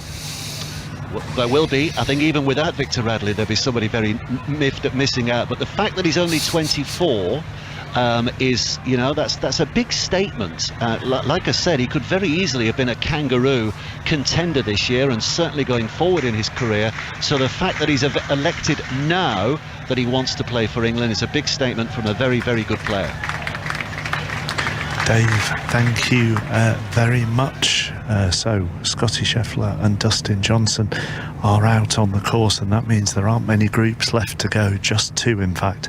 Rory Mcilroy and Victor Hovland in around 5 minutes time, and then the leaders get underway at 5-4. The two Camerons, Smith on 13 under and Young on 11 under, and Johnson and Scheffler have both put their approaches at the first in front of me to within about 15 or 20 feet. The two of them, John Murray. Mark, we've just walked past the putting green, which is next to the first tee. Rory Mcilroy was there, so he'd moved on from where Rob and Andrew saw him earlier. And I must say, he looked very relaxed in his green shirt.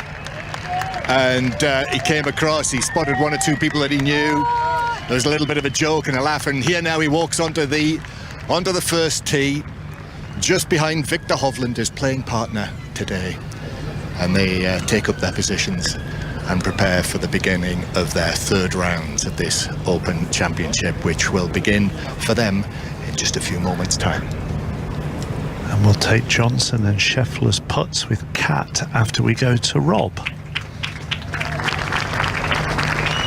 The practice range, and what's interesting here is the leaders have left Mark, but there are players who've played really well today who are back on the range. In front of us, Open champion Francesco Molinari.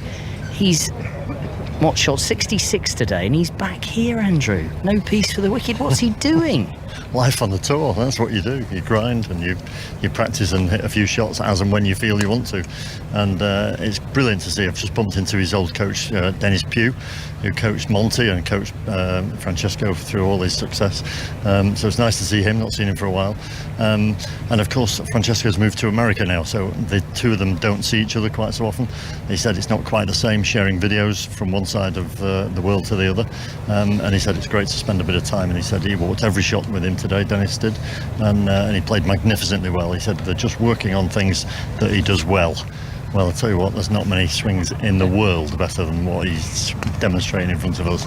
It's supreme balance, power, everything that we commentated on at his great victory at Carnoustie.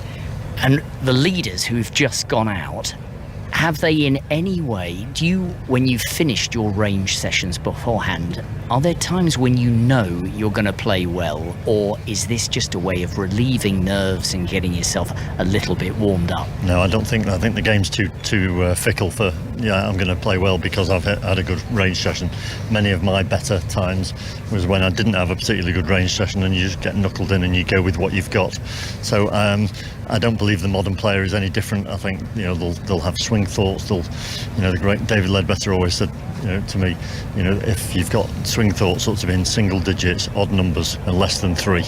So if that's a pretty good what they might be talking about balance. They'll be talking about rhythm. They'll be talking about simple stuff. Simple is best. So leaders have gone, but for the golf professional, practice continues. Even when you've played Chappers, you come back and play some more. Back to the first tee, John. Thank you, Mark. So Rory Mcilroy and Victor Hovland are waiting for the time to tick down to 3:45, their tee-off time. We've got blue skies over the old course, wispy clouds. It's a beautiful afternoon. I'm going to be watching this match with Lydia Hall, British Masters winner. What a place to be, Lydia. Yeah, it doesn't get better than this, does it? Yeah, there's a bit of a stiff breeze picking up here on the first tee now, so I expect a lower ball trajectory from both players, and accessible back left pin. We saw a couple of good shots from Varner and Rahm earlier, so really excited.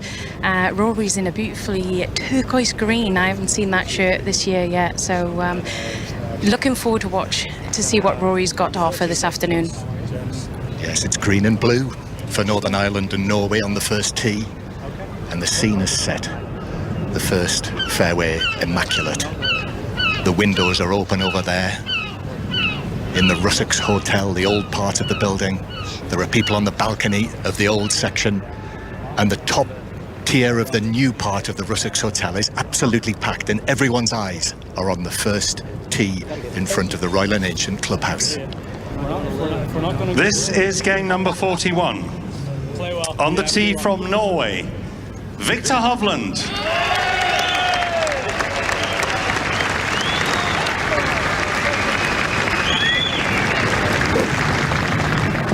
There are going to be huge galleries following this match. The two Europeans nearest the top of the leaderboard, Ryder Cup teammates, and first of all on this Saturday afternoon it's the 24-year-old Norwegian Victor Hovland, right in contention in a major championship, really for the first time, who sends his tee shot off.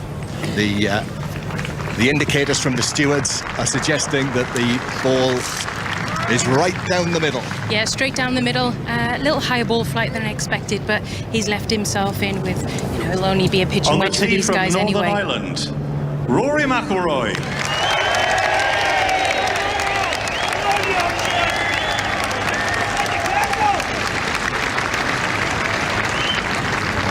Well, there is an indicator of the kind of support that Rory Mcilroy will be receiving this afternoon here at the Old Course. And here is his opening tee shot. The sun catches the club head. There's applause from everyone up in the grandstand who can see it heading down the today 381 yards of the first hole. Yeah, that was a lovely ball flight. Skipped forward a few extra yards to run down this first fairway, and yeah, this breeze is picking up a little bit here on this wide open first fairway. And Lydia, here at the first, the flag, that yellow flag fluttering away in the back left. Yeah, it is more accessible than the tricky pins they've had the first 2 days, which have been right just over the front of that burn. So it is a little bit more accessible, especially with this breeze into off the left. So it'll be interesting to see if these boys can get a birdies and get off and running early. Turning round, just watching Hovland and McIlroy walking down together. And every step of the way, they're receiving great support. You can hear it. They'll know each other well, of course. Rory McIlroy just having a look across, and here yet more support as he reaches Granny Clark's Wynd, where the walkway is. And they are 2-3 deep. And I suspect today, Mark, what we'll see also is that while we've had huge galleries over the course of the first 2 days for Tiger Woods and Rory McIlroy, with Tiger gone now, I think it'll be Tiger-sized crowds and Rory-sized crowds all together. So good luck anyone who's out there getting a view on what's happening out on the course this afternoon. Yeah, and interestingly, a few people in the grandstands just behind you, John, as I can see you walking down the first fairway, they are leaving their seats. They're not staying there to watch the final group of Smith and Young tee off in just under 10 minutes time. Here on the first green a few moments ago, Scheffler and Johnson walked off with par fours, although, Kat, particularly for Scheffler, it could have been a birdie. Yeah, just missed by inches, didn't he, Mark? But a solid start for both of the men who've had the green jacket on their shoulders in the past. 2020 champion Dustin Johnson and the reigning Masters champion Scotty Scheffler. Both of them have hit absolute whoppers of a drive down the second, Graham. Yeah, and these fairways are really brown and dry now. Both balls must have ran around about 80 to 90 yards, and literally they've got flicks into the green. It is absolutely baked underfoot. The grass is almost crispy and it's golden, and it looks like, I remember Ian Carter describing it as a little bit like the cricket pitch at the crease at the Wacker in Perth under blazing Australian skies. The rain that fell yesterday morning has long been absorbed, and it's just golden and crispy and baked dry. It's going to be interesting. It's going to make for interesting golf. And I agree with you, Mark, looking down the second fairway down towards the first, watching the spectators filter out of that giant grandstand to follow Rory. They look like sand in an egg timer from way down here, and the gallery will be surging up now behind Scotty Scheffler and Dustin Johnson as they march down the second fairway here, both of them with pars on the card to get started. So Scotty Scheffler remains at 8 under par, 5 off the lead, and Dustin Johnson at 9 under, 4 back. Could get better for Shane Lowry. Ali? Yeah, difficult chance though for birdie on the par 4 12th. Eve Muirhead and I have come scurrying back to this green to pick up the big genial Irishman who's had the incredible chip-in eagles at the 9th and the 10th to suddenly shoot himself up to tied 5th on the leaderboard. Currently 9 under par for the championship, 5 under par for his round today. The greens at the moment looking so shiny and bare in the sunshine, and this one he's standing right on top of the slope. He's just going to brush that down the hill, and then it's suddenly going to pick up speed and accelerate towards the hole. It's got to hit the hole to stop. It doesn't do that and rolls on by. And Eve, we've knelt behind this green a couple of times and watched the players attempt this shot, and it's one of those where they park the pin here on the old course right just behind a slope at the front of the green, and actually trying to get close to it with a chip, a floated shot from further back, or even a putt from the front of the green is incredibly difficult. It is. They have put this pin in a brutal position for these guys out here today. All the shots we've seen are just rolling so far past 5-6 foot, and they just cannot stop them. As Ali said, Shane's left himself quite a bit of work to do out here to remain on 9 under par and get his par 4 here at the 12th. The clouds are just starting to come in a little bit here. The wind is swirling round us in this wispy grass, and the ball is on its way, and he has just missed his par opportunity here at the 12th. So that'll be a drop shot for Shane Lowry here at the 12th hole, and he will drop to 8 under par, 4 under for his round. Birdie opportunity for Rory McIlroy here on the opening hole. John Murray. Yes, McIlroy, who from his position on that wide open first fairway has put it to within 12-15 feet. But first of all, it'll be Victor Hovland, whose ball was right over the top of the yellow flag and has rolled just right towards the back of the green, Lydia. Yeah, it was tracking all the way, and he had a nasty skip forward on that downslope, which moved it away from the flag. And I've just had a look at his lie in the read, and he's really close to the back edge sprinkler. But luckily for him, the first half of the putt will push it to the right, which is away from the sprinkler, and then it'll travel up and come back around right to left over that slope. So he's got around 24-25 feet putt, and Rory's looking in a nice position, a little bit 10-12 feet, as John said, uphill left to right. So it'll be interesting to see how they both tackle these first putts, and if they're going to be aggressive with this round going forward today.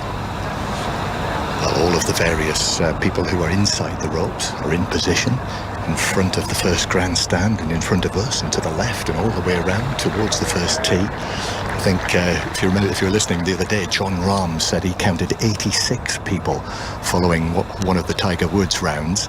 I think it'll be something similar here as well, as well as all of the hundreds and thousands of people outside the ropes. And here at the first, it is Victor Hovland, who we're watching in his navy blue shirt, pale, almost white trousers, white cap, quickly has a look at the line behind the ball, then steps up. So this is from the back of the green. He's got quite a large slope to his right to negotiate. And down he goes again behind the line of the ball. He's left the flag in. Here at the first, that yellow flag is hanging very limply, actually. And he's ready now. 10 under, just like Rory McIlroy, 10 under par at the halfway stage of this Open Championship. And his ball now is going to pull up short by a foot and a half, something like that. And there's applause from everyone up there on the grandstand. So Rory McIlroy walks and will have his birdie putt next, Mark.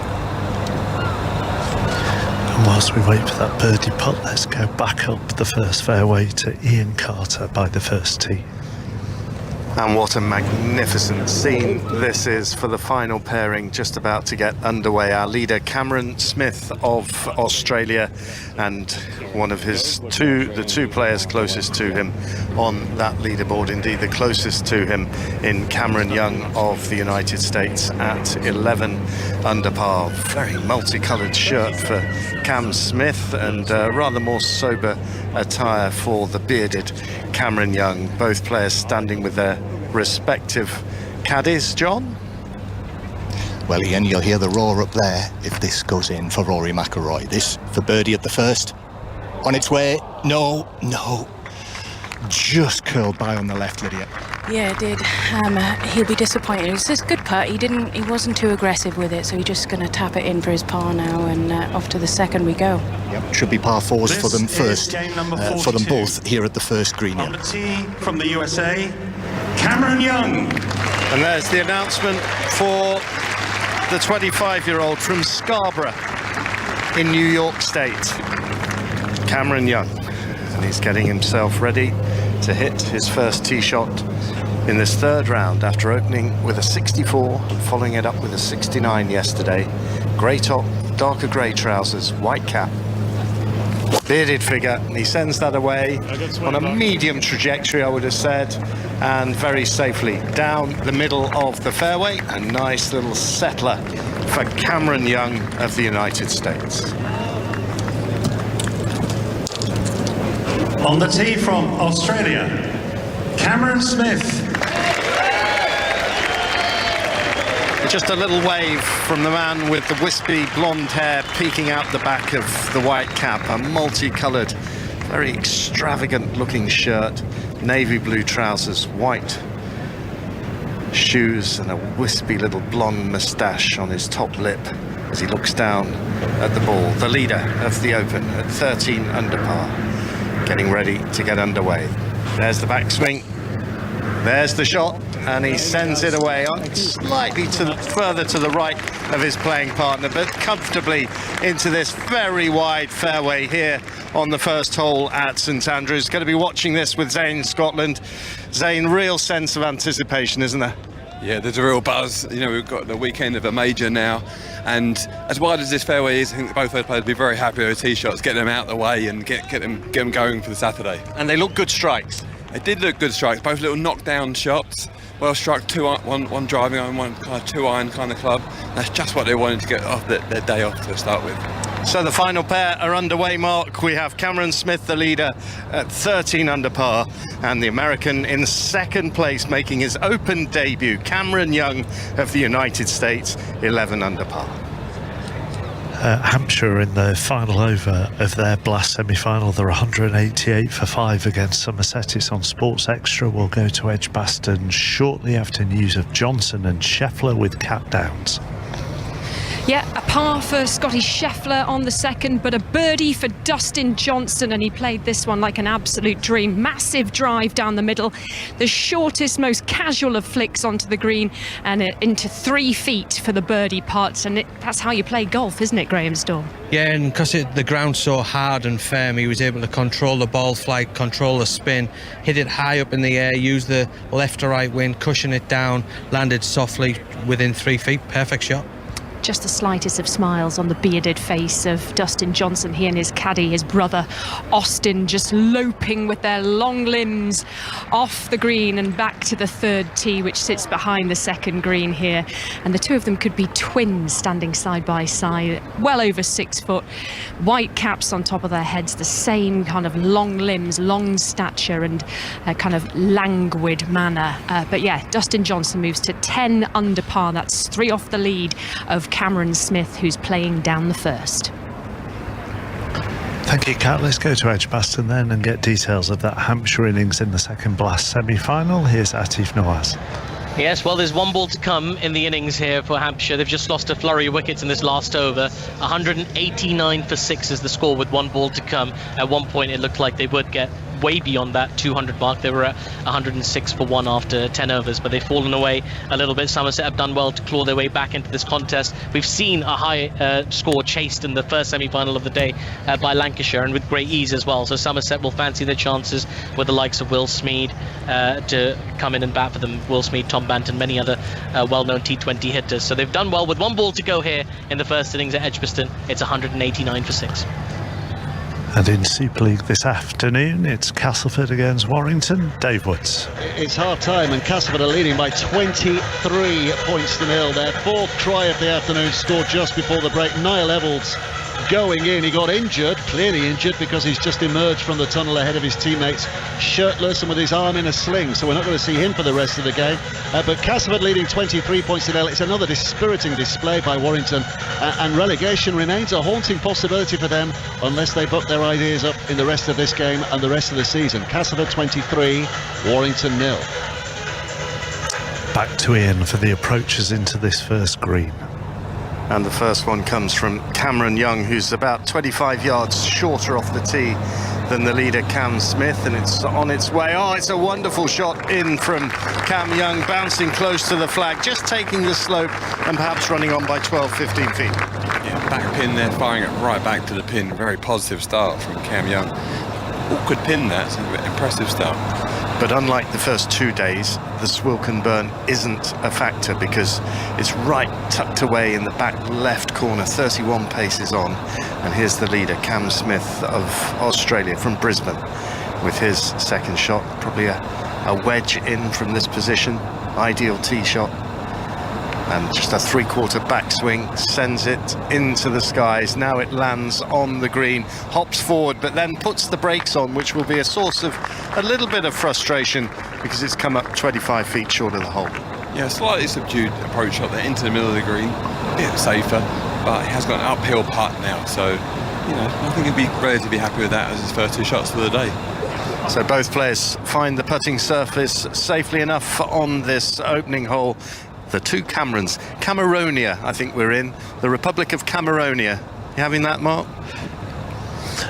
Not massively, no. But, the 25 feet, the 25 feet, Zane, that should worry Cameron Smith. I don't know if you've seen this stat, but he made a total of 253 feet worth of putts yesterday, which is the most on record during a PGA Tour event. Yes, and I think a big chunk of that was obviously that eagle putt, wasn't it, that he enjoyed. But if you look at the overall total number of putts that he's had in each of the first 2 rounds, just 28 a round. Now, on a normal PGA Tour setup, you'd go, yeah, that's pretty good. But on a course like this, where the greens are so massive, that's an extraordinary total, isn't it? Yeah, that is really good. Normally, around here, 33, 34 putts is quite normal. So to get under 30 putts is quite special, to be fair. With the greens being so big, there's some putts where you almost don't treat them as a putt. You know, it's almost like just a short game shot. You're trying to get to within the point where you start your normal process from. And actually, Mark, late last night I saw Xander Schauffele chipping on the green because the putt would have been just so long. Whilst we wait for these birdie putts, let's check in with John Murray. Yes, I'm with Rory Mcilroy and Victor Hovland on the second, the par 4 second, and Rory Mcilroy is just walking back down to where his ball is, Lydia Hall, just off the left side of the fairway. Yeah, he's in the left-hand side rough. The lie is fine, but he can't get close. Well, I mean, it's Rory Mcilroy. He might be able to, but this pin is tucked on this left-hand side. It's on a downslope pretty much, and the wind out of the left, so it's going to be really hard to stop this. He's only got 111, so he's only going to have a wedge in his hand, and Victor is in the middle of the fairway, 133 yards, but the wind into a little bit off the left, so it's going to help them. It's going to cushion that ball as it falls down to the putting green. So second shots to come here at the second for the two 10-unders. Back to you, Ian, with the last group out. and third shots for both of them, both on the green, and the first to play will be the leader Cam Smith at 13 under par. This for birdie from 25-30 feet up the hill, and a long glance at the hole. That's what he does. That gives him the feel. He doesn't actually have a practice swing. Now he's struck the ball. It's on its way up the hill, but it doesn't drop. The grandstand packed behind, not overly impressed either. He's probably left that, what, 3 feet short? Yeah, about 3 feet short there for Cam Smith. Quite a surprising start. I thought he'd give that first one a run. But not quite got his eye in just yet. But this leads into Cam Young could really deal a little body blow on the first hole. And halve the deficit, move himself to 12 under par. What a scene this is, with a packed grandstand immediately behind this first green, and also over to the players' left as they walked onto the green, the grandstand, which barely has an empty seat, overlooking the 17th, but those spectators also able to see what's happening here on the first green, and that is Cam Young of the United States, with a couple of practice swings and just steadies his hips. White golf club poking out from his back pocket, sends this birdie putt forward on the first, and that's tentative as well. So he had the better opportunity, but just missing to the left of the hole. Taps in for a par 4. That caught the right edge of the hole, but it did disappear, and it is a par that keeps him at 11 under. Yeah, we saw John Rahm have that exact same putt earlier. It just moves more right to left than the players originally think. So missed opportunity there, but this putt from Cam Smith just got a little bit easier. If he'd had to follow in his playing partner having a birdie there, I felt that hole would have shrunk in his own mind, but I think he'll safely negotiate this one in. He's going through his normal routine. He's a good putter. But this is weekend of a major. These putts are slightly more hard. They are, but this is one of his key strengths, is holding out the putting stroke that, as I was saying earlier in the programme, when you look at it, you think, well, there's not much that can go wrong with that. It seems very, very orthodox, almost out of the Tiger Woods in his pomp kind of playbook. Sends it forward, and well, there's the curse of the commentator. He's missed it. Left edge, and it lipped out, and it's a 3-putt bogey at best for Cam Smith. Yeah, he's got a tiny bit of work to come left. It looked like he just blasted it through the break. And yeah, it's not the start that Cam Smith was looking for whatsoever. Yes, signs of nerves from the Aussie on this opening green. And he's taking every care over this bogey putt to avoid 4-putting the opening green. Sends it forward and into the hole from a couple of feet. So a 3-putt bogey for Cam Smith, only his second drop shot of this Open, and his first since the 11th hole of his first round. He was bogey free in yesterday's brilliant 64, but he's off to an unsettling start here. He has 3-putted the first, and he slips back to 12 under par, and the lead is down to a single shot. I'm stood just at the back of the green, maybe 15 yards away from that pin. Andrew Murray is next to me. Cameron Smith bogeyed it. I tell you what, Cam Young wasn't far away from bogeying that as well. I mean, he very nonchalantly made sure he didn't stand in Smith's line and just thought he could knock it in. Oh, he was tight. It was very tight, wasn't it? Jeepers. That flag is a dangerous pin. It's up on a bit of a knoll on the back corner, and it was a difficult putt that Cam Young had. It just slipped away, but then he went to tap it in. We were right behind the line, weren't we? Very nearly missed. Not surprising that Cam Smith left his first putt short because it was into the wind and uphill. But the second putt was probably the worst putt he's hit this week so far. McIlroy birdie putt, John. Long one from the back of the second green, but it's going to pull up short. It does, to within 2.5, 3 feet. Yeah, it was a long 45-foot putt coming out of the rough, as we kind of thought. Rory's second shot skipped along to that back edge, and he had a good 45 feet uphill into the breeze on the angle, right to left. And you know, he's been smart. He's left himself 2.5, 3 feet to finish off for his par. So Hovland is just walking forward for his 15-foot birdie putt. I think we're going to stick with this. And Hovland quickly in position. He doesn't waste any time, Victor Hovland. So this for what would be his opening birdie of the third round. On it goes. There's a bend of the knees. That usually doesn't mean it's going to drop, and it doesn't. It stays up. So short putts for both of them to begin par, Hovland and McIlroy. So Hovland does knock it in, remains at 10 under par, and we are going to Dustin Johnson, who is being watched by Kat. Yes, back-to-back birdies now for Dustin Johnson on both the second and the third. He's moved to 11 under par now, 2 off the lead, and a birdie as well for Scotty Scheffler, who he's playing with on this penultimate day of the 150th Open Championship. Both of them, well, within just yards of the pin on their approaches, and easy putts for both, Graham Storm. Yeah, they're both in aggressive mood, DJ and Scotty Scheffler. Both hit huge tee shots, especially DJ, just slipping by the bunker just short of the green. Had a straightforward pitch, just had to land it on the flat, take the downslope out, hit it to about 3 feet. Scotty Scheffler hit inside him 18 inches. Graham said to me, these two are up for it. They're going to push each other around the old course this afternoon. We're standing now in the long grass down the side of the fourth fairway. The grass heads, the seed heads tickling my feet in this tinder dry grass. And these two are making hay while the sun shines. Thank you, Kat. Rory Mcilroy parred the second, so he stays on 10 under. 5 Live at the 150th Open Championship. Let's just break for the news. Listen on BBC Sounds. This is BBC Radio 5 Live. With the BBC News for 5 Live, I'm Carl Hartley. Speed restrictions on the railway, school closures and the cancellation of some hospital appointments are thought to be part of a contingency plan being drawn up by ministers and officials to help the country deal with the heatwave. The government is hosting a Cobra Emergency Committee meeting to discuss measures that can be taken as temperatures are predicted to climb to 40 Celsius on Monday and Tuesday.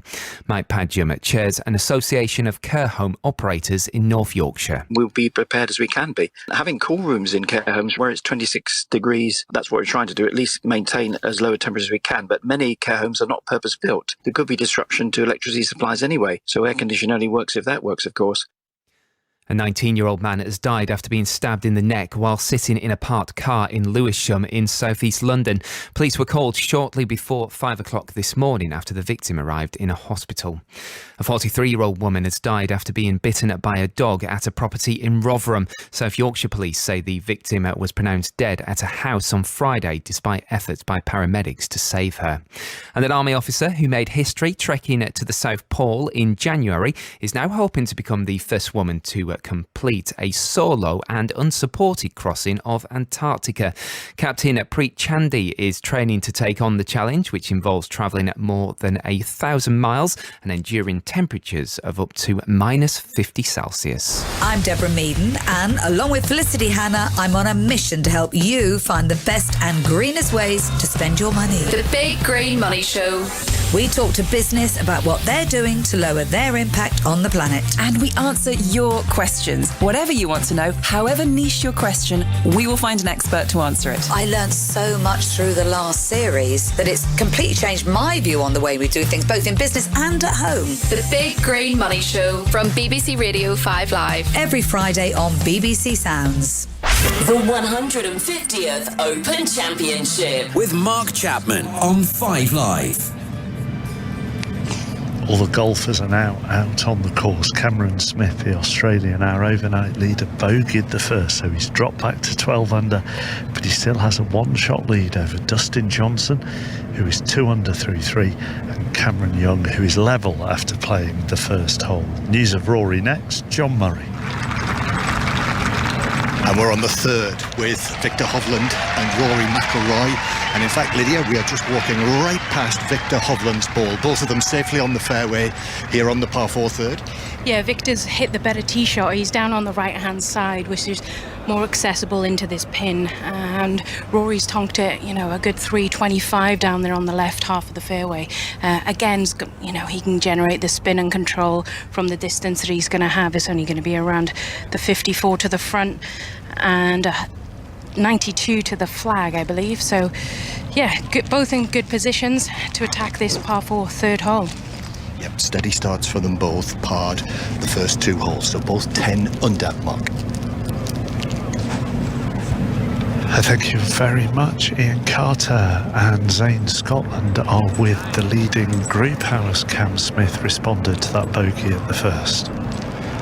Well, he took 3 wood off the tee at the second and hit a very nice tee shot down the left side of the fairway. And just like his playing partner, Cameron Young of the United States, they both ended up on the hard-baked crossing where the spectators have been making their way across from the 17th and across the fairway. So they're allowed a free drop off there, and they've both taken that opportunity to drop the ball there. Tricky second shot this, because the wind is slightly helping, it feels like, coming off the left. Yeah, pin tuck just left over the bunker. One thing they've got going for them is they're both on the fairway, so they've got that tight line, and they've taken drops off of the walkway because it's really tight onto the fairways, which are also really, really tight. So probably more of a process thing, but yeah, got a tricky shot, but they can definitely get at it. So it's Young who will be playing first, around about 125 yards out here. So just a wedge, the wind coming off the left, and Young with the grey shirt and the blue trousers, and a discernible pause at the top of his backswing, and the way that he followed through there suggests he's not happy with that, and I think it's gone to the left. It's a bit long, he thinned that, a little bit of bounce into hard turf, wasn't able to get the correct strike on it, so it went pretty low and it pitched right on the back of the green. Luckily it just up on the back fringe. Yeah, there was a backstop there and the ball just coming to rest there. But you could tell on the follow through that he really hated the contact there, and in fact Cameron Smith has decided to play his as it lies on that hard packed surface. Yeah, you know, Cameron Smith's got a lovely pair of hands, got a wedge in hand, you know, he's a very skilled player, so I don't think he's going to have too many worries about the hard hand strike. I think he'd prefer it more bare strikes, which means he can get the club on ball and spin it exactly how he wants to. He's just feeling that shot, and then calling in his caddy Sam Pinfold just a few final thoughts on the wind direction. It does feel as though it's freshening just a tad in this little portion of the old course, and he's taking his time. He's just wafting his club in his left hand, almost going into a state of meditation, it feels like at the moment. Then another little air swing, standing almost to attention, and he likes to look at his target as hard as he can just to get the feel of the shot. He's playing this by feel, not by numbers, and that's what you have to do on the old course.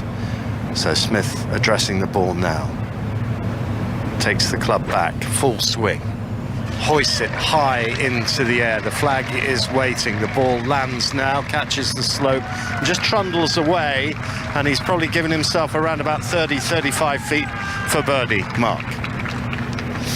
Let me give you some other scores. Tyrrell Hatton 1 over through 3, so he is 7 under now. Jordan Spieth 3 under through 10, he's 7 under for the tournament. Will Zalatoris also 3 under for the day through 13 and 7 under. Thomas Pieters finished at one stage, he was 8 under for the day, but he finished 5 under for the day and 7 under as well for the tournament. Shane Lowry 4 under through 13, and he is on 8 under, and also on 8 under, going down 18 is Rob. Tommy Fleetwood, and we've just seen him make a superb par 4 at the 17th, and Andrew Murray alongside me is going to tell you why it was a brilliant piece of strategy. Where was Fleetwood with his second shot into this road hole? Well, first and foremost, he missed the fairway a tad to the left, but the wind whistling down from right to left, and the flag today right behind the road hole bunker. And for those that don't know, it's about 12, no, maybe not 12, maybe 10 feet deep. The road to the right hand side, massive grandstand, and he said to his caddy Ian Finnis, who just had a quick word with me as he passed, he said, we just have to make 4 from here, how do we do it? And Fleetwood played 30 yards left of the green, so he had to pitch back up the slope and into the wind, which was key.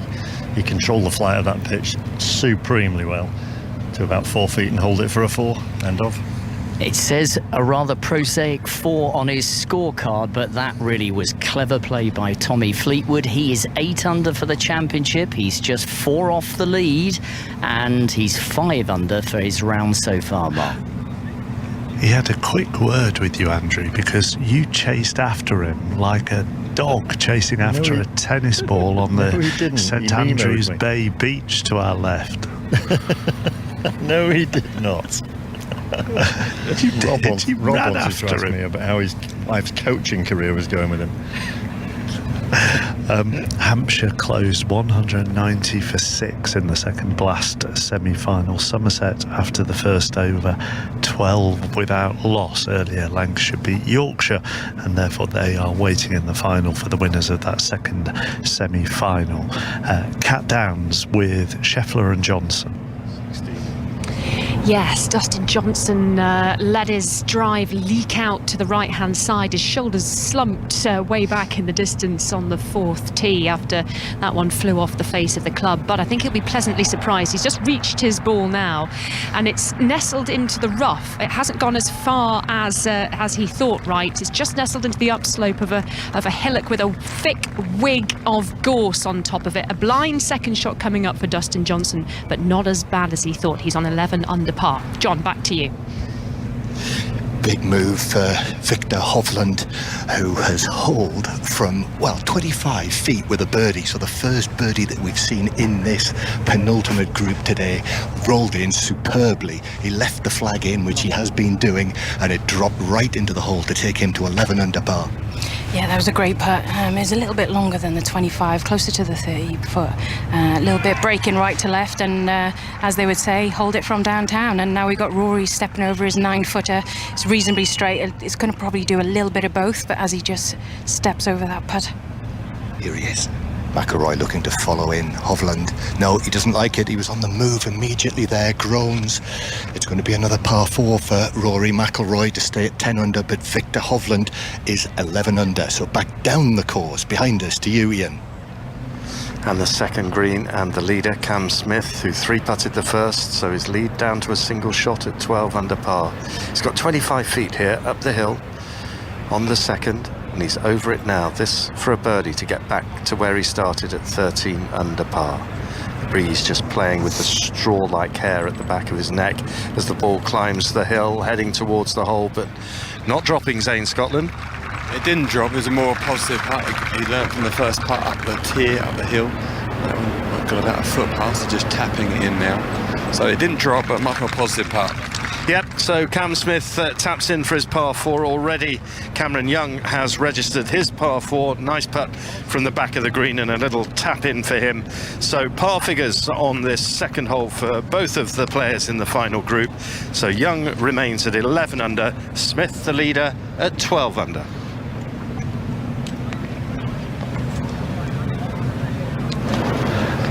Thank you very much, Ian. We are 5 Live. We're at the 150th Open Championship. If you want the Blast semi-final, then that is on Sports Extra this afternoon. Earlier today, our sporting weekend got off with Ireland's superb victory over New Zealand in their series, so they won it 2-1. England then beat Australia 21 points to 17, so they took that series 2-1, and there are all series deciders in the rugby today.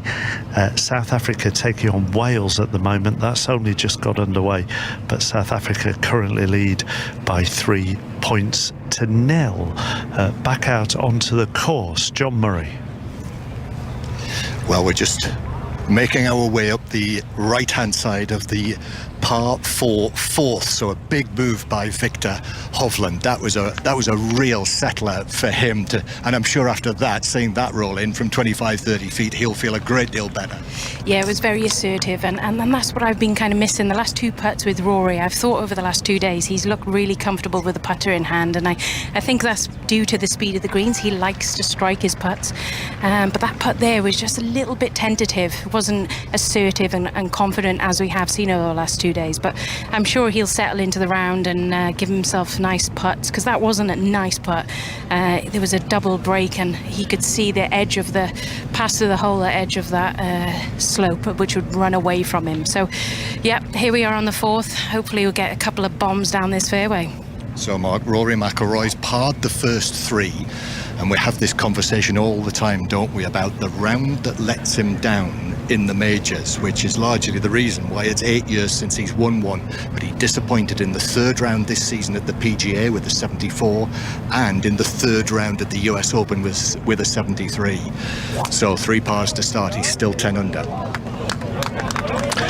Shane Lowry earlier on made back-to-back eagles here at St Andrews. The first player to make back-to-back eagles at the Open for 21 years since Phil Mickelson did so at Lytham in 2001. So once he started making that charge, we sent Alistair Bruce Ball to follow him. And since, Ali?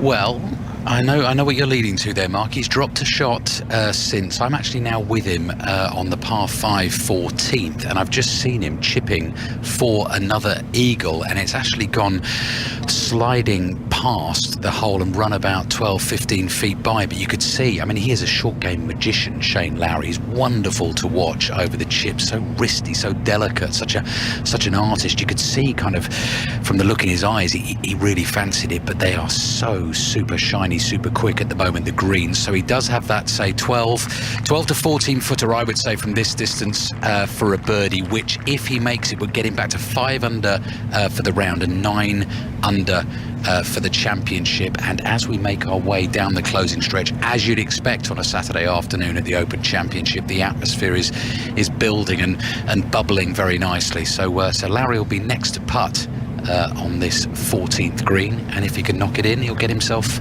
to 9 under, which is 3 shots off the lead. It is, yes, and Tommy Fleetwood might have that score in mind as well, Rob Nothman.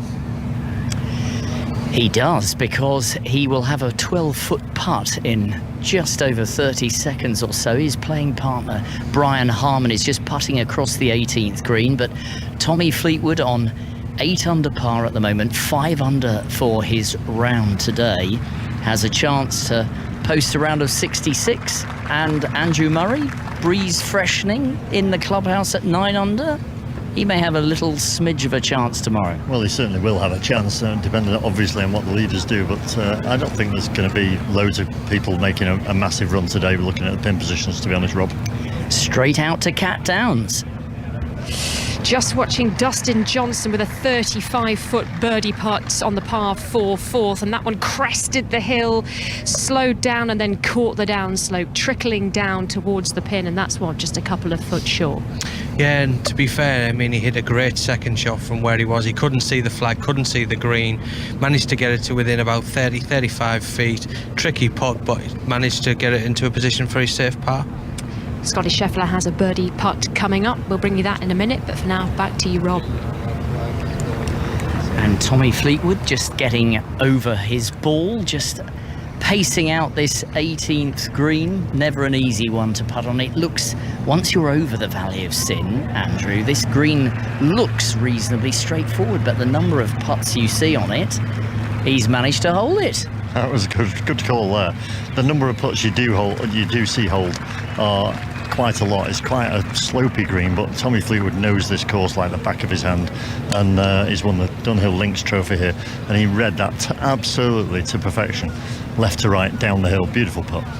So only one blemish on Tommy Fleetwood's scorecard today. 7 birdies, 1 bogey, and he is in the clubhouse at 9 under par, Cat.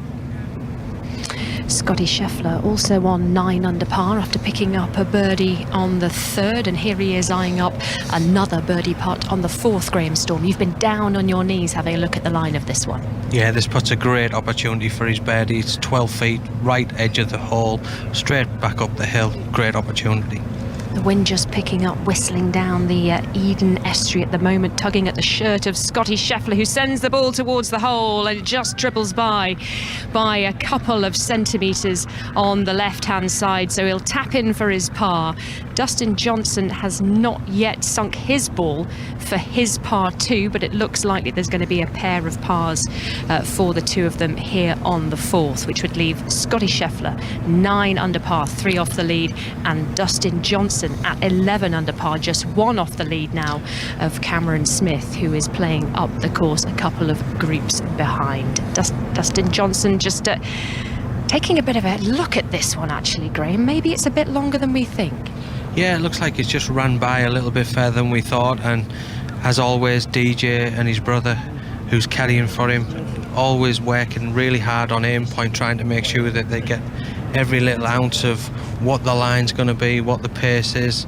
And you can see he's just pointing out there which side of the hole he wants it to be. Little spot. DJ will be looking to pick that spot once he's thrown over the ball, try and roll it over that, and hopefully drop it into the hole. It's so difficult to spot the hole on these undulating greens once the caddies take the pin away, and that looked very close, a close miss, but there must be more on it than we originally thought. Yeah, it looks like it's probably about 4 to 5 feet away. Just getting over it now, just looking to roll this down, be coming from slightly from right to left. Dustin Johnson then propped up on the pin, watching his brother Dustin lip out with that par putt. So it's a dropped shot for Dustin Johnson, who was 1 shot off the lead, but he now drops 2 shots back, Ian.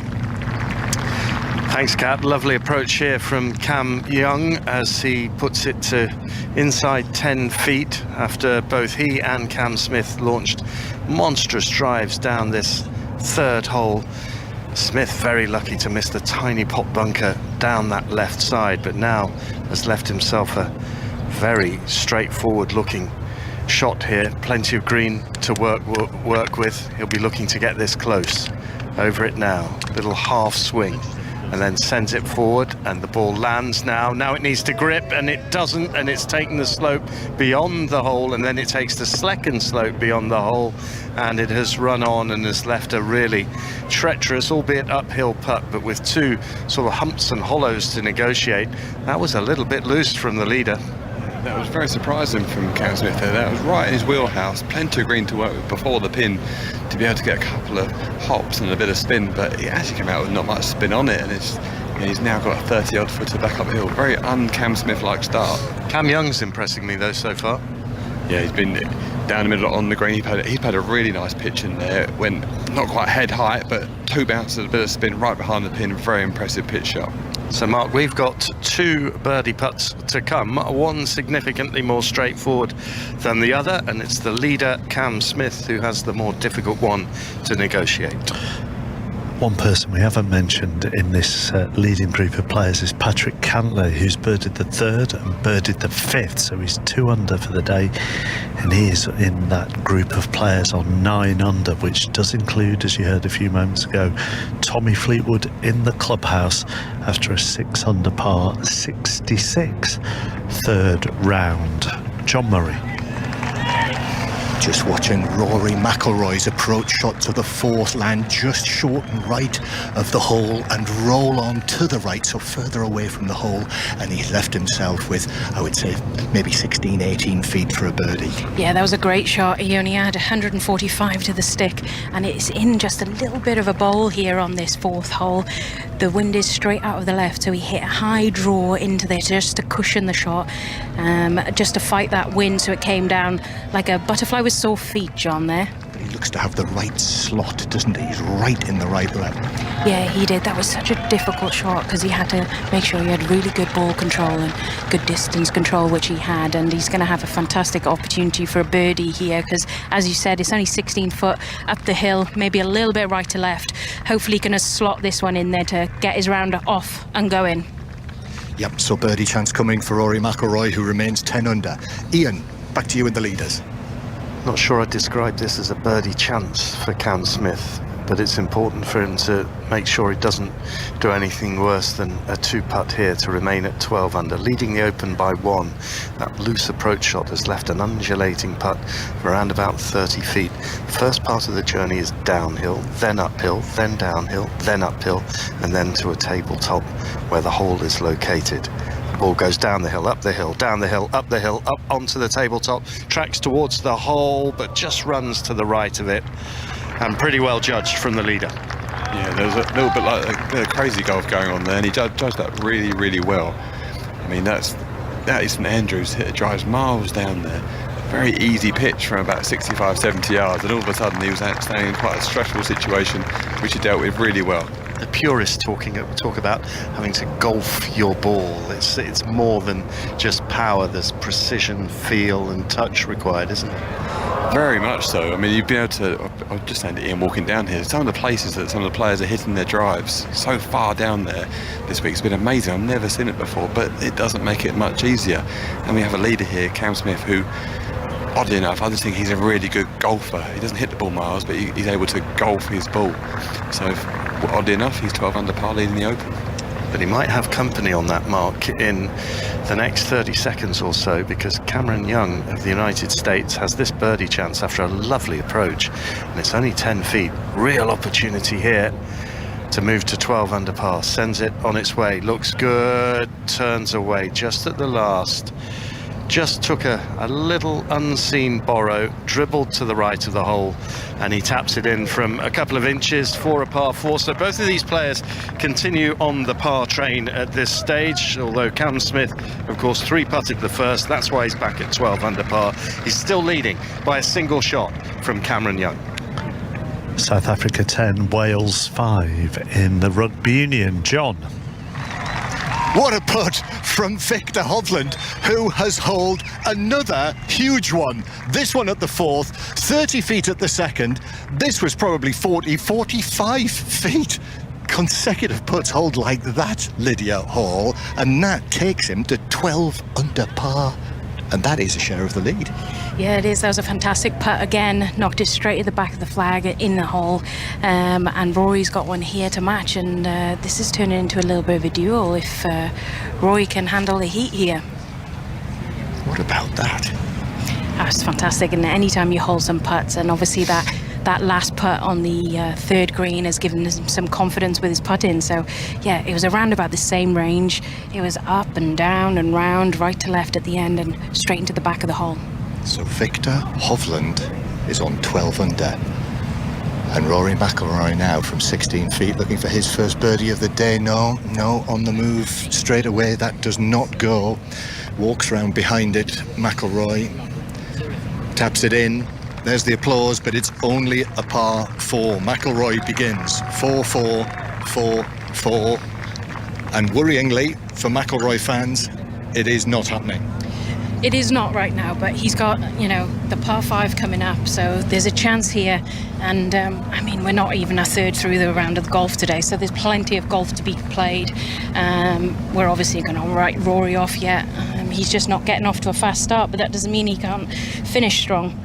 No, we're not, because that's exactly what he did yesterday. Started with 4 par 4s and ended up with a 68 mark. But today remains 10 under, but Victor Hovland's the man, 12 under.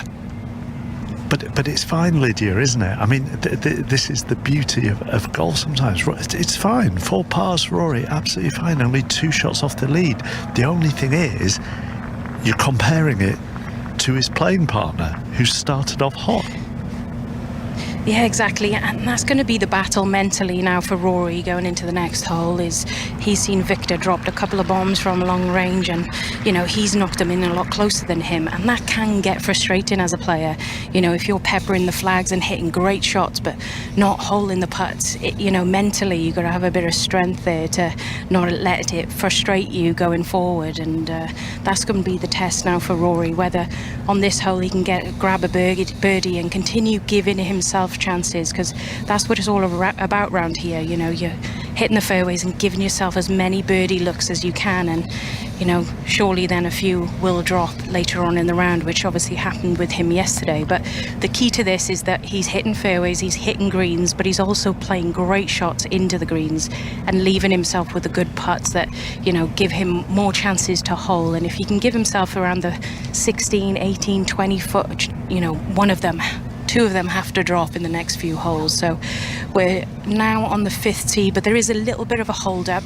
As we said, this is a reachable par 5. We've got Scotty Scheffler in the middle of the fairway in a green shirt similar to Rory's, and Rory and Victor are on the 5th tee waiting for them to clear. So we're going to run up on top of the hill, aren't we, John, to get in a good position to see these great drivers of the ball come down. Lydia, how's that working? Because the partnership of you and John Murray is our tallest member of the team and smallest member of the team, and we were discussing last night, all of us, how many steps we'd done, and I reckon you had done 3 times the number of steps that John Murray had done. Easily, Mark. You know, I actually think that there's a different weather forecast up there that John has in comparison to mine. You know, he asked me earlier to get his bottle out of his bag, and I could barely reach that, to be honest. And he can get a weather forecast a lot earlier than I can, that's for sure. Lydia, I'm really sorry. Yesterday you had to lug all of Cat Down's stuff round with you. You had to do that for her. Now John Murray's ordering you to get his drinks for him out of his bag. This is not what you joined the Five Live golf team for. I know, it's not what I signed up for. I feel like a bit of a pack horse here, and supplying everyone. I've got to make sure they're hydrated, you know, and look after the team, and hopefully I get invited back. That's the main thing. Lydia. Always. You don't get drawn into his web. Do not do that. He is the master. He is the master of being served on hand and foot. Back to the leaderboard. Hovland 12 under, Smith 12 under, Cameron Young 11 under, Patrick Cantlay's birded another. He's birded the 6th as well. He's gone to 10 under. Dustin Johnson 10 under, McIlroy 10 under, Fleetwood completed his round 9 under, Scheffler 9 under, Shane Lowry is 8 under, as is Tyrrell Hatton, who's got that shot back, so he's level par for the day through 5, the Englishman, and he's with the Irishman on 8 under. Dave Woods at Castleford. It's quite a game, this. Castleford 33, Warrington 16. When Jason Gary scored in the 48th minute at Castleford's 5th try of the day, 27-0, we thought game over, but Warrington with 3 consecutive back-to-back tries. Ben Curry, Matty Ashton, that brilliantly created by Curry and Williams, and Darrell Clark got it back to 27-16. Castleford's chase player sent off for striking the face of Josh Dewlis, but a moment ago you could feel the relief around this place when Castleford's Alex Sutcliffe crashed through from close range. Richardson has kicked the goal, so you'd think Castleford are back in the driving seat now. They lead 33-16, 9 minutes to play. Tommy Fleetwood is the leader in the clubhouse then, and he's live on 5 Live with Andy Stevenson. Tommy, clubhouse leader, 66 today, only 1 bogey. You must be pretty perky and happy with that. Yeah, trying to improve every day, and today just felt like, especially when we were having breakfast this morning, you saw the early starters going out and shooting some really good scores. Felt like a day where you were going to have to try and score. So it was great to get off to a fast start and actually finish really well. Just the middle stretch kind of lost a little bit of momentum, but overall, really happy with the day and made a nice move on Saturday. You're having a really solid season, and it feels like actually momentum has built for you through the season and also this week. You know, your scores are getting better day by day here. Yeah, it seems just slowly and gradually. There's not been any fireworks, but it's just been pretty consistent, pretty solid. I've been close to having really good results. But overall, my consistency has been pleasing. I'd just like to have, you know, those upper end, those really great weeks that haven't quite been there. But last week was good. Improved every day this week, and I want to try and keep doing that. And just keep working hard and trying to improve bit by bit, and hopefully our time will come.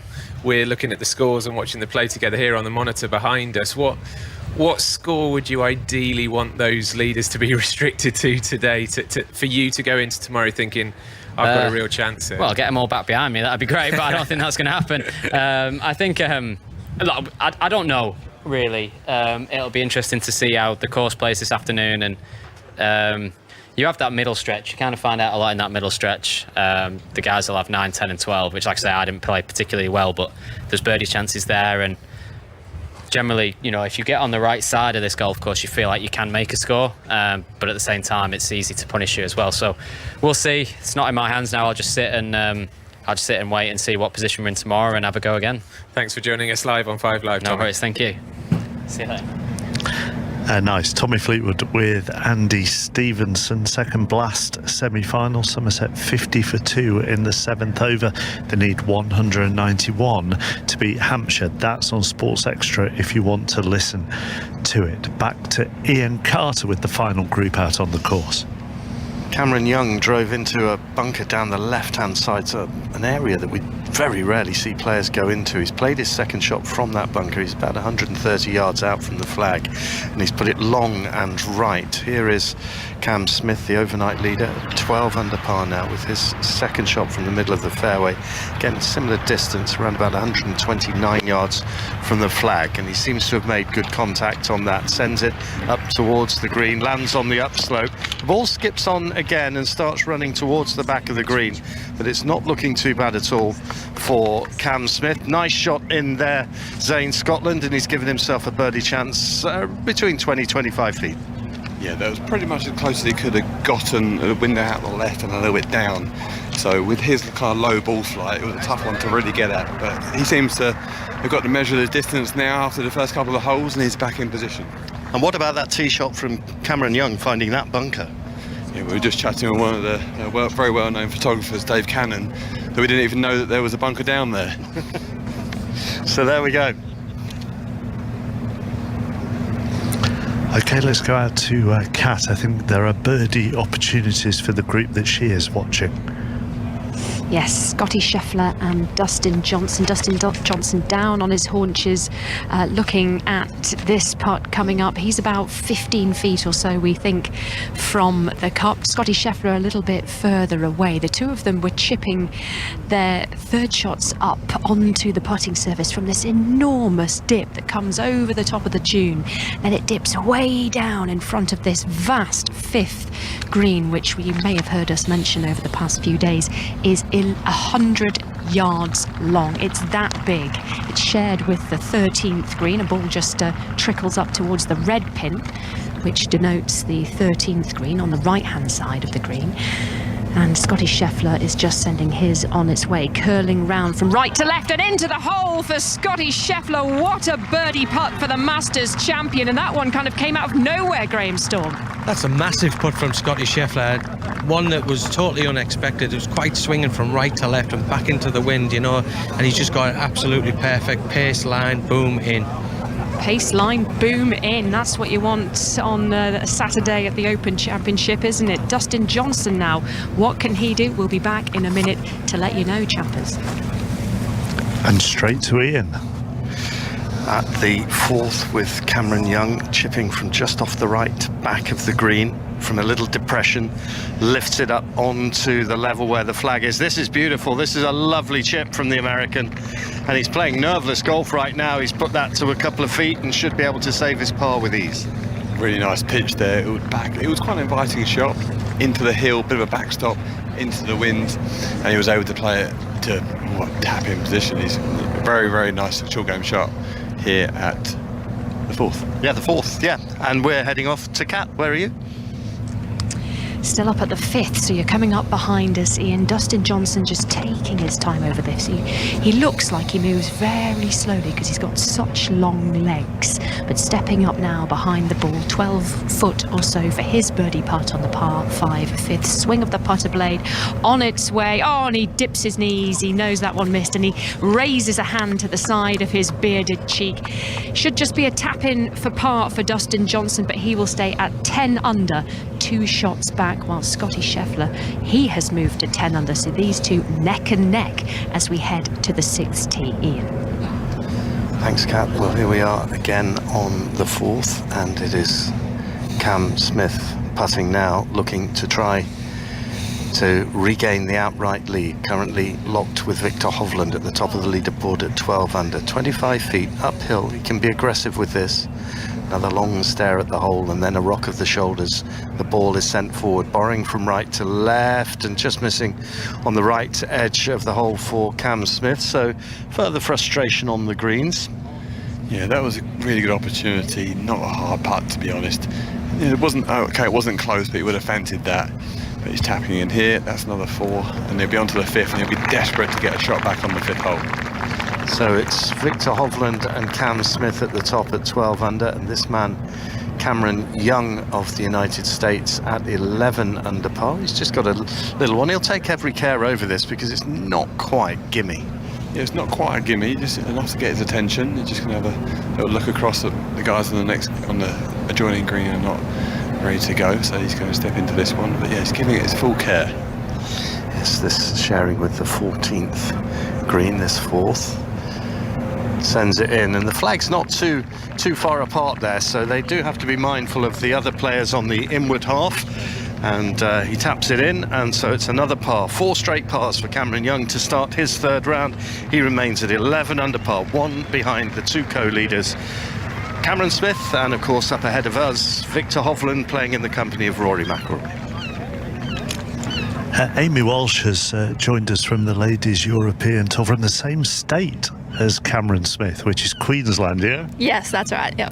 So how many times have your paths crossed? To be honest, I think Cam probably turned pro just before I made it into the women's squad, so I can't say that I know him particularly well, but obviously he's always been that player that a lot of the juniors and now everyone coming through has looked up to, and done a bit of work with his coaches with the state team, so know a lot of him and what he's about. So is he the face then of Australian men's golf, would you say? I think it's getting that way. I think he's somehow managed to fly under the radar to this point, even when he's a top 10 player in the world. But obviously we had, in more recent years, Jason Day and Adam Scott. When he won the Masters, that was just, next level. So I think hopefully if Cam manages to do something similar, if it's this week or I think in the near future, then he'll then be put on that level where I think he deserves to be. He's not, obviously he's leading here. He's had a slightly wobbly start with, he bogeyed the first just behind me here, but he's there or thereabouts a lot of times at the moment. Yeah, I remember watching him finish a US Open only a few years ago, and he hit a 3-wood to about 3 feet on the last, and I think that got him into about a top 5, and I think that really catapulted him since then, and he's really been a massive major contender since then, and I think he just doesn't really have any weakness in his game, so I think we'll be seeing him up there in the majors a lot. He seems a very chilled individual as well.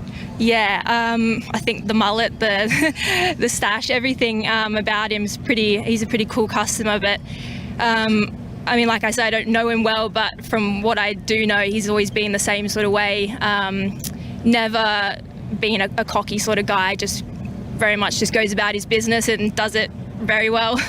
Yeah, you talked about Jason Day, you talked about Adam Scott. Men and women together, when we look at the strength of golf in Australia, where is it at as a sport?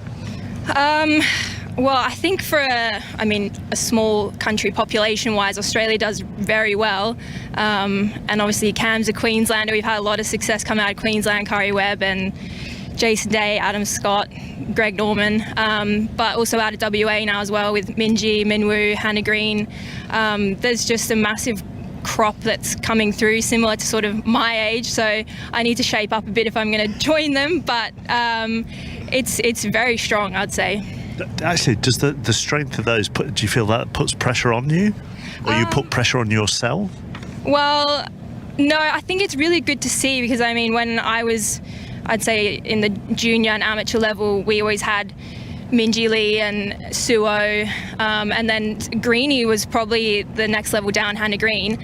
So when you're kind of getting beat by those players, but then you see them go on to be, the top players in the world, it's not as disheartening, really. Hannah Green smashed me at the Interstate Series one year, absolutely smoked me. So to see her then win a major, I don't feel quite as bad.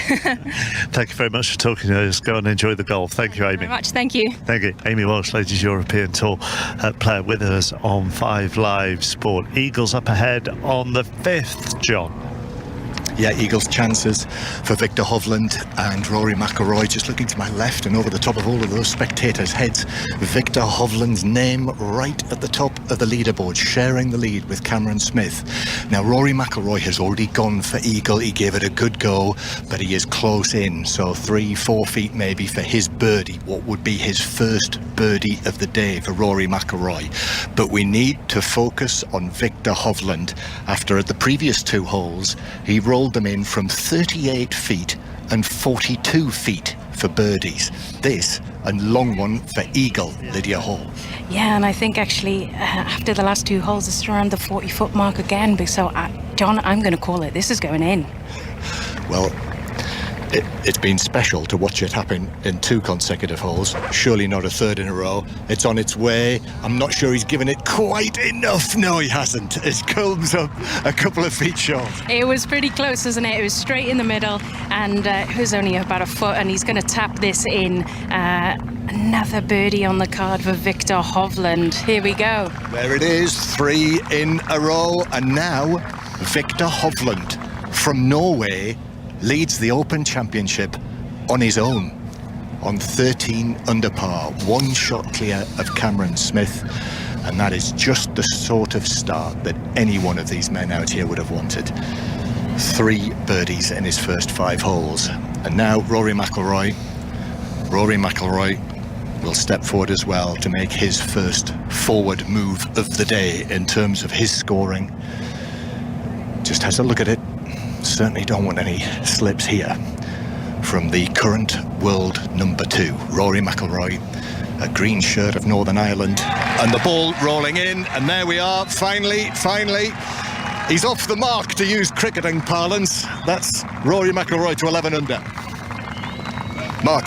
So McIlroy 11 under, Victor Hovland on 13 under, Smith 12 under, Young 11 under, Cantley, Scheffler, Johnson are all 10 under, Tommy Fleetwood 9 under, Jordan Spieth making a little bit of a move as well. He's now 8 under, the former champion.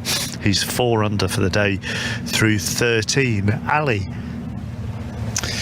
With Shane Lowry, 2019 Open champion, who wowed us all with that win at Royal Portrush 3 years ago. He's taking a hefty slug of water and slamming the flask back into the side of his golf bag at the moment. He's suddenly shot up the leaderboard this afternoon with back-to-back eagles on the 9th and 10th. Since Eve Muirhead and I have picked him up, we've seen a bogey at the 12th, a 3-putt bogey on the 15th as well, where he was putting from the back of the green, just getting a little bit frustrated on the putting surfaces. Now on the 16th, he's got a lengthy birdie chance coming, good 35, maybe 40 feet or so. So he's currently 7 under for the championship. Eve, what I wanted to ask you about, just listening to the sort of opening stages of this 3rd round develop, and Cam Smith in particular, the overnight leader, not getting off to the best of starts. How have you, in your time, I mean, I remember, when curling with the GB team, not getting off to the best of starts. How do you cope with that?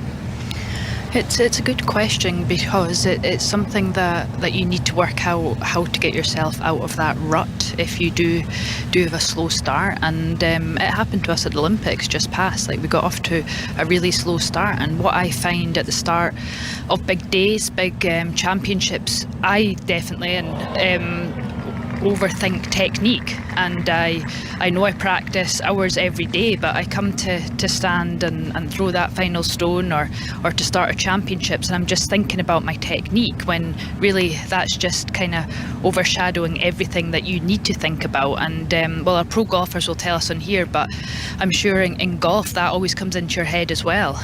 But you just got to find that rhythm and stick to it.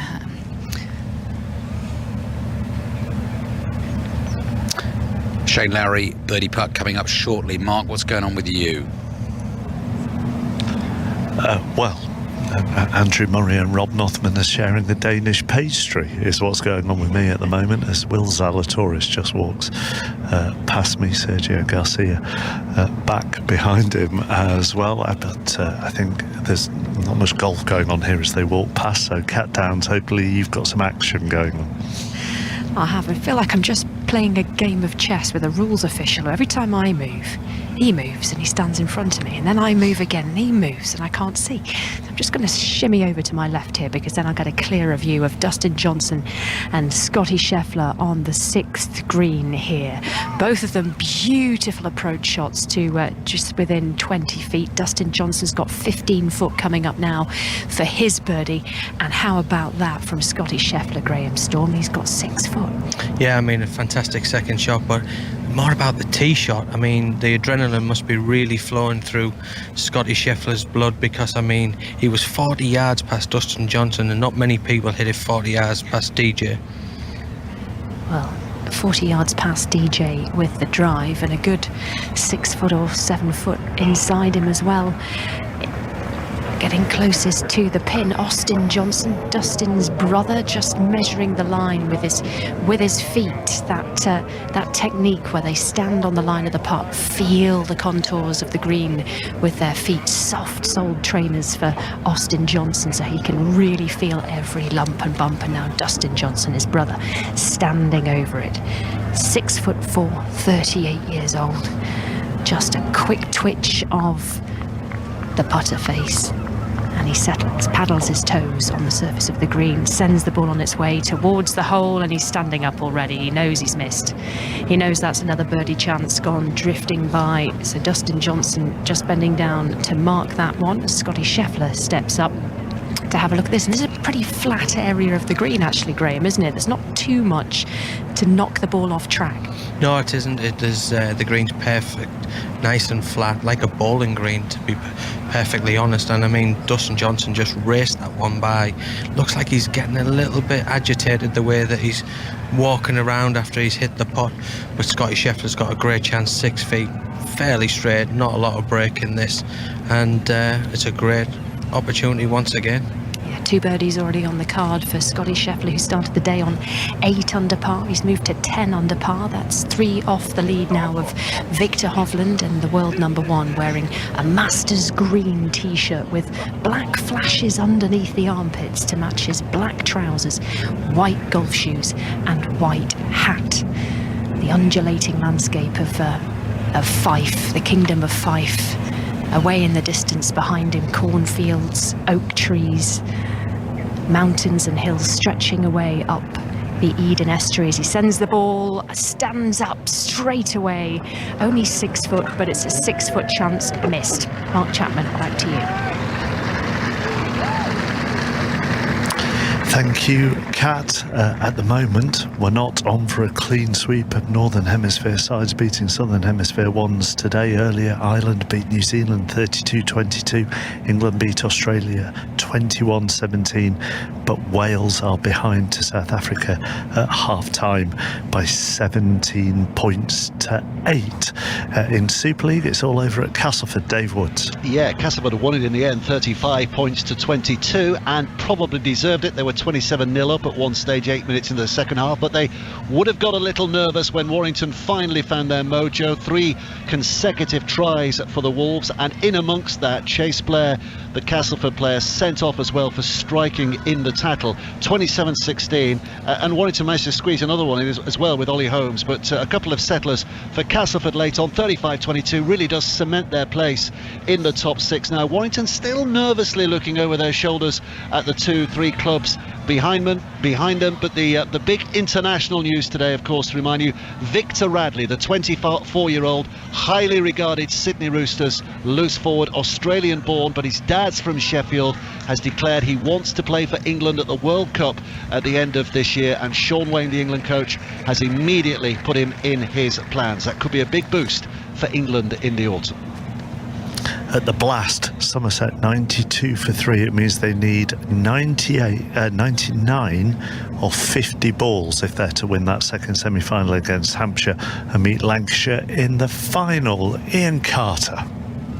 We've yet to see a birdie from these two in the final pairing, Cam Smith and Cameron Young. Smith 1 over par for his round so far, courtesy of that 3-putt at the first pass. Since then, he's at 12 under par.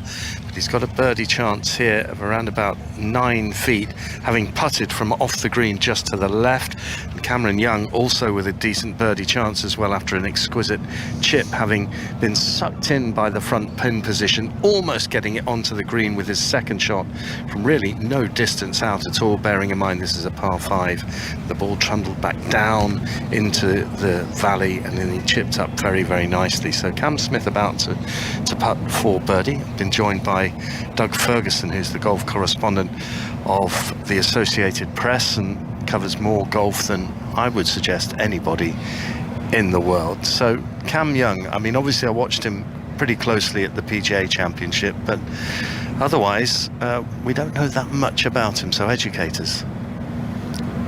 The mic goes silent. No, he's you know, he's been, I think he's had one of the best rookie years on the U.S. Tour without having won. because he keeps giving himself so many chances. There's a lot of flat line to him, which you kind of alluded to, which is a good golf trait. He just keeps his blinders on, hits it a long, long way, and he just doesn't get rattled by too much. I think his trip to Scotland back when he was 13, I think he understated that in the press conference. We spoke to his father back at Southern Hills. I'll just interrupt you because Cam Smith now over his birdie putt, 9 feet for the Aussie, up the hill, looking for this one to drop, and no, it's kind of one of those days with the putter so far for Cam Smith, and he'll have to settle for a par 5. Good chance here coming though for Cameron Young, and yeah, that trip with his parents when he was a teenager. Yeah, his dad said he was really into baseball and hockey more than I think Cameron let on the other day. And it's raining for 4 days. He's got pictures of him in a just soaked rain suit, and he thought, oh, this will be the end of the golf, and instead he said he just couldn't get enough. And that time in his life, it just flipped him right then, and off he goes full gun into golf in Wake Forest, and here he is now.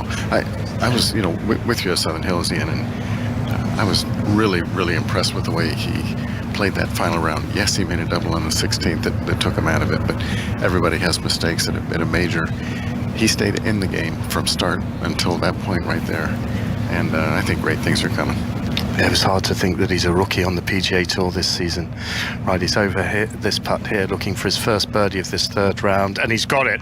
He holds it from around about 5 feet, and in it goes for Cameron Young, and that moves him alongside Cam Smith at 12 under par. Doug Ferguson, thanks very much indeed. Just a quick thought, where's this claret jug going in your opinion? It's going into someone's hands. I don't know. This thing is wide open. I think we knew that coming into this Open, that it was going to be just that, and it's just delivered like that, hasn't it? Always great to catch up with you. Thanks very much indeed. Doug Ferguson there from the Associated Press.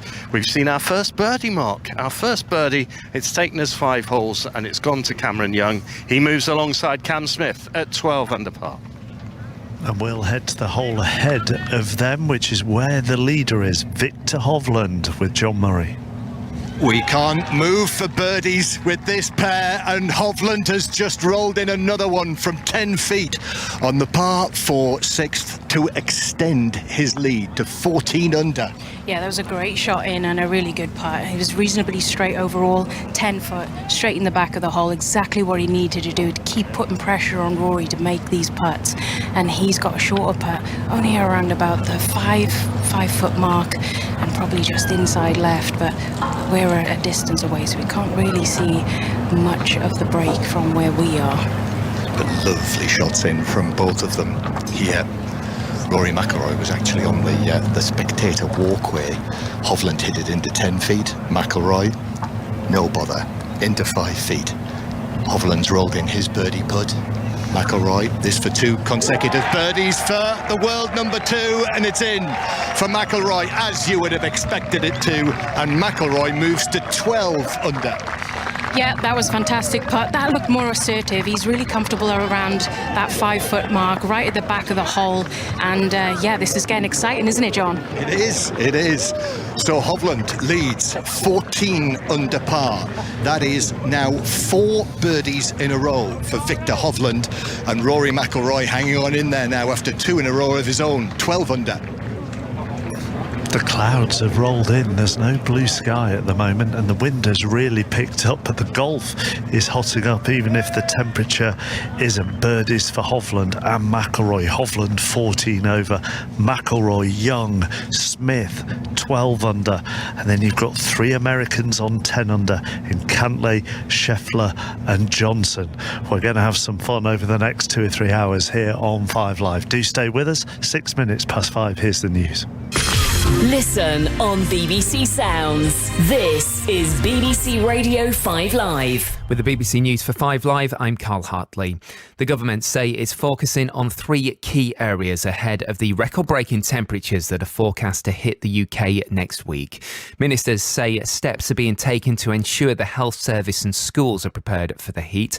Cabinet Office Minister Kit Malthouse has been chairing a meeting of the Emergency Cobra Committee and has this warning for those planning to travel on Monday and Tuesday. The transport providers are messaging people that they should only travel if they really need to on Monday and Tuesday, but also that services are going to be significantly affected. The heat will affect the rails, for example, so trains have to run slower. There may be fewer services. People just need to be on their guard for disruptions to their normal travel patterns. And if they don't have to travel, then this may be a moment to work from home.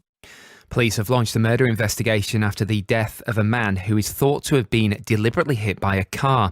Andrew Flamson, who was 30, died in hospital yesterday after suffering head injuries in a collision in Coventry on Tuesday.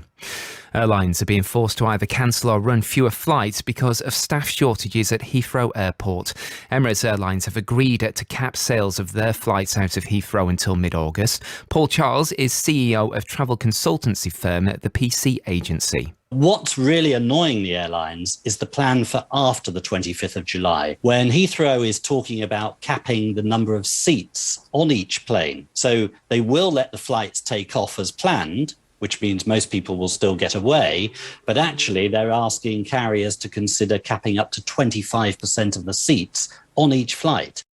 And a brewery in the German city of Munich is allowing its customers to pay for their beer with sunflower oil in a bid to ensure it has enough supplies to fry schnitzels. Bottles of sunflower oil have been hard to find in Germany since Russia's invasion of Ukraine, with many shops rationing the amount people can buy. I'm Deborah Meaden, and along with Felicity Hanna, I'm on a mission to help you find the best and greenest ways to spend your money. The Big Green Money Show. We talk to business about what they're doing to lower their impact on the planet. And we answer your questions. Whatever you want to know, however niche your question, we will find an expert to answer it. I learned so much through the last series that it's completely changed my view on the way we do things, both in business and at home. The Big Green Money Show from BBC Radio 5 Live. Every Friday on BBC Sounds. The 150th Open Championship. With Mark Chapman on 5 Live. Third round Saturday at St Andrews, the 150th Open Championship. We have a leader who is tearing up this course at the moment, John Murray. Yes, the clouds have rolled over the old course, but certainly not over Victor Hovland, who has rolled in 4 birdies in a row, including 2 absolute monsters, and he's taken a grip on this Open Championship. He leads on 14 under, but Rory Mcilroy's 2 in a row means that he is just 2 shots behind on 12 under. Ian Carter's with the 2 Camerons. And Cameron Smith left his putter in the fridge last night. Stone cold so far. 1 drop shot, 3 putts at the first. He's back to 12 under par. Couldn't birdie the par 5 fifth either. But we have seen a birdie at last. It went to Cameron Young. And that birdie at the 5th has taken the young American to 12 under par alongside his playing partner. Catherine Downs is watching a current world number 1 and a former world number 1. Yes, 2 Americans, Scotty Scheffler and Dustin Johnson. Both of them have had a couple of birdies. Both of them have left birdie chances out there over the last couple of holes. Both of them on 10 under par, and both of them will be looking to get it going as we make the turn on the old course. As well as Scheffler and Johnson on 10 under, Patrick Cantlay is on 10 under as well, the leader in the clubhouse. Tommy Fleetwood on 9 under. He hit a 66 6 under today. Jordan Spieth, former champion, on 8 under. He's 4 under through 13. Siwoo Kim is on 8 under. He's only played 8 holes. He's 2 under for the day. Tyrrell Hatton also on 8 under. He's level par today through 7. Plenty of sport going on. Wales taking on South Africa in the Rugby Union Series decider. South Africa lead that at the break by 17 points to 8. It's also finals day at Edgbaston. Earlier, Lancashire beat Yorkshire in the first semi-final. News of Somerset's run chase against Hampshire from Stefan Schemmelt. 20 for 4, Mark, chasing 191 to beat Hampshire. You'd think that'd be a tough going, considering they need 71 from 34 balls, but it's a good pitch, hot day, short boundaries, could be a real nipper from here. 70 from 33 required. Somerset 121 for 4, chasing 191 for a place to meet Lancashire in the final. Sports Extra if you want to listen to that. The weather really has changed here. The sun behind some thick grey clouds above us. The wind is really picking up as well. The glorious sunshine of an hour ago, Kat, has very much disappeared. Yeah, an ever-thickening blanket of grey cloud has slid in, hasn't it, Mark? And away to the north, the hills, distant hills of northern Fife have disappeared. They're just shadowy hulks on the horizon now as Dustin Johnson sends his birdie putt across the hill on the 7th green, and that one drifts by once again. There's just been too many missed birdie chances for Dustin Johnson. This, though, is a green that's built on ridges. It's a tricky one, Graham Stone. Yeah, it's a very difficult one. I mean, he played a beautiful pitch into the green, up and over the slope, managed to get it within 20 feet because the flag is just cut above the slope. But Scotty Scheffler will have watched Dustin Johnson's ball really closely to see what line, because they're on a very similar line that they're putting on, and he'll have seen how Dustin Johnson's ball just drifted slowly from right to left. So this putt is from right to left, but it is back up the hill a fraction, so he can be really a bit more positive than DJ was. And how far is it for Scotty Scheffler? Roughly about 16, 17 feet. You know, it's still a great opportunity.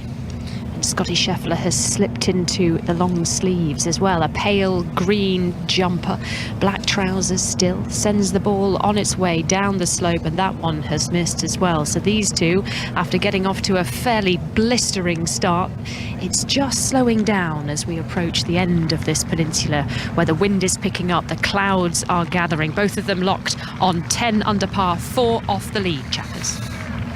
Yeah, a few people around here starting to wrap up and put jumpers on. Have you added a layer, Ian Carter? I haven't, no, but I just had a horrible little thought. I said to Zane Scotland just before we came out, I said, not going to need the waterproofs, am I? So I took them out of the rucksack. I don't think I'm going to, because the cloud is very, very high. But just to bring you up to date here with Cameron Smith, he is surveying a 50-yard chip from on the green.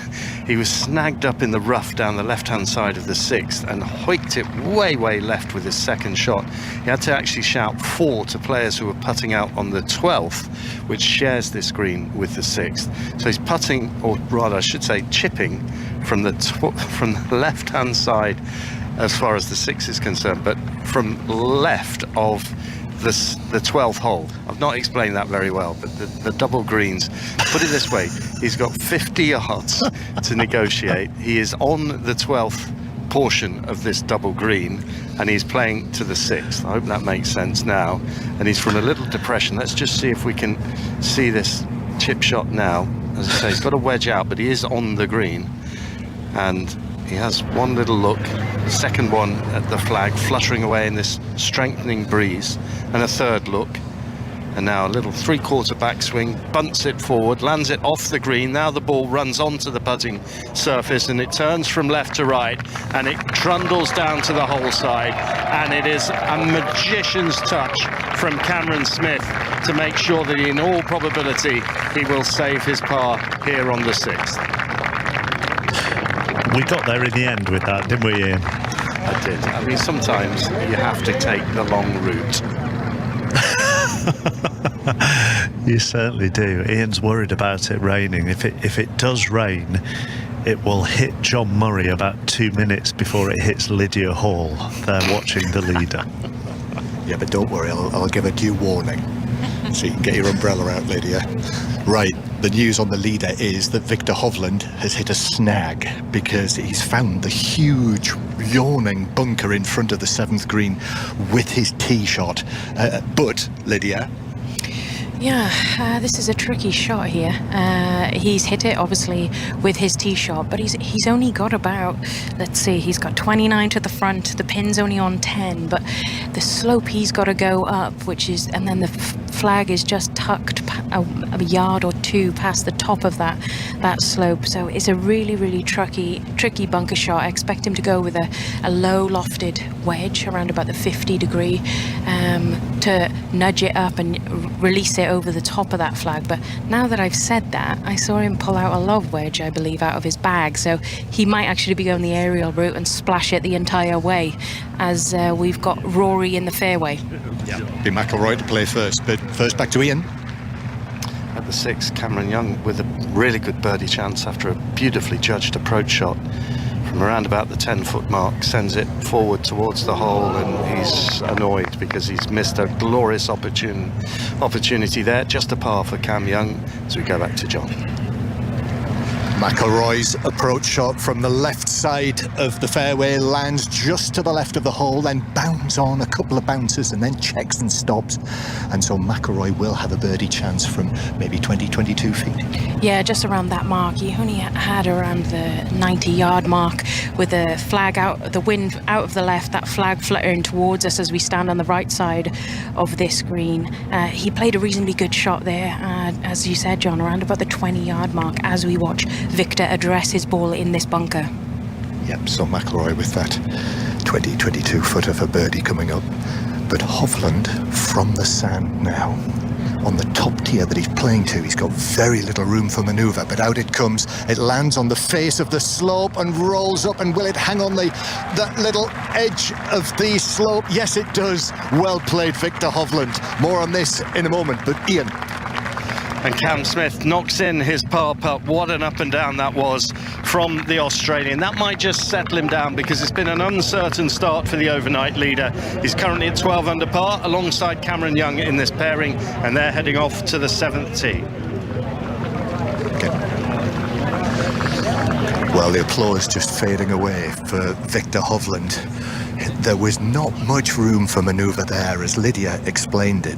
Hovland's ball in the bunker, it's a big bunker, it's not a pot bunker, so he wasn't up against the face or anything like that. He was actually on the back part of the bunker, but he had to play up 1, 2, I think 3 levels, and then the hole is just over the 3rd level, and that's why it was so important that it held on the top of that 3rd slope. It was, I think it was inches from rolling back towards the front edge of the green there, John. He played a fantastic shot, but there was one moment that I thought there was going to be a little bit too much backspin and it was going to roll all the way back, but he's managed to keep it up on the correct level as he reads this putt. Again, he's only got about the 8-foot mark as he tries to read the putt with his feet, known as aim point here. And yeah, I wonder if he's going to slot another one in the back of the hole here. Yep. Rory Mcilroy. I think it'll be a little bit longer, won't it, than 22? I think it's probably maybe 25, 28, something like that. Yeah, and it's up the hill and a little bit of cold breeze that's coming into us now, so he's got to give this a good chance here, John. Right, here we go. McIlroy, this is for 3 birdies in a row. Will it go? Will it go? No, not this time. Not this time. But you're right, conditions have dramatically changed, really. The temperature has plummeted. We were basking in sunshine on the 1st, and now here we are on the 7th. And as Ian Carter was saying, you know, we're thinking, should we put a coat on? Yeah, we're at the most exposed area here, the 7th green, sharing the green with the 11th. And you can just see the water out there in the distance, and it's such a cold wind, and you can see a couple of the caddies and the players putting a couple of layers on here just to keep themselves warm, while they're waiting for the green ahead. Lydia, these fellas here, they're probably from places like San Diego and Scottsdale, Arizona, places like that. They'll be saying, "Oh my God, Scotland was freezing." Anyway, Hovland now. So this is actually a birdie putt for Hovland. Let's not forget that. But he's putting over the top of this slope that his ball very kindly stayed on. Here he goes, down towards the hole. He's not got another one. No, he hasn't. He hasn't. It's rolled by. So the birdie run, that 4-hole birdie run, is over for Hovland. But he will walk around behind it. He's not going to mark. Yes, he is. He is going to mark it. But I think it'll be a par 4 for Hovland to remain in the lead on 14 under par. McIlroy on 12 under. And rather boringly, Mark, we've had, as long as Hovland holds this, we'll have had 2 pars on a hole. I don't know what's going on. That's not good enough, John. I'm relying on you for the entertainment this afternoon. Although there could be something that isn't necessarily down to the shots that is entertaining in the Tyrrell Hatton-Taylor Gooch partnership, although not entertaining for Hatton himself. He started the day 8 under He is level par through 7. But today's golfer have put on Twitter, Hatton is about to stomp Gooch because he's playing insanely slowly, 5 minutes alone for one shot, and not waiting for the group ahead. They've put 2 marshals with the group now. Kat, I believe you've got eyes on them. We've hit a bit of a snare up because we're on the 8th. Tyrrell Hatton is in the group ahead of us. They're on the 8th. They had to wait for the group playing the 10th green to pot out and finish. Tyrrell Hatton is just, stomping is the right word. I think if Tyrrell Hatton could stomp on anyone, he'd stomp on Taylor Gooch first, and then anyone else who came within 6 feet of him. He looks absolutely furious. He's got that kind of stocky build, that set chin, hasn't he? And it's jutting, that chin. And when we were coming up behind them onto the 6th green, I don't know what he did. I don't know when he's raising his hands to the heavens now. He's missed another putt. He's shouting. His caddy is trying desperately not to make eye contact with him. Tyrrell Hatton just tapping in there, and let's see what he does as he moves away from the hole. He's swishing his hands as he came off the 6th green. He threatened to throw his putter down the fairway towards us. He was furious then. The rumour is from today's golfer that it took Taylor Gooch 5 minutes to take one shot, and it's the slow play that's getting to Tyrrell Hatton. I wonder if it's a combination of the way he's playing, some missed opportunities out there, and also Taylor Gooch slowing things down. And we've got to that slow part of the course as well, Mark, where there are inevitable delays. Scottish Scheffler has just managed to get onto the tee now. He's been given the green flag to take his on this par 3 8th, flying over the deep bunker right in front of the green that has reeds fluttering off the top edge of it like eyelashes, and that one comes down about 20-25 foot or so past the pin. And Dustin Johnson to go next with his tee shot on this par 3 8. Andrew Murray, if you're in Tyrrell Hatton's situation, what do you do apart from stomp all over your opponent? Well, you would stomp. Did you say anything? No, you would say something to the referee though, and they've all got a referee with the game, so he's perfectly within his rights. Certainly, if he loses position in the field, he's perfectly within his rights to approach the referee and say, "Look, we might be losing our position in the field," but that's you can see the reason why. There's no question that the referee will be aware of it. I've been in that situation before, and it's horrible because actually you finish up getting your attention diverted to that rather than actually what you really should be doing. And it doesn't take much to upset Tyrrell, as we know. So he's a hothead, and if you get the wrong side, maybe that'll rev him up, or maybe it won't. Yeah, but I don't blame him. If you look at the draw, obviously who you get paired with, but if that person is affecting you. Oh, absolutely right. It's not being selfish. It's absolutely right. He's in his right. Absolutely in his rights. We saw Shane Lowry come through 17. He bogeyed 17, actually, to Shane Lowry. So he's 6 under, going down 18, 2 under for the day. Earlier on, he was absolutely flying. He had back-to-back eagles. We sent Alistair Bruce Ball to watch him, and then it fell apart. So we've moved Alistair Bruce Ball onto Jordan Spieth, And it hasn't fallen apart just yet, Mark. I'm with Olympic champion Eve Muirhead. We have worked out as a combination today. I think this is our 6th group that we are now keeping an eye on. Jordan Spieth is just marching businesslike off the right-hand side of the 15th green. 40-foot birdie putt, perfect for pace, cozied up next to the hole and has tapped it in for his par. So that, I think, is 4 birdies in his last 8 holes. 4 under for the day, 8 under for the championship. Eve, I can see in the background there actually a giant mass of spectators crossing the fairway behind this group. He's playing with the South African Tristan Lawrence, so we're going to watch a few holes of Jordan Spieth. What are you making of it out here? As you said, Ali, the sea of spectators out here surrounding the 15th green and the 16th tee is spectacular to see. They must be about 15-20 deep, multicoloured, all different caps on, enjoying this golf. And Jordan Spieth in his green top, his white hat and his black trousers looks pretty confident today, I must say. Yeah, he's marching back to the 16th tee at the moment, Mark. So we're gonna bring him in towards the old grey tomb, which is looking resplendent away in the distance. The jumpers have come on. It's cooling a little bit. Big galleries gathering down the right-hand side of the 16th. 16th challenging par 4 because it's tight out of bounds down the right-hand side. I can see John Rahm and Harold Varner, the third in the group ahead of us. But Jordan Spieth with his par on the 15th, 4 under for his round today. That's 8 under for the championship. South Africa 17, Wales 14 in the Rugby Union. Somerset need 49 to win from 16 balls in the Blast semi-final. They're 142 for 6. Ian Carter with Smith and Young.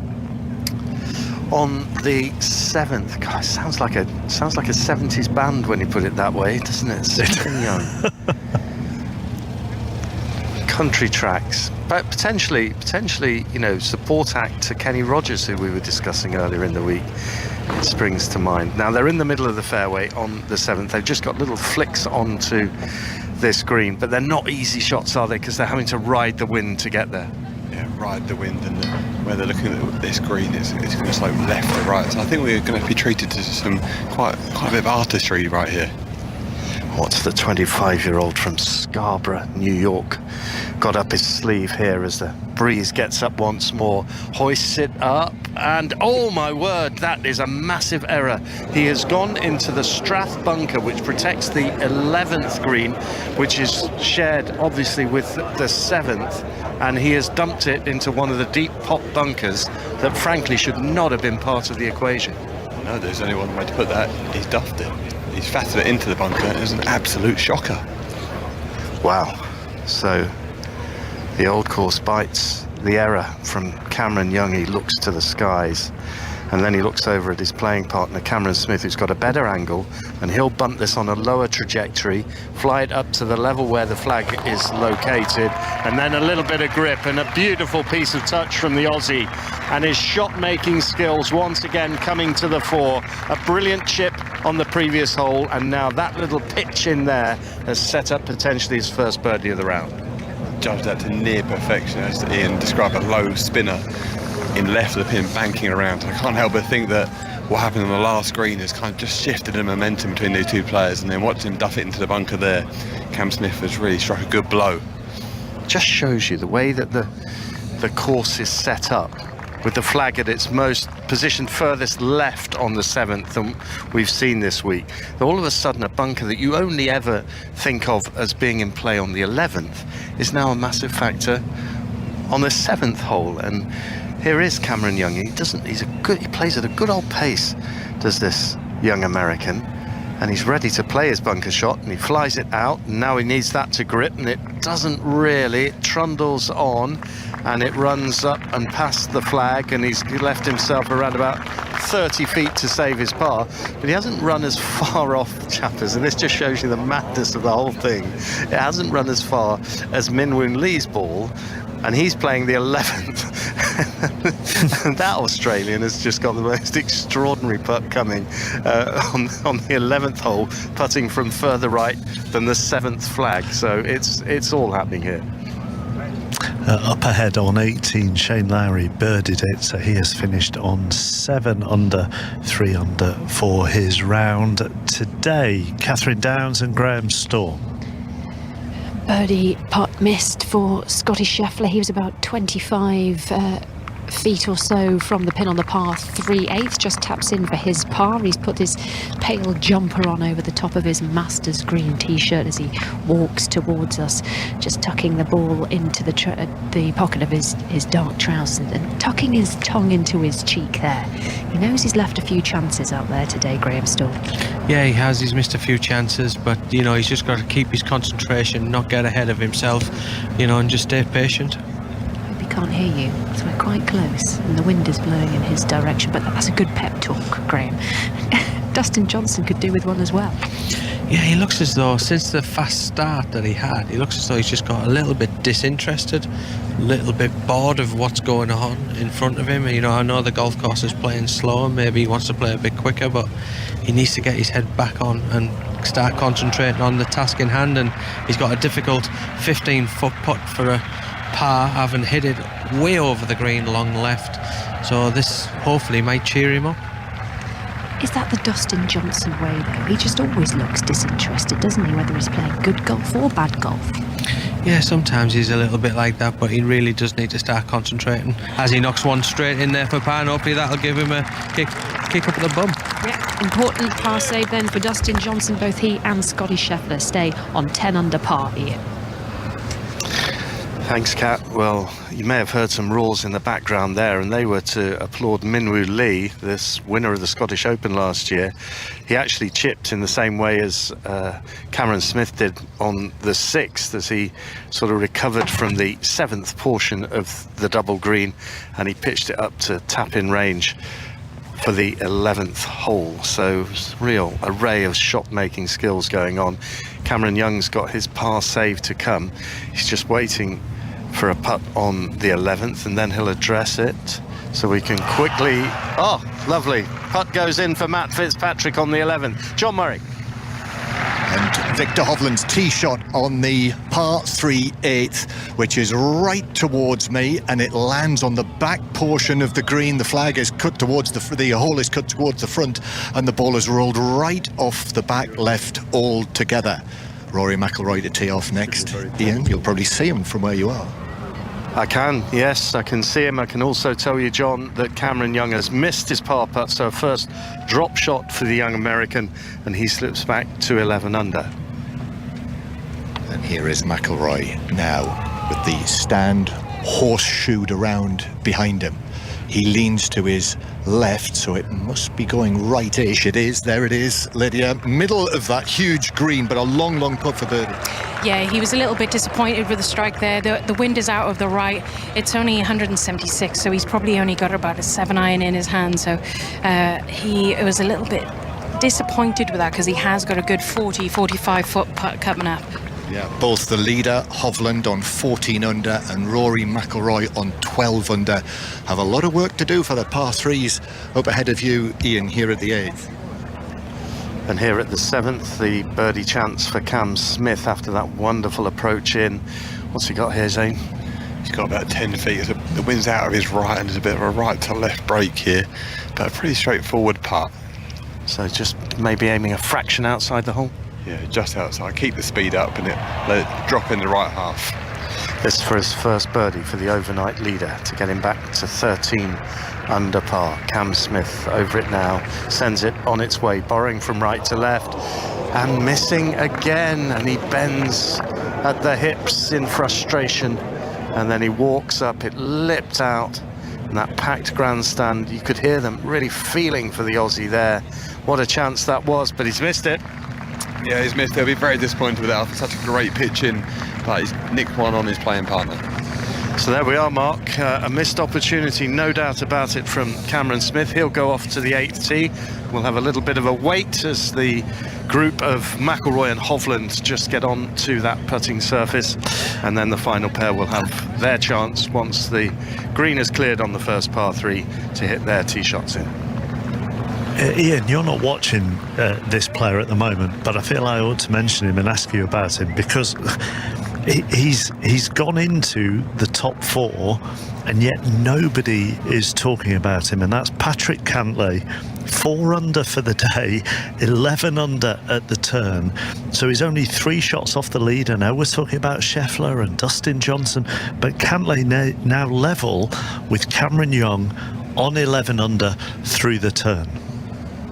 And that's so Patrick Cantlay, isn't it? He is the player yes. that is talked about least, I think, on the PGA Tour, yet lives his life in the top 10, picks off his victories, does it everything in a very undemonstrative way. Sometimes when you listen to him, he actually has some really interesting points to make, but he's kind of viewed, and I don't mean this in a disrespectful way, but he's kind of viewed as being a bit of a dull golfer. He's not like a Cameron Smith with the shot making skills that we've just enjoyed there. He just very efficiently goes around the golf course, and that, it must be said, is what he's doing here today, to sort of almost ghost onto the leaderboard.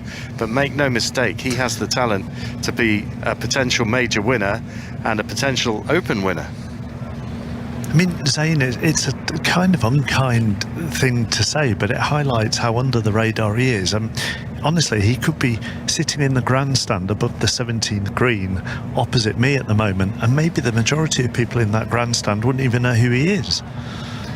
Yeah, I would agree. You know, he's doesn't give you much in interviews. You know, he's quite expressionless when he plays golf. As Ian was talking about his golf game there, nothing really stands out. He's a little bit of a slow player. You know, so it all seems a bit dull, really. But one thing he can do, which is not dull, is the scores that he shoots. And there's been times, and this is obviously turning into quite a lowish scoring major championship, and he is not scared of making plenty of birdies and going deep. So, I mean, he's top four, one to look out for. Absolutely. Tyrrell Hatton has birdied the 9th, so he's had 3 bogeys and 3 birdies on the front 9, level par, 8 over. Maybe those 3 birdies and 3 bogeys really encapsulate the mood he's probably been in on the way round. I would imagine there are highs and lows as he deals with the slow play of Taylor Gooch. Matt Fitzpatrick, by the way, has gone birdie round the turn, birdied 9, birdied 10, birdied 11, and he is now 8 under. John.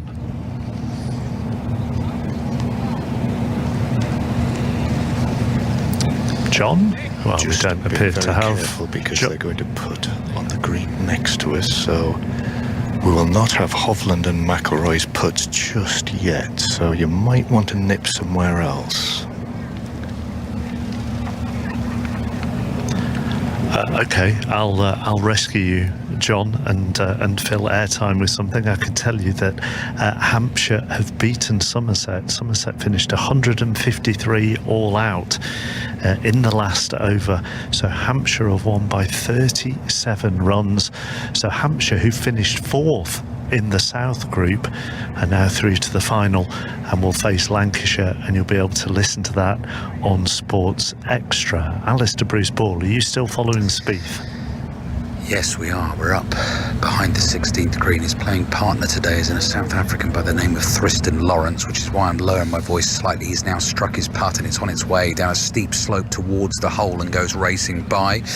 Jordan Spieth has a really interesting slidey left to right 35-footer coming on the 16th. Still on the top page of that leaderboard, 8 under par, 6 shots off the lead, held by Victor Hovland, being watched by John Murray.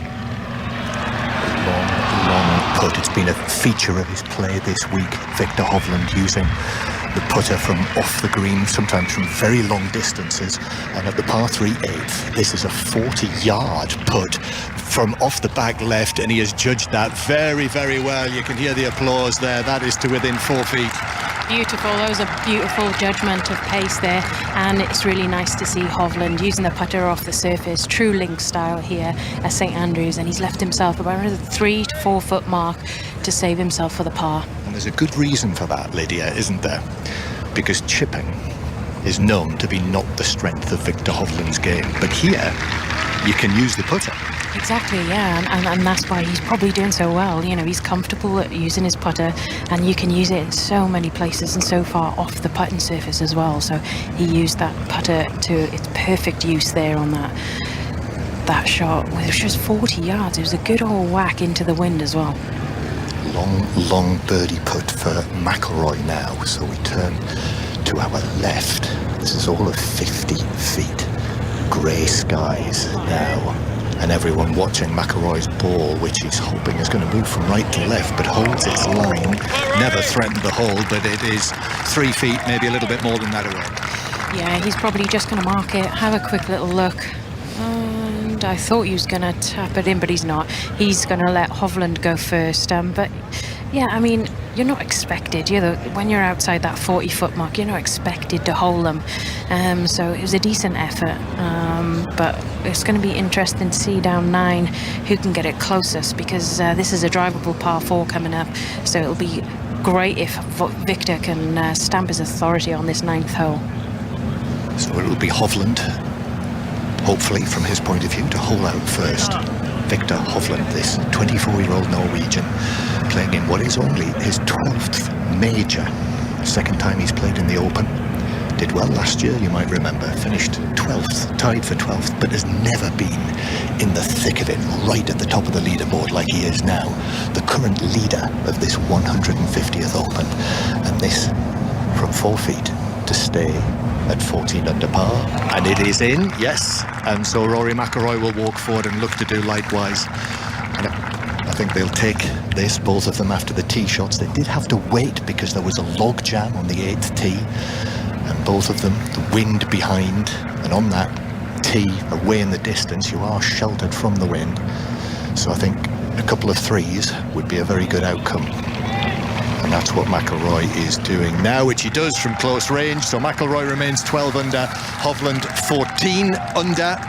And they are the top two. I noticed, Mark, that Victor Hovland, while they were waiting here, was able to have a look at the leaderboard. So he knows exactly where he is in this Open Championship, right at the top of the leaderboard.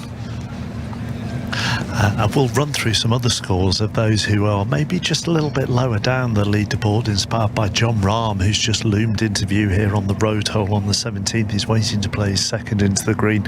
They've been quite delayed, actually waiting for the Patrick Reed group up ahead. So he's 4 under, level par for the day. We will give you some more scores in just a moment, but just that news on Jordan Spieth from Ali.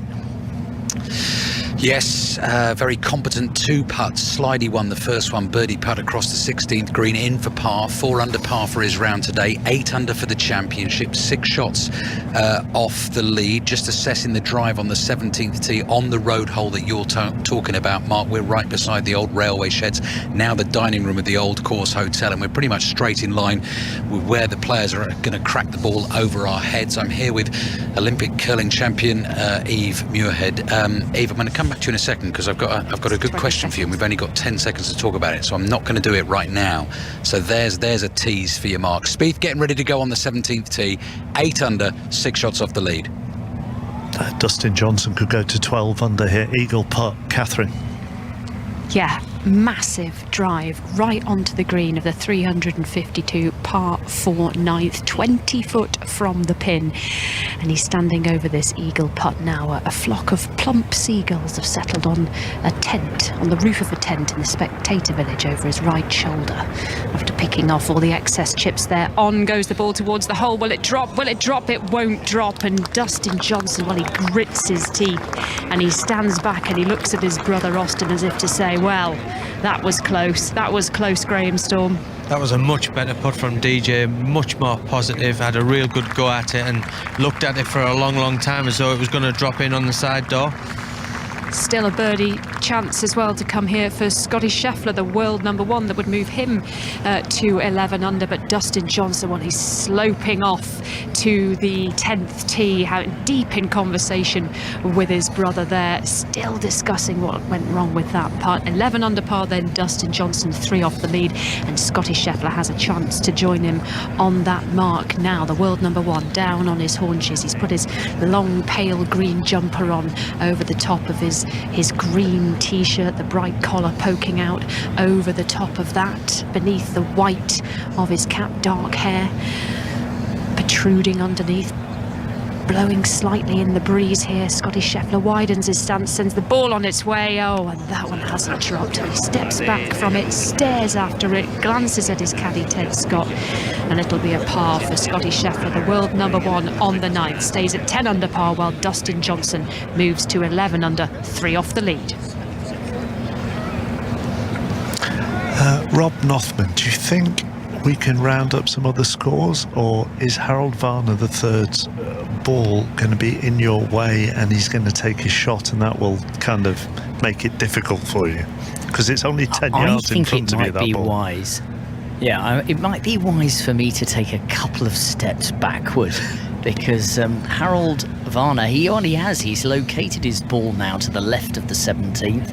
He's got a horrendous pitch over the road hole bunker onto that flag tucked at the back left. Just to say that the leader in the clubhouse, Mark, at 9 under par is Tommy Fleetwood. Some other scores of interest: Matt Fitzpatrick, as we've been hearing, going really well. 3 birdies in a row now, 8 under after 11. Francesco Molinari played well today, former Open champion, round in 66. He's 6 under for the championship. Out on the course, Adam Scott, former Masters champion, is 7 under after 10. And a really interesting battle for the amateur silver medal. Barclay Brown, who we've been hearing from, the Sheffield amateur, still playing very steadily, 5 under par after 12. But the Italian Filippo Celli in with a round of 71 today. He's 4 under in the clubhouse, so only 1 behind. So tomorrow, that promises to be quite a battle for the silver medal between Barclay Brown and Filippo Celli. Myself and Rob by the green on this iconic road hole, the 17th here at St Andrews. What hole have you reached, Ian? I've forgotten. We're on the 8th. We've just seen Cameron Young with a very good chip, actually, from an awkward lie in the fescue rough, just short of the green. He came up half a club short with his tee shot on this par 3, but he's chipped it beautifully, and he taps it in now for his par 3. Lengthy birdie putt coming for Cameron Smith, who flew it at the flag, but it's just so difficult to hold this green. So with the hole located at the front of the green, his ball has run all the way to the back, so a tough birdie putt coming for Cam Smith. Yeah, the actual shot was better than the actual outcome. Yeah, and rode the wind just a touch, got a tiny kick off the downslope, which just took all the spin out of it, and it's rolled on and on. So he's got a putt back into the wind, a little bit left to right, and he's just having a little wander around. I think he's having a look. I think he quite fancies this one. I think he's, we were chatting about it earlier. He looks so good with a putter in his hands. The way he just slides the club behind it, he just looks like he's been born with a putter in his hands. It just hasn't happened on the greens for him so far. It almost set the tone with his 3 putts out of nowhere that we've witnessed on the very first hole, and that after immaculate putting displays on the first 2 days. Anyway, he's ready now, but it's noticeable the number of these double greens where the hole locations have been as close as they've been all week, and it means that the players have to give way, and they're looking over. He was looking over to what's happening on the 10th, where Tyrrell Hatton is. They tend to take it in turns, but it does slow things down. But Smith is over this now. Lengthy birdie putt on the par 3 8th. Gives it a firm wrap, sends it on its way towards the hole. Looks pretty good, but just misses on the left edge. So further frustration for the Australian, still to find a birdie in this 3rd round. Yeah, an easy 3 there in the end. It was good pace, good ball. He's getting the ball past the hole now, so he's got his pace in. I think it's only a matter of time before he starts rolling them in for birdies. And he is over this par putt, very straightforward, taps it in. So par 3s for both these players, but just went. And we'll get into that point in a moment, Zane. But let's hand you back to Mark right now. South Africa 24, Wales 14, with just over 10 minutes to go in that series decider. Here on 17, we're up on the green. Alistair Bruce-Ball, where are you? Because you're following Jordan Spieth and I can't see you. Where are you? Yeah, no, catching up with you, Mark. I've just had to stop dead in my tracks because I'm right on the eye line of John Rahm's putt that you've got in front of you on the 17th green. Now we're 70-80 yards away. I can see a gull come swooping into his line of vision as well. So if he does miss it, he can blame the gull and not me. He's speeding that one along the 17th green and it doesn't drop. The question they've all been waiting for, which I was about to ask Eve Muirhead, we're now following Jordan Spieth. He's coming marching up to have a look at what he's got with his approach. He's a cracking drive down this road hole, the 17th here at the old course at St Andrews. He is a notorious chatter, Eve. He's great fun to watch because he's always talking. You hear the conversation with the caddy. As soon as he's hit a shot, he's telling you what he's doing, what he thinks of it. What about you? You like that? I do. I always kind of think that the more communication you can have, the better, but that has to be good communication. Having been am in a team sport, it is important that you are communicating every small detail. And like what you said about Jordan, I think him and his caddy, they're a team, aren't they? So I think it's important they work together. We just saw him crack his drive down here in the 17th, straight over the engine shed, and he's now marching up towards the green to check out the line, check out where he can land the ball, and he just looks at all those really, really small details. So watching the young 28-year-old former champion here is incredible to watch. That's your cue, Mark. I'm waving at you. You talk now. Yeah. Oh, I was just waving back at you. Hi, Al.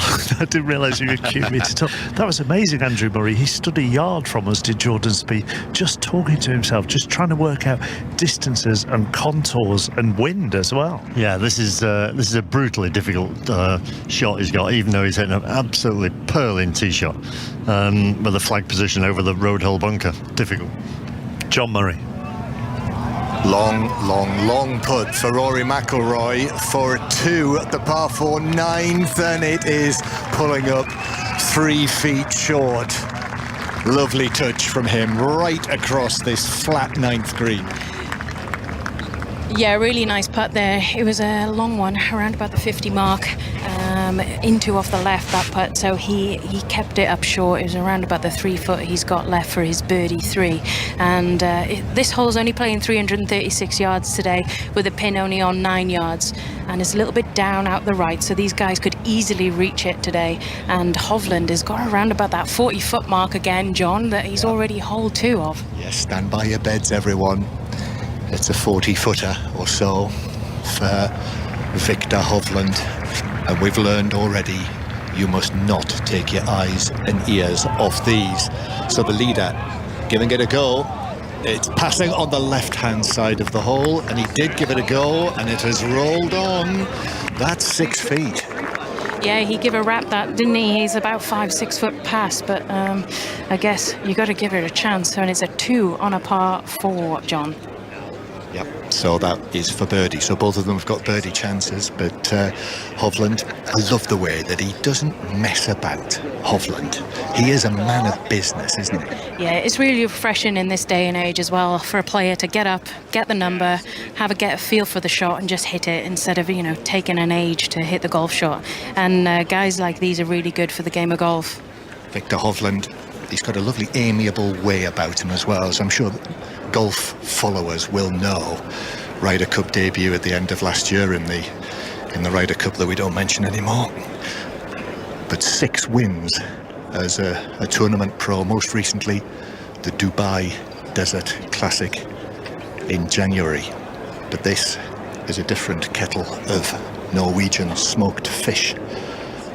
And this is 6 feet for his birdie to extend his lead to 15 under par.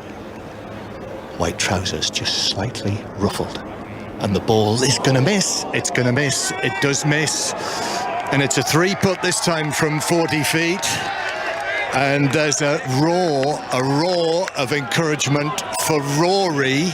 And Hovland, I don't think he didn't finish off there, did he either? I can't see him. We're right down the eye line of Tiger, and we're kind of taking shelter behind these cameramen here, so can't quite see the hole from where we're stood, so I'm unsure. I don't think he has, because he's still stood on the green there, Victor Hovland, as Rory stalks this putt.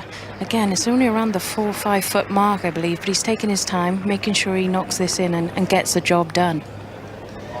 So this for McIlroy to move back to within 1 shot of his playing partner, the leader Hovland. Be a big roar here if this goes in, which of course it does. A 3rd birdie of the front 9 for Rory Mcilroy, and he moves to 13 under par. And Hovland still has not finished off, and there must be a foot or so. Yeah, and what a back 9 we're heading into here. This is going to be a duel for this back 9, John. I can't wait. Hovland marked just about to finish off for his par 4, so it's a 3 putt. Yes, in it goes. A 3 putt from distance for Hovland. He remains at 14 under. And Rory Mcilroy has moved to within 1 shot of him on 13 under. Great entertainment, this. Wouldn't it be wonderful if these two were playing again tomorrow afternoon? Hovland 14 under, McIlroy 13 under, Cam Smith 12 under, then the little spoken about Patrick Cantlay on 11 under, along with Dustin Johnson and Cameron Young. Scotty Scheffler is on 10 under. Tommy Fleetwood, the leader in the clubhouse at the moment, on 9 under, but also on 9 under Siwoo Kim. Jordan Spieth in front of us here on 17, who is 8 under. Matt Fitzpatrick also on 8 under, and Taylor Gooch completes the top 10 also on 8 under. Tyrrell Hatton has dropped back to 7 under. Kat. Dustin Johnson just acknowledging the applause here on the 10th after draining a 6 foot or so birdie putt, but will move him to 12 under par. 2 shots off the lead now then. The tall 6'4" American, former Masters winner, US Open winner as well back in 2016, and he just stands propped up on his putter looking back down the fairway towards Rory Mcilroy and Victor Hovland, as if to say, you know what, I've got you guys in my sight. And he has his hand on his hip. The bearded face is looking down this 10th fairway away from Scotty Scheffler, his playing partner, who himself sinks his birdie putt, and that takes him to 11 under par. So he's now 3 shots off the lead. Birdies for both of them here on the 10th, and maybe they've got things going again as we make the turn and head for home on the back 9 here with Dustin Johnson and Scotty Scheffler. Just outside the top 10 that I gave you a few moments ago is Shane Lowry, 7 under today. 7 under at the end of the day. His round was actually 3 under, but he did have back-to-back eagles, and after he finished, he spoke to Andy Stevenson. Shane, it had been looking so good for you, 9 and 10, those 2 eagles in a row. Just talk us through those first of all before we get into the rest of the round.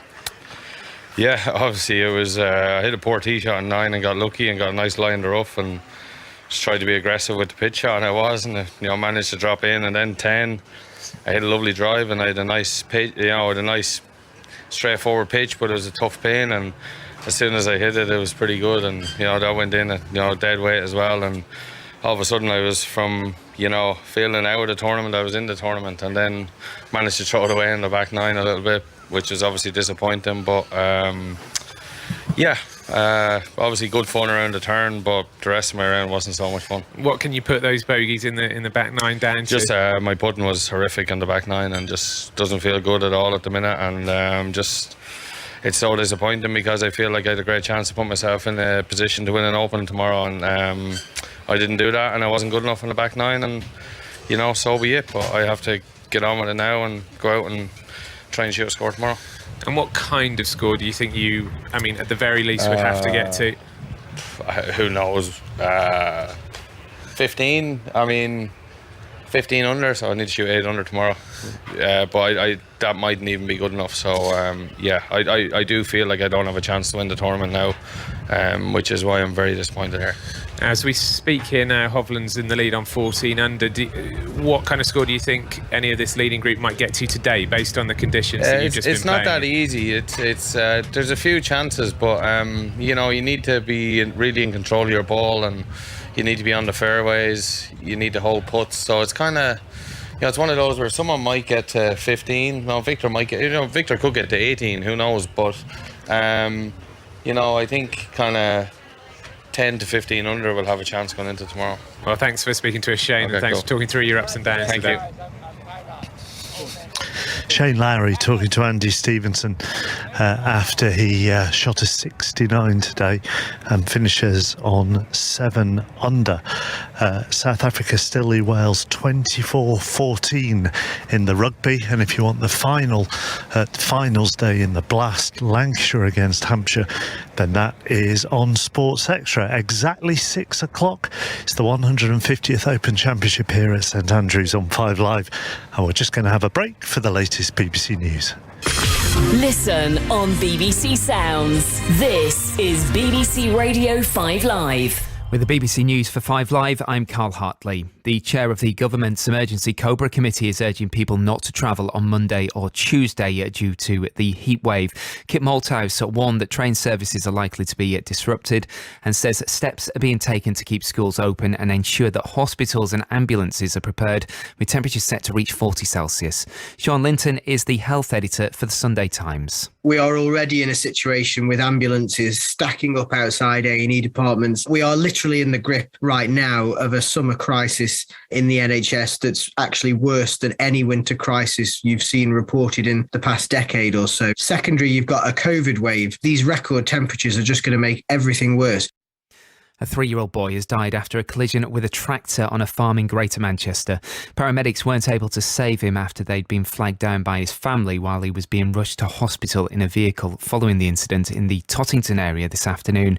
Detectives in Bury are now investigating. Ukraine is facing an increase in attacks after the Russian defence minister ordered the military to step up its offensive in the country. Sergei Shoigu made the call during a visit to a command centre to counter Ukrainian assaults on the Russian-occupied east of the country. The Trade Minister Penny Mordaunt, who is one of the front-runners in the race to become the Prime Minister, has accused the other candidates of running a Black Ops briefing campaign against her. In an interview with the Daily Telegraph, she said she would not do that to her opponents. Ian Beryl was a speechwriter for David Cameron during his leadership contest in 2005. Everyone is now a Brexiteer. No one accepts that Brexit's causing any problems, so there's this pretense that it's all going great. Everyone is getting away with saying we want tax cuts, we want a smaller state. And an army officer who made history trekking to the South Pole in January is now hoping to become the first woman to complete a solo and unsupported crossing of Antarctica. Captain Preet Chandy is training for the new challenge, which involves travelling at more than 1,000 miles and enduring temperatures of up to minus 50 Celsius. The 150th Open Championship. With Mark Chapman on 5 Live. Been a testing day so far for the final group here at the 150th Open. Cam Smith 1 over for the day, Cam Young level par for the day, but Ian Carter, they have chances to make a move now. They do, Mark. Cam Smith has just putted for eagle on the par 5 ninth, coming up pretty adjacent to the hole, so he should make his first birdie of the day. Something extraordinary has happened though, up ahead from us. And it's Rory Mcilroy. Rory, John here. Rory, can you come? What a noise. What a noise. At the 10th for Rory Mcilroy, who has holed a bunker shot. His tee shot landed up in a pod bunker short of the green, and he's only gone and holed it for a 2 to take the lead at 15 under par. That is extraordinary from this young golfing superstar. Yeah, he only had 37 yards out of the bunker, perfect line. He played the perfect shot, got goosebumps, stood out here. The crowd went insane. I've never heard a roar like that. That was incredible. More in it in a moment, Mark. But all falls quiet now because Scotty Scheffler's got a tee off on the 11th.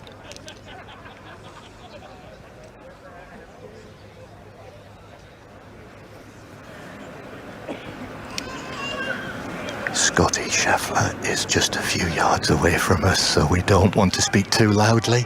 It's amazing. That is golf for you. We go from absolutely deafening noise to silence, and Scheffler, having witnessed all of that and had to just compose himself amidst all of the hullabaloo, has composed himself brilliantly. Ian. Okay.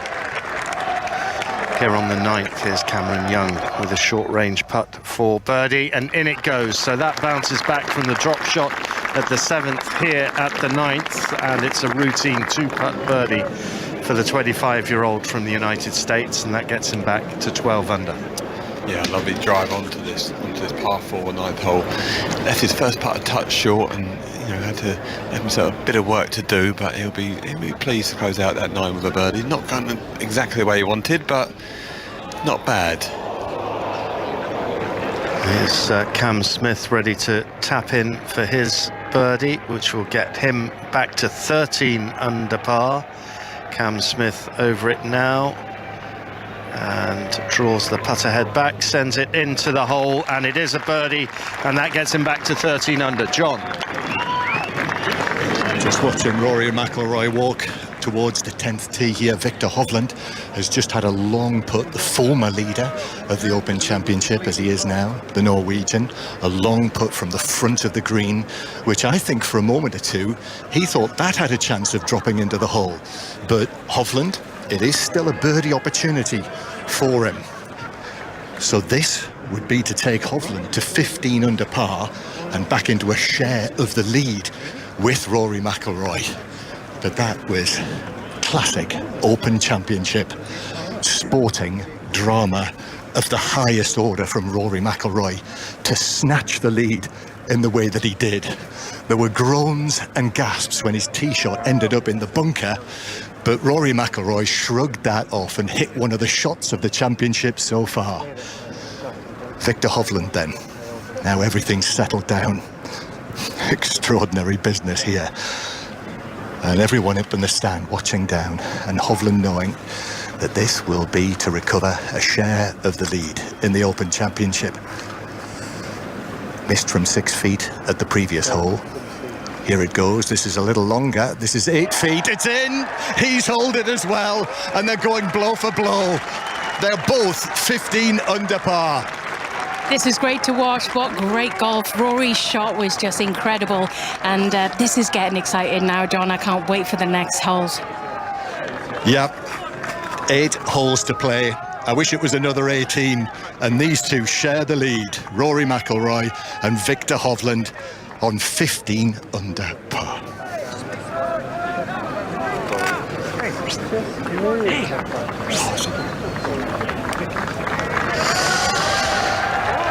Well, this is Alistair Bruce Ball here on this side of the 18th fairway. We are walking down it, Eve Muirhead and I, with Jordan Spieth, Open champion in 2017. We have just seen him drop a shot on the par 4 17th, the infamous road hole. He was long and left with his second shot, chipped back from the back of the 17th green, didn't give it enough, left himself a good 15-footer and couldn't hole it. So he's stomping his way down the 18th fairway back to 7 under par, a full 8 shots off the lead. We are actually going to head our way down the front 9 of the golf course because it's completely empty and go and find Patrick Cantlay.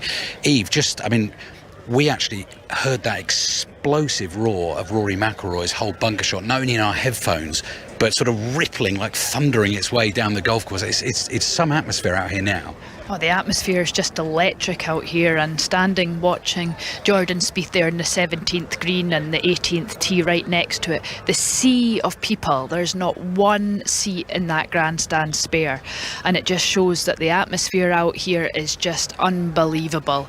It's starting to get a little bit colder now, but the players are ripping up this golf course and it's such enjoyable golf to watch. Right, this is a little bit like crossing the road, Eve. We're going to look left and look right and see if we get a green man, which we do, which enables us to get across the shared 1st and 18th fairway. So we're going to go and find Patrick Cantlay. Some back 9 to come here on the Saturday evening of the Open Championship. And Cat Downs is watching Dustin Johnson. Really, really long birdie putt on the par 3 11th alley. He was much closer, in fact, to the flag on the 7th, which shares the green with the 11th, this hilly ridged green, and that one comes up a couple of feet short for a birdie chance for Dustin Johnson. Birdie coming up, though, perhaps for Scotty Scheffler, who's on 11 under par after birdies for both of these players at the 10th, where we just saw those fireworks for Rory McIlroy from the bunker. Dustin Johnson on 12 under par, that's now 3 off the lead, and Scotty Scheffler on 11 under. Can he make it to 12 to tie his playing partner Dustin Johnson? Both of them wearing these pale green tops. Dustin Johnson hasn't had to put his long sleeves on yet. The South Carolinian isn't feeling the chill, but the two of them look like they're wearing team colours out here at the moment, both in very similar coloured tops. Dustin Johnson standing with his hands on his hips, his legs braced against this brisk wind which is now hurtling down from the town of St Andrews along this peninsula and straight out to sea where a veil of rain is blowing down the Eden estuary and out into the North Sea. Scottish Scheffler sends this one down the hill and into the hole. It's a birdie for the world number one, and he moves to 12 under par. 3 shots off the lead now, the Masters champion. And Dustin Johnson and Scottie Scheffler both on 12 under par for now, chappers. Might help if we just pause for breath after that last 10 minutes or so and recap the leaderboard for you. Victor Hovland and Rory Mcilroy, both 15 under. They're playing together. They're 5 under each of them for their round as they go down 11. Cameron Smith, the overnight leader, back to 13 under. He's level par for his round. Dustin Johnson and Cameron Young are both on 12 under. Patrick Cantlay and Scottie Scheffler are on 11 under. And Tommy Fleetwood continues to be the clubhouse leader on 9 under after a 6 under par 66 today. Jordan Spieth on the 18th green, just away to our left. He's a little bit further back. He's on 7 under through 17. 3 under for his round today. Rob Nothman and Andrew Murray are watching him. His iconic St Andrews shots coming up. He has managed to just tiptoe his drive at the par 4 18th onto the front of the green, and now he has to come up through the Valley of Sin. This is a horrendous looking putt, Andrew. Well, it's a difficult putt. I wouldn't say it's a horrendous looking putt, but it's a pretty big steep slope up and across to his right, and then he's going up the ramp towards the hole on its way. Oh, the crowd will tell you how close that is. I mean, that is wonderfully judged, Rob. Up the slope, that's a fairly steep slope. I mean, it's 6 foot deep, the Valley of Sin, for those that don't know it. And it's, well, that's a terrifically judged putt, that. Maybe a 1.5 foot short. For any amateur, that was horrendous, let me tell you. Let's go out to the 11th tee shot of Rory Mcilroy, John Murray. Yes, we don't want to take our eyes off Rory Mcilroy at the moment after what happened on the previous hole when he holed his bunker shot from short of the 10th green, and his tee shot at the next hole, the par 3, the 11th, has actually just caught the slope. The flag, the hole is just over the big bunker at the front, and it's caught the slope and rolled down back in front of the other portion of this green to the right. So now Victor Hovland will hit his tee shot. It's playing 163 yards today. Grey skies above the old course. There's a whoop from someone as he strikes it. He watches it. I think he likes this. And it lands beyond the flag and rolls up towards the back right of the green and has not drawn to a halt yet. I think it might catch the slope and roll further away. It is. It's continuing to roll further away across the back of this huge double green, and I think it's closer to the other hole on the far side with the yellow flag that is fluttering away in the distance than it is to the flag of the 11th. Lydia Hall. Yeah, they had 165 to the pin on that one. The wind coming into off the left around about 10 o'clock. I was quite surprised actually because they had a decent amount behind the flag.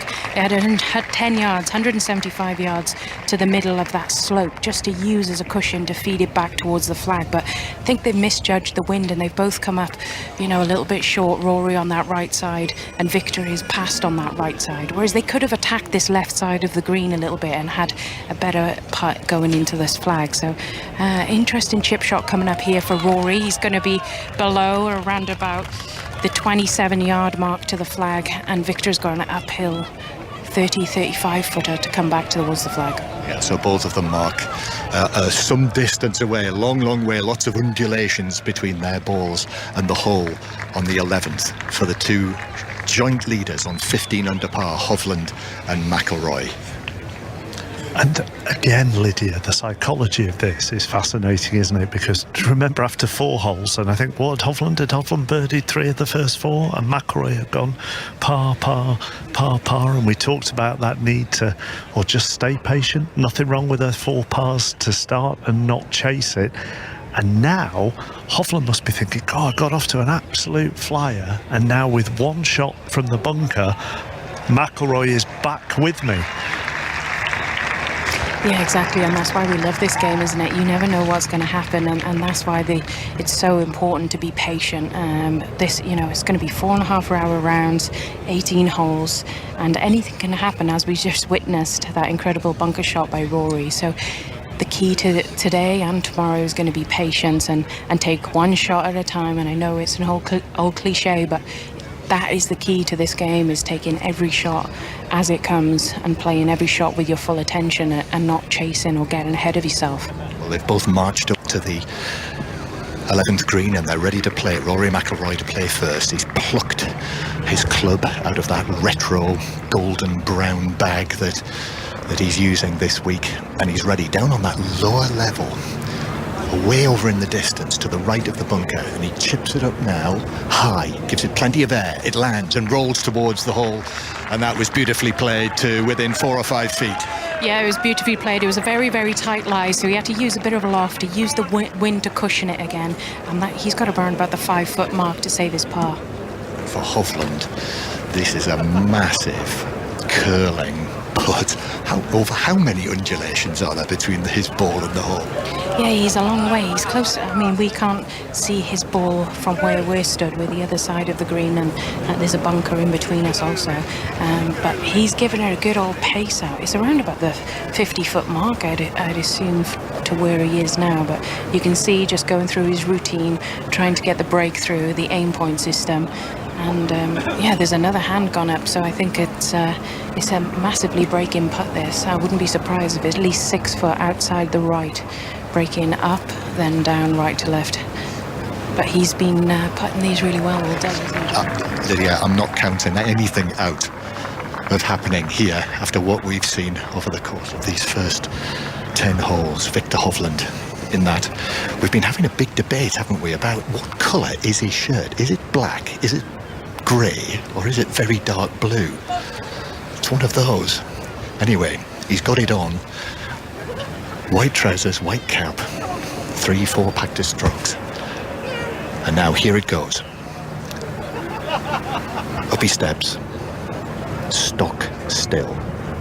Trying to get this up over that first slope, which he does. Out to the right, and it looks as though it's going to curl round short of the hole, and I still think he's further away than McIlroy, possibly 6-8 feet, maybe a little bit more than that, and he needs that for his par 3. Right, that is the penultimate group, and the only group out on the course behind us is being watched by Ian Carter. Oh, and Cameron Smith just shaving the edge of the hole, looking for a birdie at the 10th. It was an outside chance from 28 feet. Yeah, he kind of just miscued his pitch shot in, which wasn't that hard back into the wind. He just didn't get the spin that he was looking for. Roll on to 28 feet there and gave it a good roll. Got down on his knees, he thought he had it. Yeah, he had the birdie on the 9th, but he's going to have to settle for a par on the 10th, which will keep him at 13 under par, the overnight leader. Level par for his rounds so far, having gone to the turn in 36. Cameron Young, he could do with holding this one, slightly shorter birdie putt for him. Yeah, again, up the hill, slightly miscued his wedge shot also, but you've got an opportunity here. Not a hard putt, up the hill, slightly right to left. Ball's on its way. On its way now, and in! And that's just what the American needed, and that moves him alongside Smith at 13 under par. John Murray. With joint leader Hovland has to hole this, which he does, I would say 7 feet. And after his 8-footer for his birdie at the 10th, that was a fine putt for his par 3 at the 11th to stay 15 under. McIlroy to play next. Ian, though, back with you behind us. Yeah, we'll shout for it if you need it, John, because Cam Smith is very deliberate over his putts, and he's just got this little tickly one to make sure he saves his par on the 10th. He's addressing the ball now, just a very slight widening of the stance. That's the trigger point. And then stock still, sends it forward into the hole, and it is a par for Cam Smith. So Smith, on the first hole of the back 9, remains at 13 under. Cameron Young moves to 13 under, and here's Rory with John. Yeah, rather obligingly, Ian, Rory McIlroy is waiting for Scheffler and Johnson up ahead to play off the 12th tee. In fact, Scheffler's played. It is going to be Rory to play next. So McIlroy now, this from 3 or 4 feet for his par, and it drops into the hole to keep McIlroy at 15 under and in a share of the lead. And from where their tee shots ended up here at the par 3 11th, again, very, very good play to come out of that, both of them with threes. Yeah, that was really important there, and it's starting to feel a bit of a match play. I know it's only Saturday, but this is head-to-head stuff here, John. Yep, head-to-head between these two, Mark, but asterisk, we're not ruling out the possibility of one or two others getting involved in this shake-up just yet. No, you really wouldn't, would you, Lydia? I mean, you know, Young and Smith just 2 behind, so obviously that can change very quickly. And then behind them for a further shot, you've got Scheffler and Johnson. So Patrick Cantley now a little bit further back on 10 under, but you look at the 6 that we've mentioned, the last 3 pairs out, you still wouldn't rule any of them out.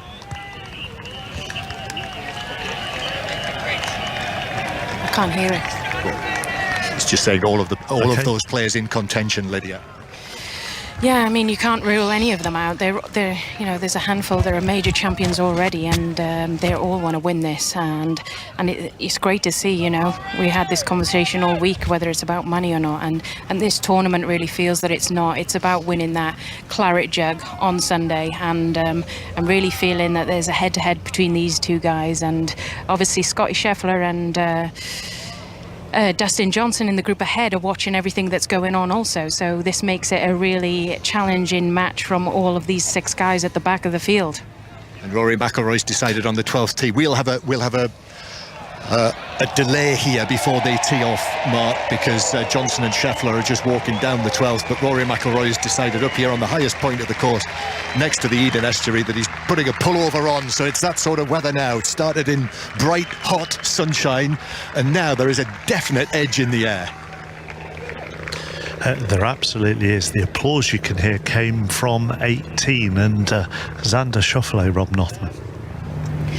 Has made an eagle 2, drove the green, the ball skirted up the Valley of Sin, went about 20 feet past, and Xander Schauffele has holed it for a 2, and that got a big roar, Andrew. What a putt that was, wasn't it? I mean, down the hill, left to right. This green is really tipping from the road towards where Wheel stood on the other side of the fairway, and you can really see it from here. There's a massive slope on this green that you can't really see terribly well on TV, and that was a big snaking left to right down the hill. What a putt to hole on the finishing hole. And that will make him feel a lot better because he's had a tough day. An eagle 2 at the last, but it was a round of level par 72. He's in the clubhouse, Mark, at 5 under.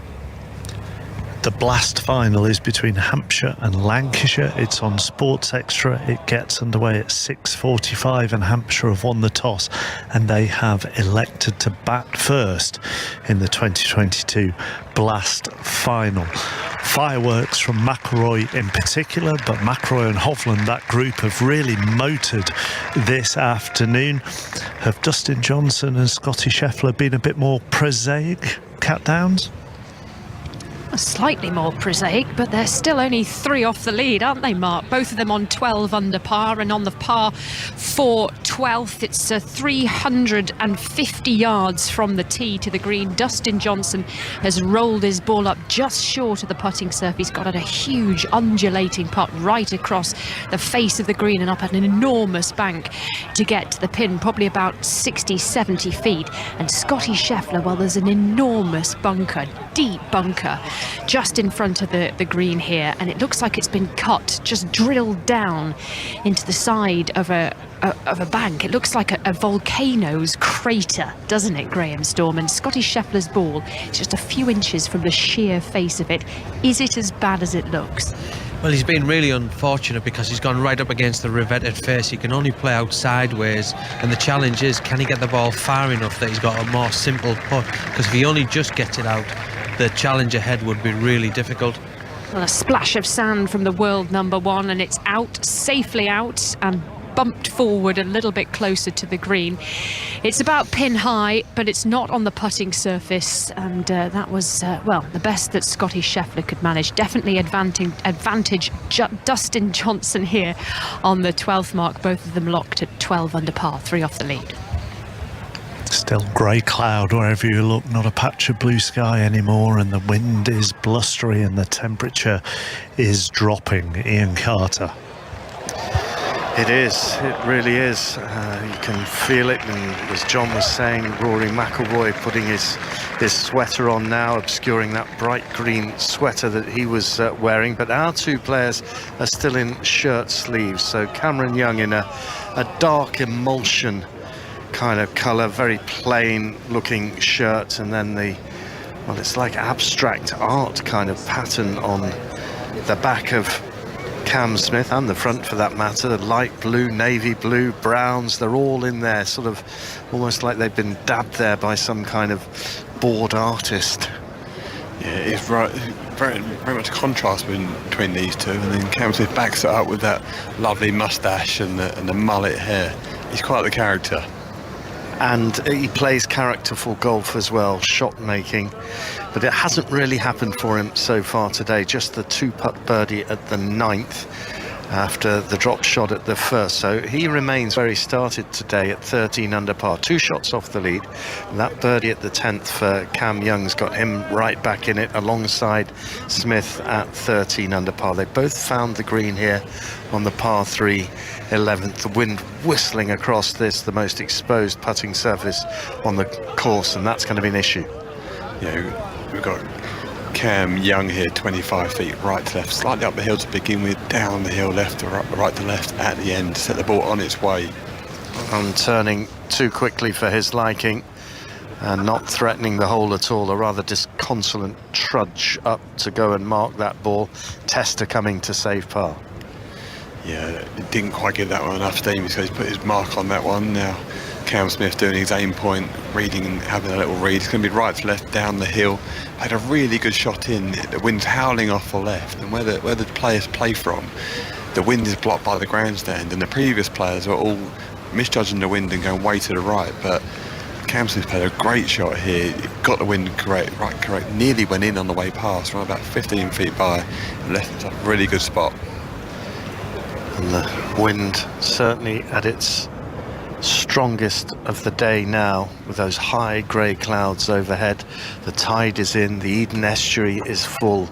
It always looks spectacular here. RAF Lucas, as was the airport over on the far side. We can see the bright orange windsock, and it is fully illuminated at the moment and flying at right angles to its white post. But here on the green is Cam Smith, and he's putting for birdie to move to within a shot of the lead. The Australian sends it on its way down the slope, but no, it just turns away, and he gives a shake of the head in frustration.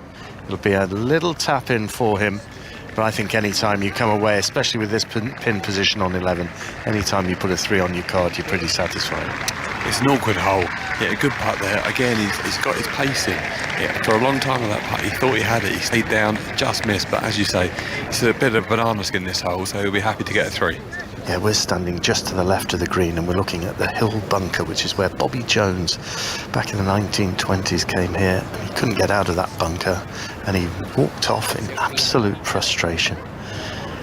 Anyway, Cameron Young taps it in, and he makes his par 3, and that keeps both these players at 13 under par as we throw it ahead down the 12th to Catherine Downs.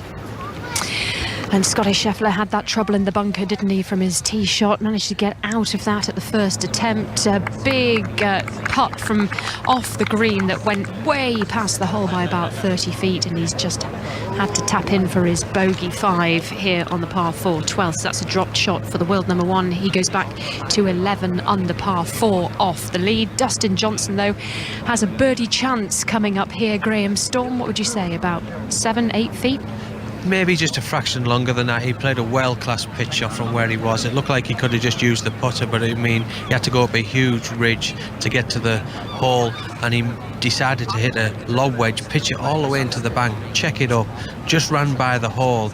But this is an outside chance. It's not an easy putt. It's back up the hill into the wind, so it will be really slow. But, you know, if he stays positive, he's got a chance still.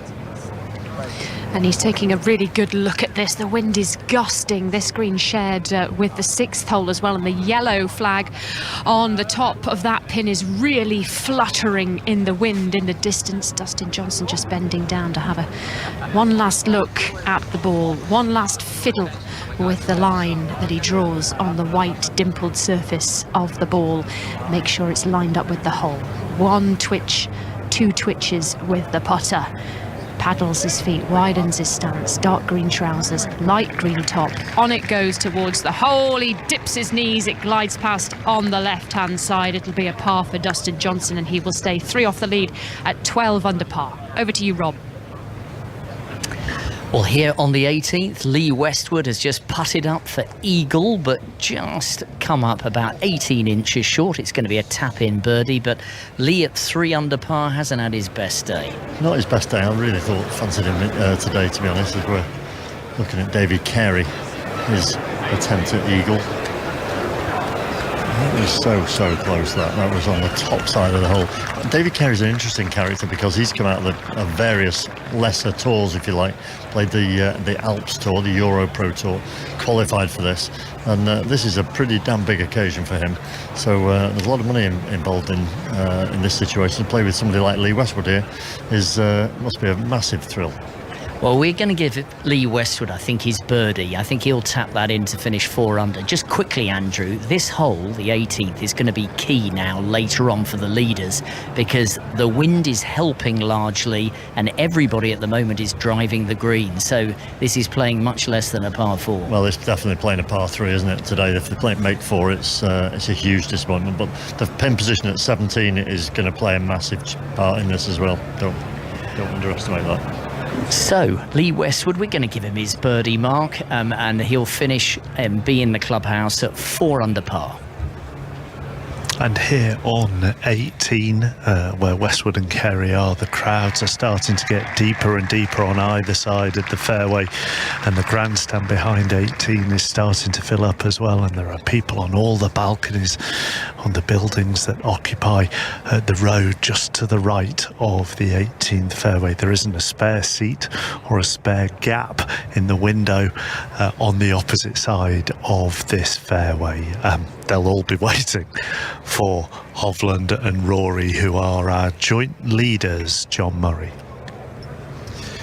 And they've just teed off on the 12th, the par 4 12th, Hovland and McIlroy. So technically speaking, they've just made the turn for home, so they'll be able to see the old grey toon away in the distance, and the tee shot of Rory Mcilroy has landed in the fairway and just rolled to the left. I mean, he's only 20 yards short of the green, and Hovland, actually, I did wonder for a moment whether he might flirt with the ghost down the left-hand side behind that grandstand next to the 6th, but it's landed in the long grass, and he should be okay over there, Lydia. Yeah, he should be. He's probably just going to nudge it out of that rough and run her up that severe slope that's in front of this flag. And Rory's got a tough shot coming up. You know, he has only got it around the 21 to the front, and this pin is just tucked on a little corner over a reasonably large slope. And this wind is out of the right as well. So again, it's a par 4. They've hit big drives down here, and they're all within 50 yards of the flag. So we would expect normal circumstances up and down here, but this is a tricky pin position for them both. Yep, anything could happen, and I'm saying that with a heavy heart, Mark, that they've turned for home, because we just don't want this to end. They're both 5 under for their rounds today, 15 under the leaders, the joint leaders of this Open Championship. Are you trying to get a plea in early that if they're the partnership again tomorrow, you want to be with them? Is this where the battle begins amongst the 5 Live team? I'm not pleading. We're not like that. We're not like that. We're not pleading for anything. We'll get what we'll get what we're given, and we'll be happy with that.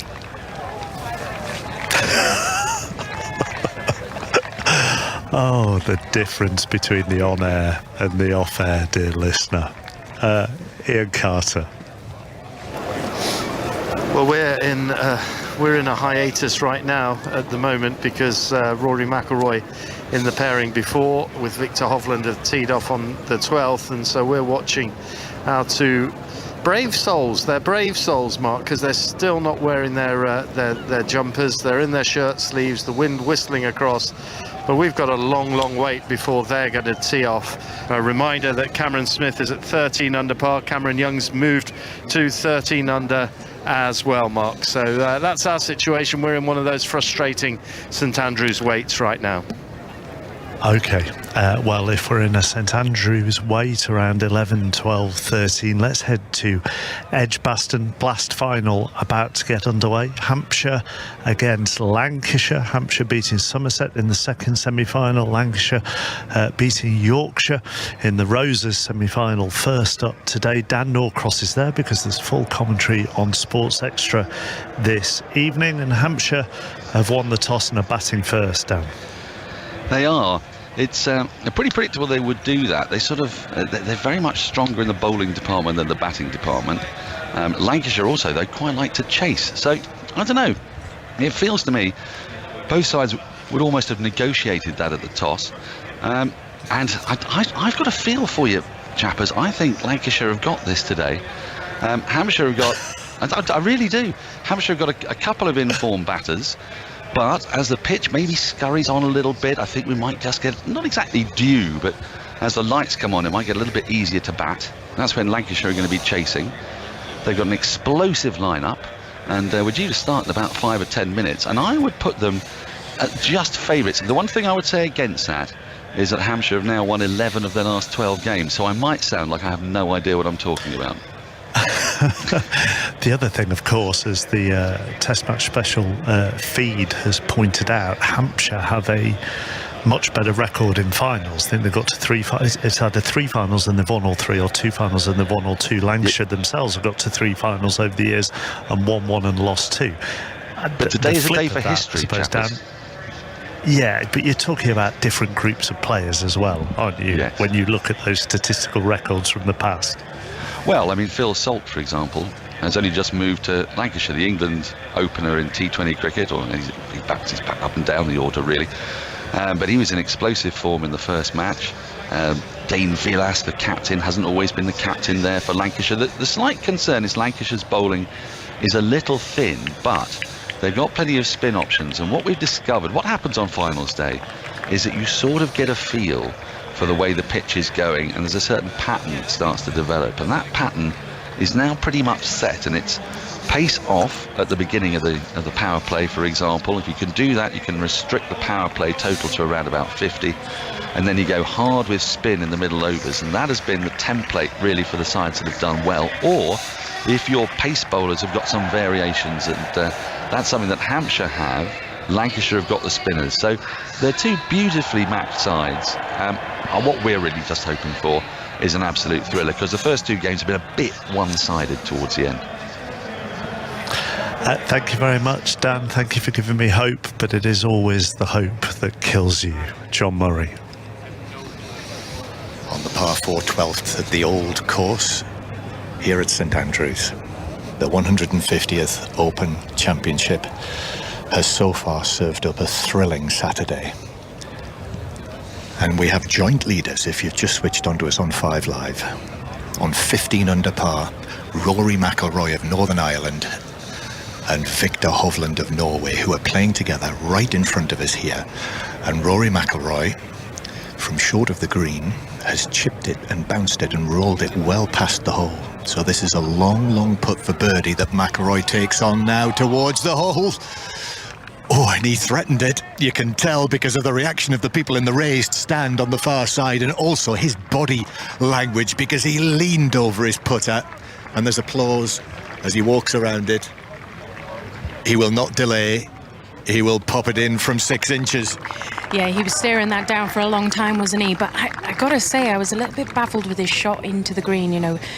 He only had about 22 to the front and the pin's only on 14. So, you know, he had 36 yards and there's such a severe slope right in front of the flag. And he chose to go the aerial route where it is a little bit downwind off the right. And he was relying on a decent bounce and a lot of backspin, which he did not get. So, whereas Victor has played a beautiful shot, he was in the rough. So it was kind of his only option to slow the ball down. He nudged it into the bank in front of the green and it just popped up, dribbled over the edge of the slope, and he's only gone about 6 to 8 feet, I think, here from where we are stood, which is about 30 yards away from him. So he's got around the 8-foot mark, breaking a little bit right to left, and this should be interesting, John, if he can hold this out.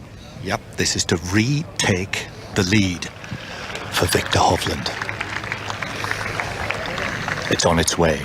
And Hovland, immediately moved away. He knew that wasn't going to drop.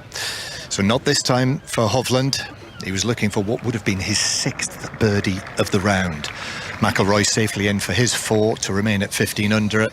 And Hovland actually is not just... He's going to take time over this, which he does tend to do. That is his way. So it's not in the hole just yet. 2.5 feet. Just looking at the leaderboard behind us, Victor Hovland and McIlroy 15 under, and then Cameron Young and Cameron Smith, who are playing together in the group behind us, on 13 under. And Hovland now, slate grey skies above our heads, and that white ball disappears into the hole, so it is a par 4 for Hovland as well. So 12 holes played, and Hovland and McIlroy, who were neck and neck on 10 under when they started, are neck and neck on 15 under as they move towards the 13th tee behind us. And Young and Smith are on 13 under. Dustin Johnson 12 under. Scotty Scheffler 11 under. And Siwoo Kim has gone to 10 under, 4 under for the day, alongside Patrick Cantlay, who is also 10 under. Alistair Bruce Ball has spent the afternoon scuttling from one golfer to the next. Where have you scuttled to now? And cursing the lot of them as we go. Patrick Cantlay, you just mentioned him, the American, 10 under par, so currently 5 shots off the lead in this Open Championship in the closing stages of the 3rd round. He's playing alongside the Australian Adam Scott, who would dearly love to win the Open one day if he can. He is knocking a long birdie putt from the front of this 14th green onto the putting surface. Again, one of those flags, red flag fluttering at the top of it, that is cut kind of in the... It's like an hourglass. I think someone's already described this green, but sort of lying on its side. And where the pin is today, playing the par 5 14, that is right in the neck of that hourglass. So it's a very small target for the players to aim at. And interestingly, Muirhead, you've played this golf course. We were just looking on our little apps there on the shot tracker. Patrick Cantlay found the fairway with his drive here and then actually opted to kind of hit across to the shared fairway to the other side to give himself a better angle into this green. Yeah, it's great watching these guys do things like that. It shows they're thinking ahead. They're looking out tactically as well. I think I can relate a lot to that with my sport as well. Patrick Cantlay, he's had a sensational front 9, a 32 4 under par, and was bogey free until the 12th. So just head back out to Cat. Just seen Scotty Scheffler let long birdie putt, 30 feet or so drift by to the left-hand side. And there's a chance as well for Dustin Johnson here, both on the green in 2. This par 4 where the plateau green rises up out of the thin fairway that winds its way through the dunes and through the gorse until you reach this enormous green, Graham Storm, and Dustin Johnson's prowling around this one. Yeah, this 13th green shares with the 5th, so we know how big it is, over 100 yards long. And Dustin Johnson probably a little bit disappointed with the second shot that he played into. He'd have probably wanted to get it a little bit close. He was only coming in from 130 yards, which is just a nice easy gap wedge for Dustin Johnson, but he's got a chance. It's going to be a little bit from right to left, slightly downhill, a little bit more of a difficult putt than Scotty Scheffler, but as always here at St Andrews, you get these putts from 30-35 feet. They're quite common because it's very difficult to get the ball close to the hole with the pins tucked away behind these big bunkers. Scotty Scheffler just tying his shoelaces on the side of the green, hand in his pocket, looks up to glance over at Dustin Johnson, his playing partner today in this penultimate round of the 150th Open at St Andrews. Swing of the putter from Dustin Johnson, curving round the borrow of the green. He dips his knees. That one drifts by too. So a dropped shot for Scotty Scheffler on the last hole. He's at 11 under par. Dustin Johnson will stay on 12 under par 3 off the lead mark. It is not the weather now to get stuck in a logjam, because you're going to start to feel the cold. And I'm not just talking about the golfers. Ian Carter, have you got yourself moving? Yes, we have. I'm in fact just walking up to the ball of Cameron Smith after his tee shot on the par 4 12th, and he's around about 10 paces shy of the green, but it's as smooth as can be, and then he will have 3 or 4 paces down to the hole, so I suspect he'll be putting. He might chip it from there. And Cameron Young, Zane Scotland, has hit a wonderful tee shot up onto the same level as the flag, because there's a little shelf in the middle of this green. Yeah, he's played a terrific drive there, and the main part about this hole is to get onto the same level or the same shelf that the pin is on, and he's managed to do that, so he's got a real good eagle chance coming up. Yeah, good eagle chance for Cameron Young to come. Outside eagle chance for Cam Smith, as we take you back to Mark Chapman. Just noticing Matt Fitzpatrick 9 under. He's got 3 to play. It puts him 6 off the lead at the moment, which is Rory Mcilroy and Victor Hovland, if you're just tuning in. By the way, much earlier today, Ireland beat New Zealand in the rugby to clinch a series win 2-1. England beat Australia in the rugby to clinch a series win 2-1. However, Wales didn't beat South Africa. They were beaten by 30 points to 14. So that stopped the clean sweep of the Northern Hemisphere series victories over the Southern Hemisphere. Scotland play Argentina later on this evening. News of a drop shot next, back down the course. Kat. Yeah, Dustin Johnson, I'd already given it to him, hadn't I, Mark? It was just a foot and a half back up the hill towards the hole. It just goes to show you can't take anything for granted on these treacherous greens around the old course at St Andrews. Just didn't really give it the rap it needed to get in the hole properly, and it took the borrow, dribbled off to the left-hand side. Dustin Johnson falls to 11 under par 4 off the lead now. Held by McIlroy and Hovland. John Murray. Yes, on the par 4 13th, this is the hole where the fairway narrows and tapers to a narrow neck, and there is rough just beyond there, and Victor Hovland's ball has rolled almost right up to the top of the mound, so he's in the longer grass, and Rory McIlroy also not on the fairway, but he's in that neck, so both of them will have a shot into the 13th green. They are the leaders, 15 under. Opportunity for an eagle with Ian Carter's group. 2 eagle opportunities, possibilities. Certainly an outstanding one for Cameron Young after hitting his tee shot onto the correct level. He's probably around about 20 feet from the cup. Much more difficult this one for Cam Smith, who has been stalking his shot from off the green and has more options and demands to compute before he hits this one. He hasn't even pulled a club yet, whether he goes with the putter or goes with the wedge. He's already walked up onto the top of the slopes once, already had a chat with his caddy. Now he's walked back, now he's walking up again.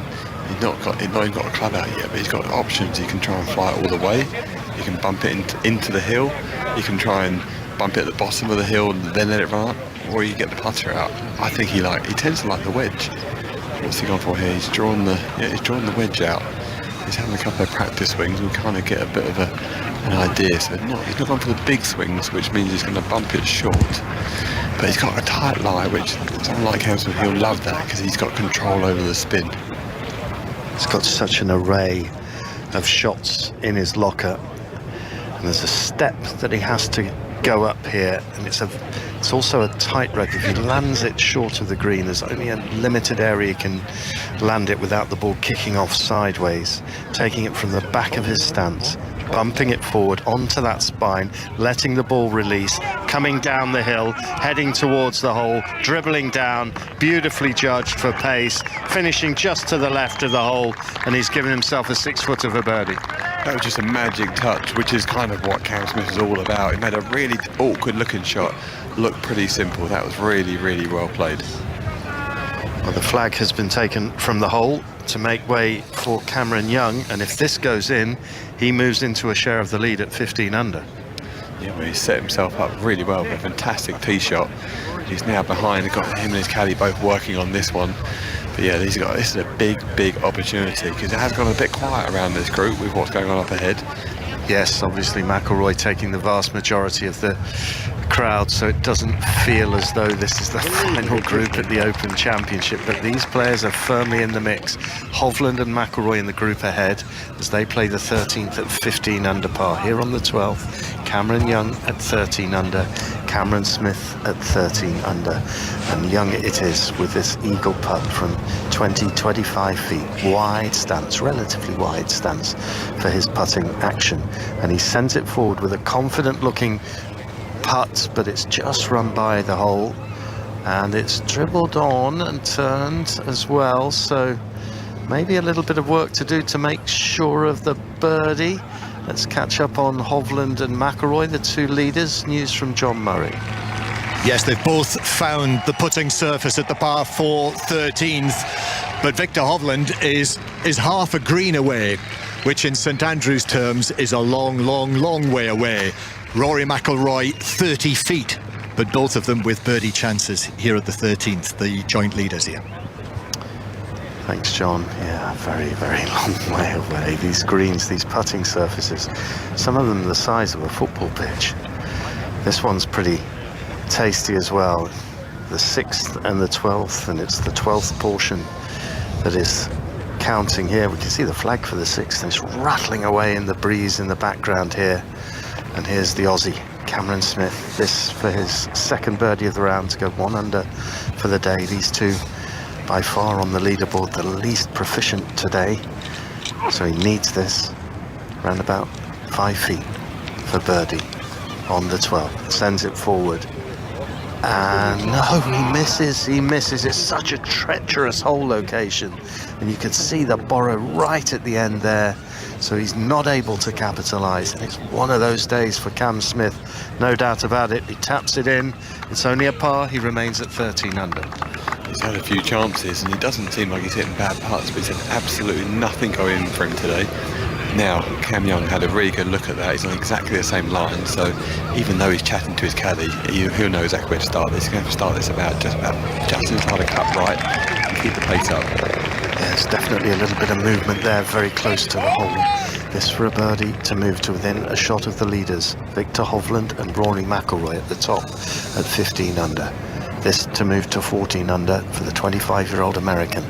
Cameron Young sends it forward, turns from right to left and into the hole, judged to perfection, and that is an excellent 2-putt birdie at the 12th for Cameron Young, and he is one shot off the lead now at 14 under par. John, how's things looking up ahead on 13?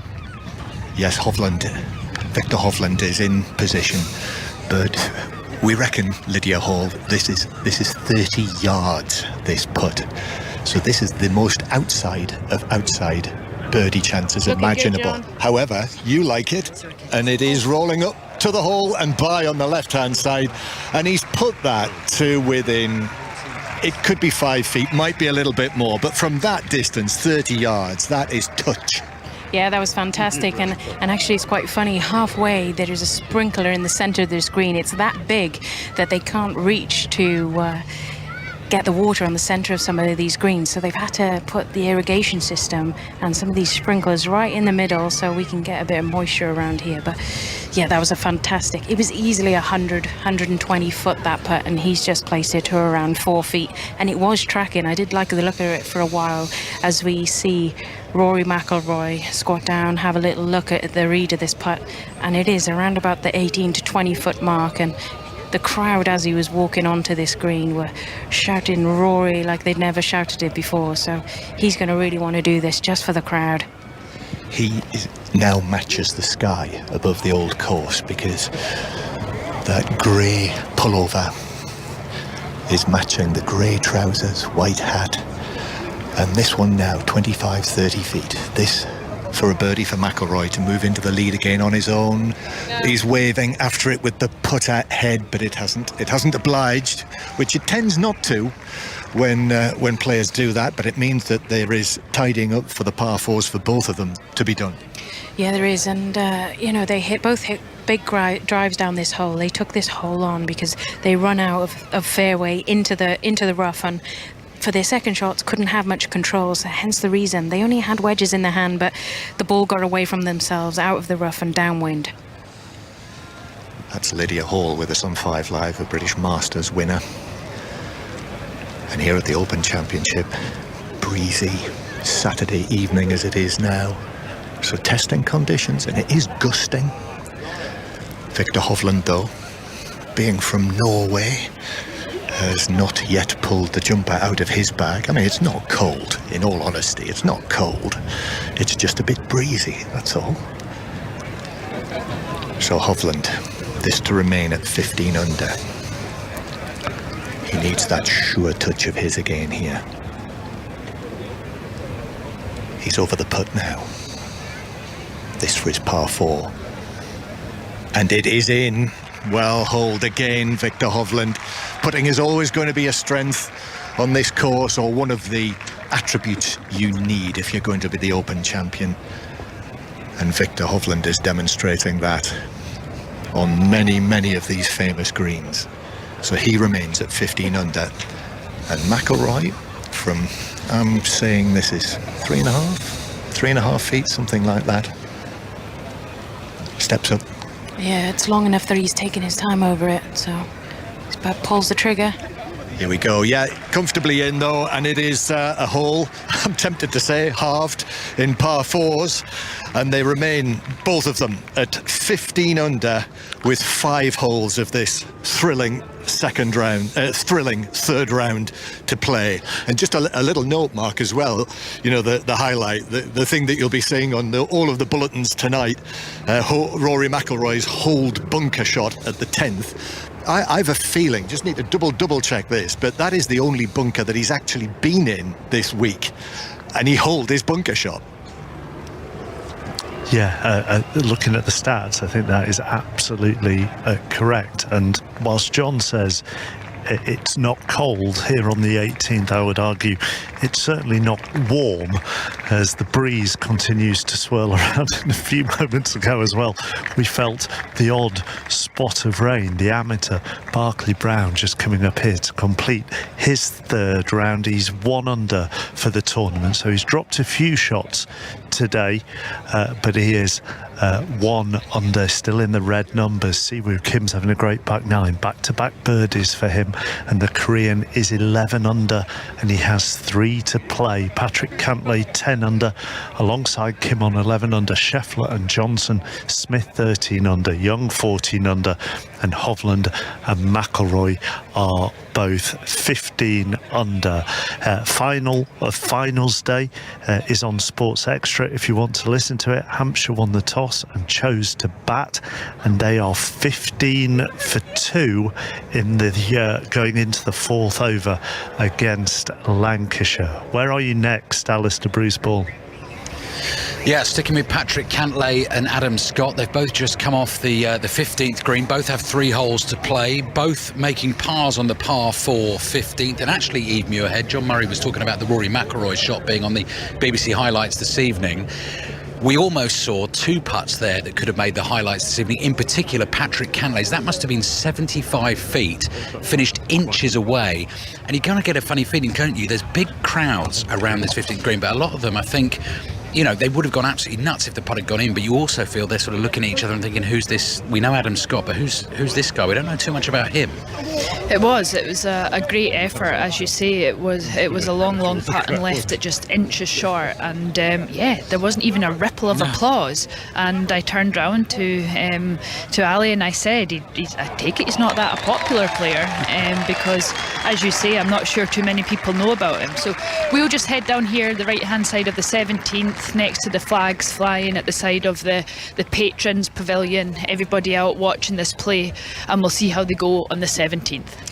Yeah, Patrick Cantlay then at 10 under par, so that is 5 shots off the lead. Adam Scott at 8 under par. He had about a 30-footer there, and he gave it the old knee bend. We thought it was just going to clip the left-hand side of the hole and drop in. It didn't. So both have made their pars, both with 3 holes to play. Cantlay 10 under, Scott 8 under. Thank you, Ali and Eve. Kat, what's happening with the 2 Americans with you?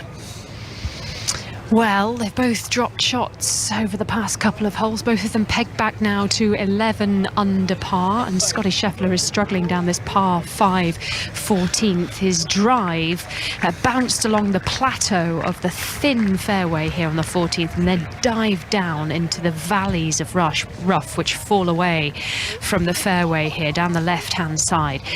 Rough there, and from where we were standing, Graham Storm, for him to take his second shot, so steep is that hill we could only see his baseball cap. So 2 baseball caps, he and his caddy Ted Scott in animated conversation. All of a sudden the face of a wood appeared. He decided not to take the wood, went for the iron, and he's now found himself in trouble. He did manage to fly the gaping mouth of the infamous hell bunker down that left hand side, but still in the rough and still with a really tricky shot into this par 5. Yeah, I mean, he took a bit of a gamble to take on the hell bunker, and he's managed to do so, but you know, he's now got one of these shots that St Andrews throws up at you where the humps and hollows are all in front of you. The pin is stuck in the slither of part of the green, and it's a real difficult shot, and he just managed to get it onto the putting surface. And to be fair, that is a really, really good shot from where he was. Yeah, just got it to run down. Dustin Johnson is through the back of the green on the par 5 14th as a couple of raindrops drop on my head, chappers, and the strong wind out here on the 14th is laced with the scent of chips and vinegar. It is, it is definitely a difference from 3 or 4 hours ago when there wasn't a cloud in the sky and the temperature was a beautiful early 20s, 21, 22 degrees, something like that. Rob Nothman alongside me here on 18, and we have just seen the amateur Barclay Brown finish his 3rd round. And those conditions, I think, took their toll towards the very end, Mark, because Barclay Brown was going along very nicely at 5 under par, but he dropped shots at the 14th, 15th, 16th and the 17th.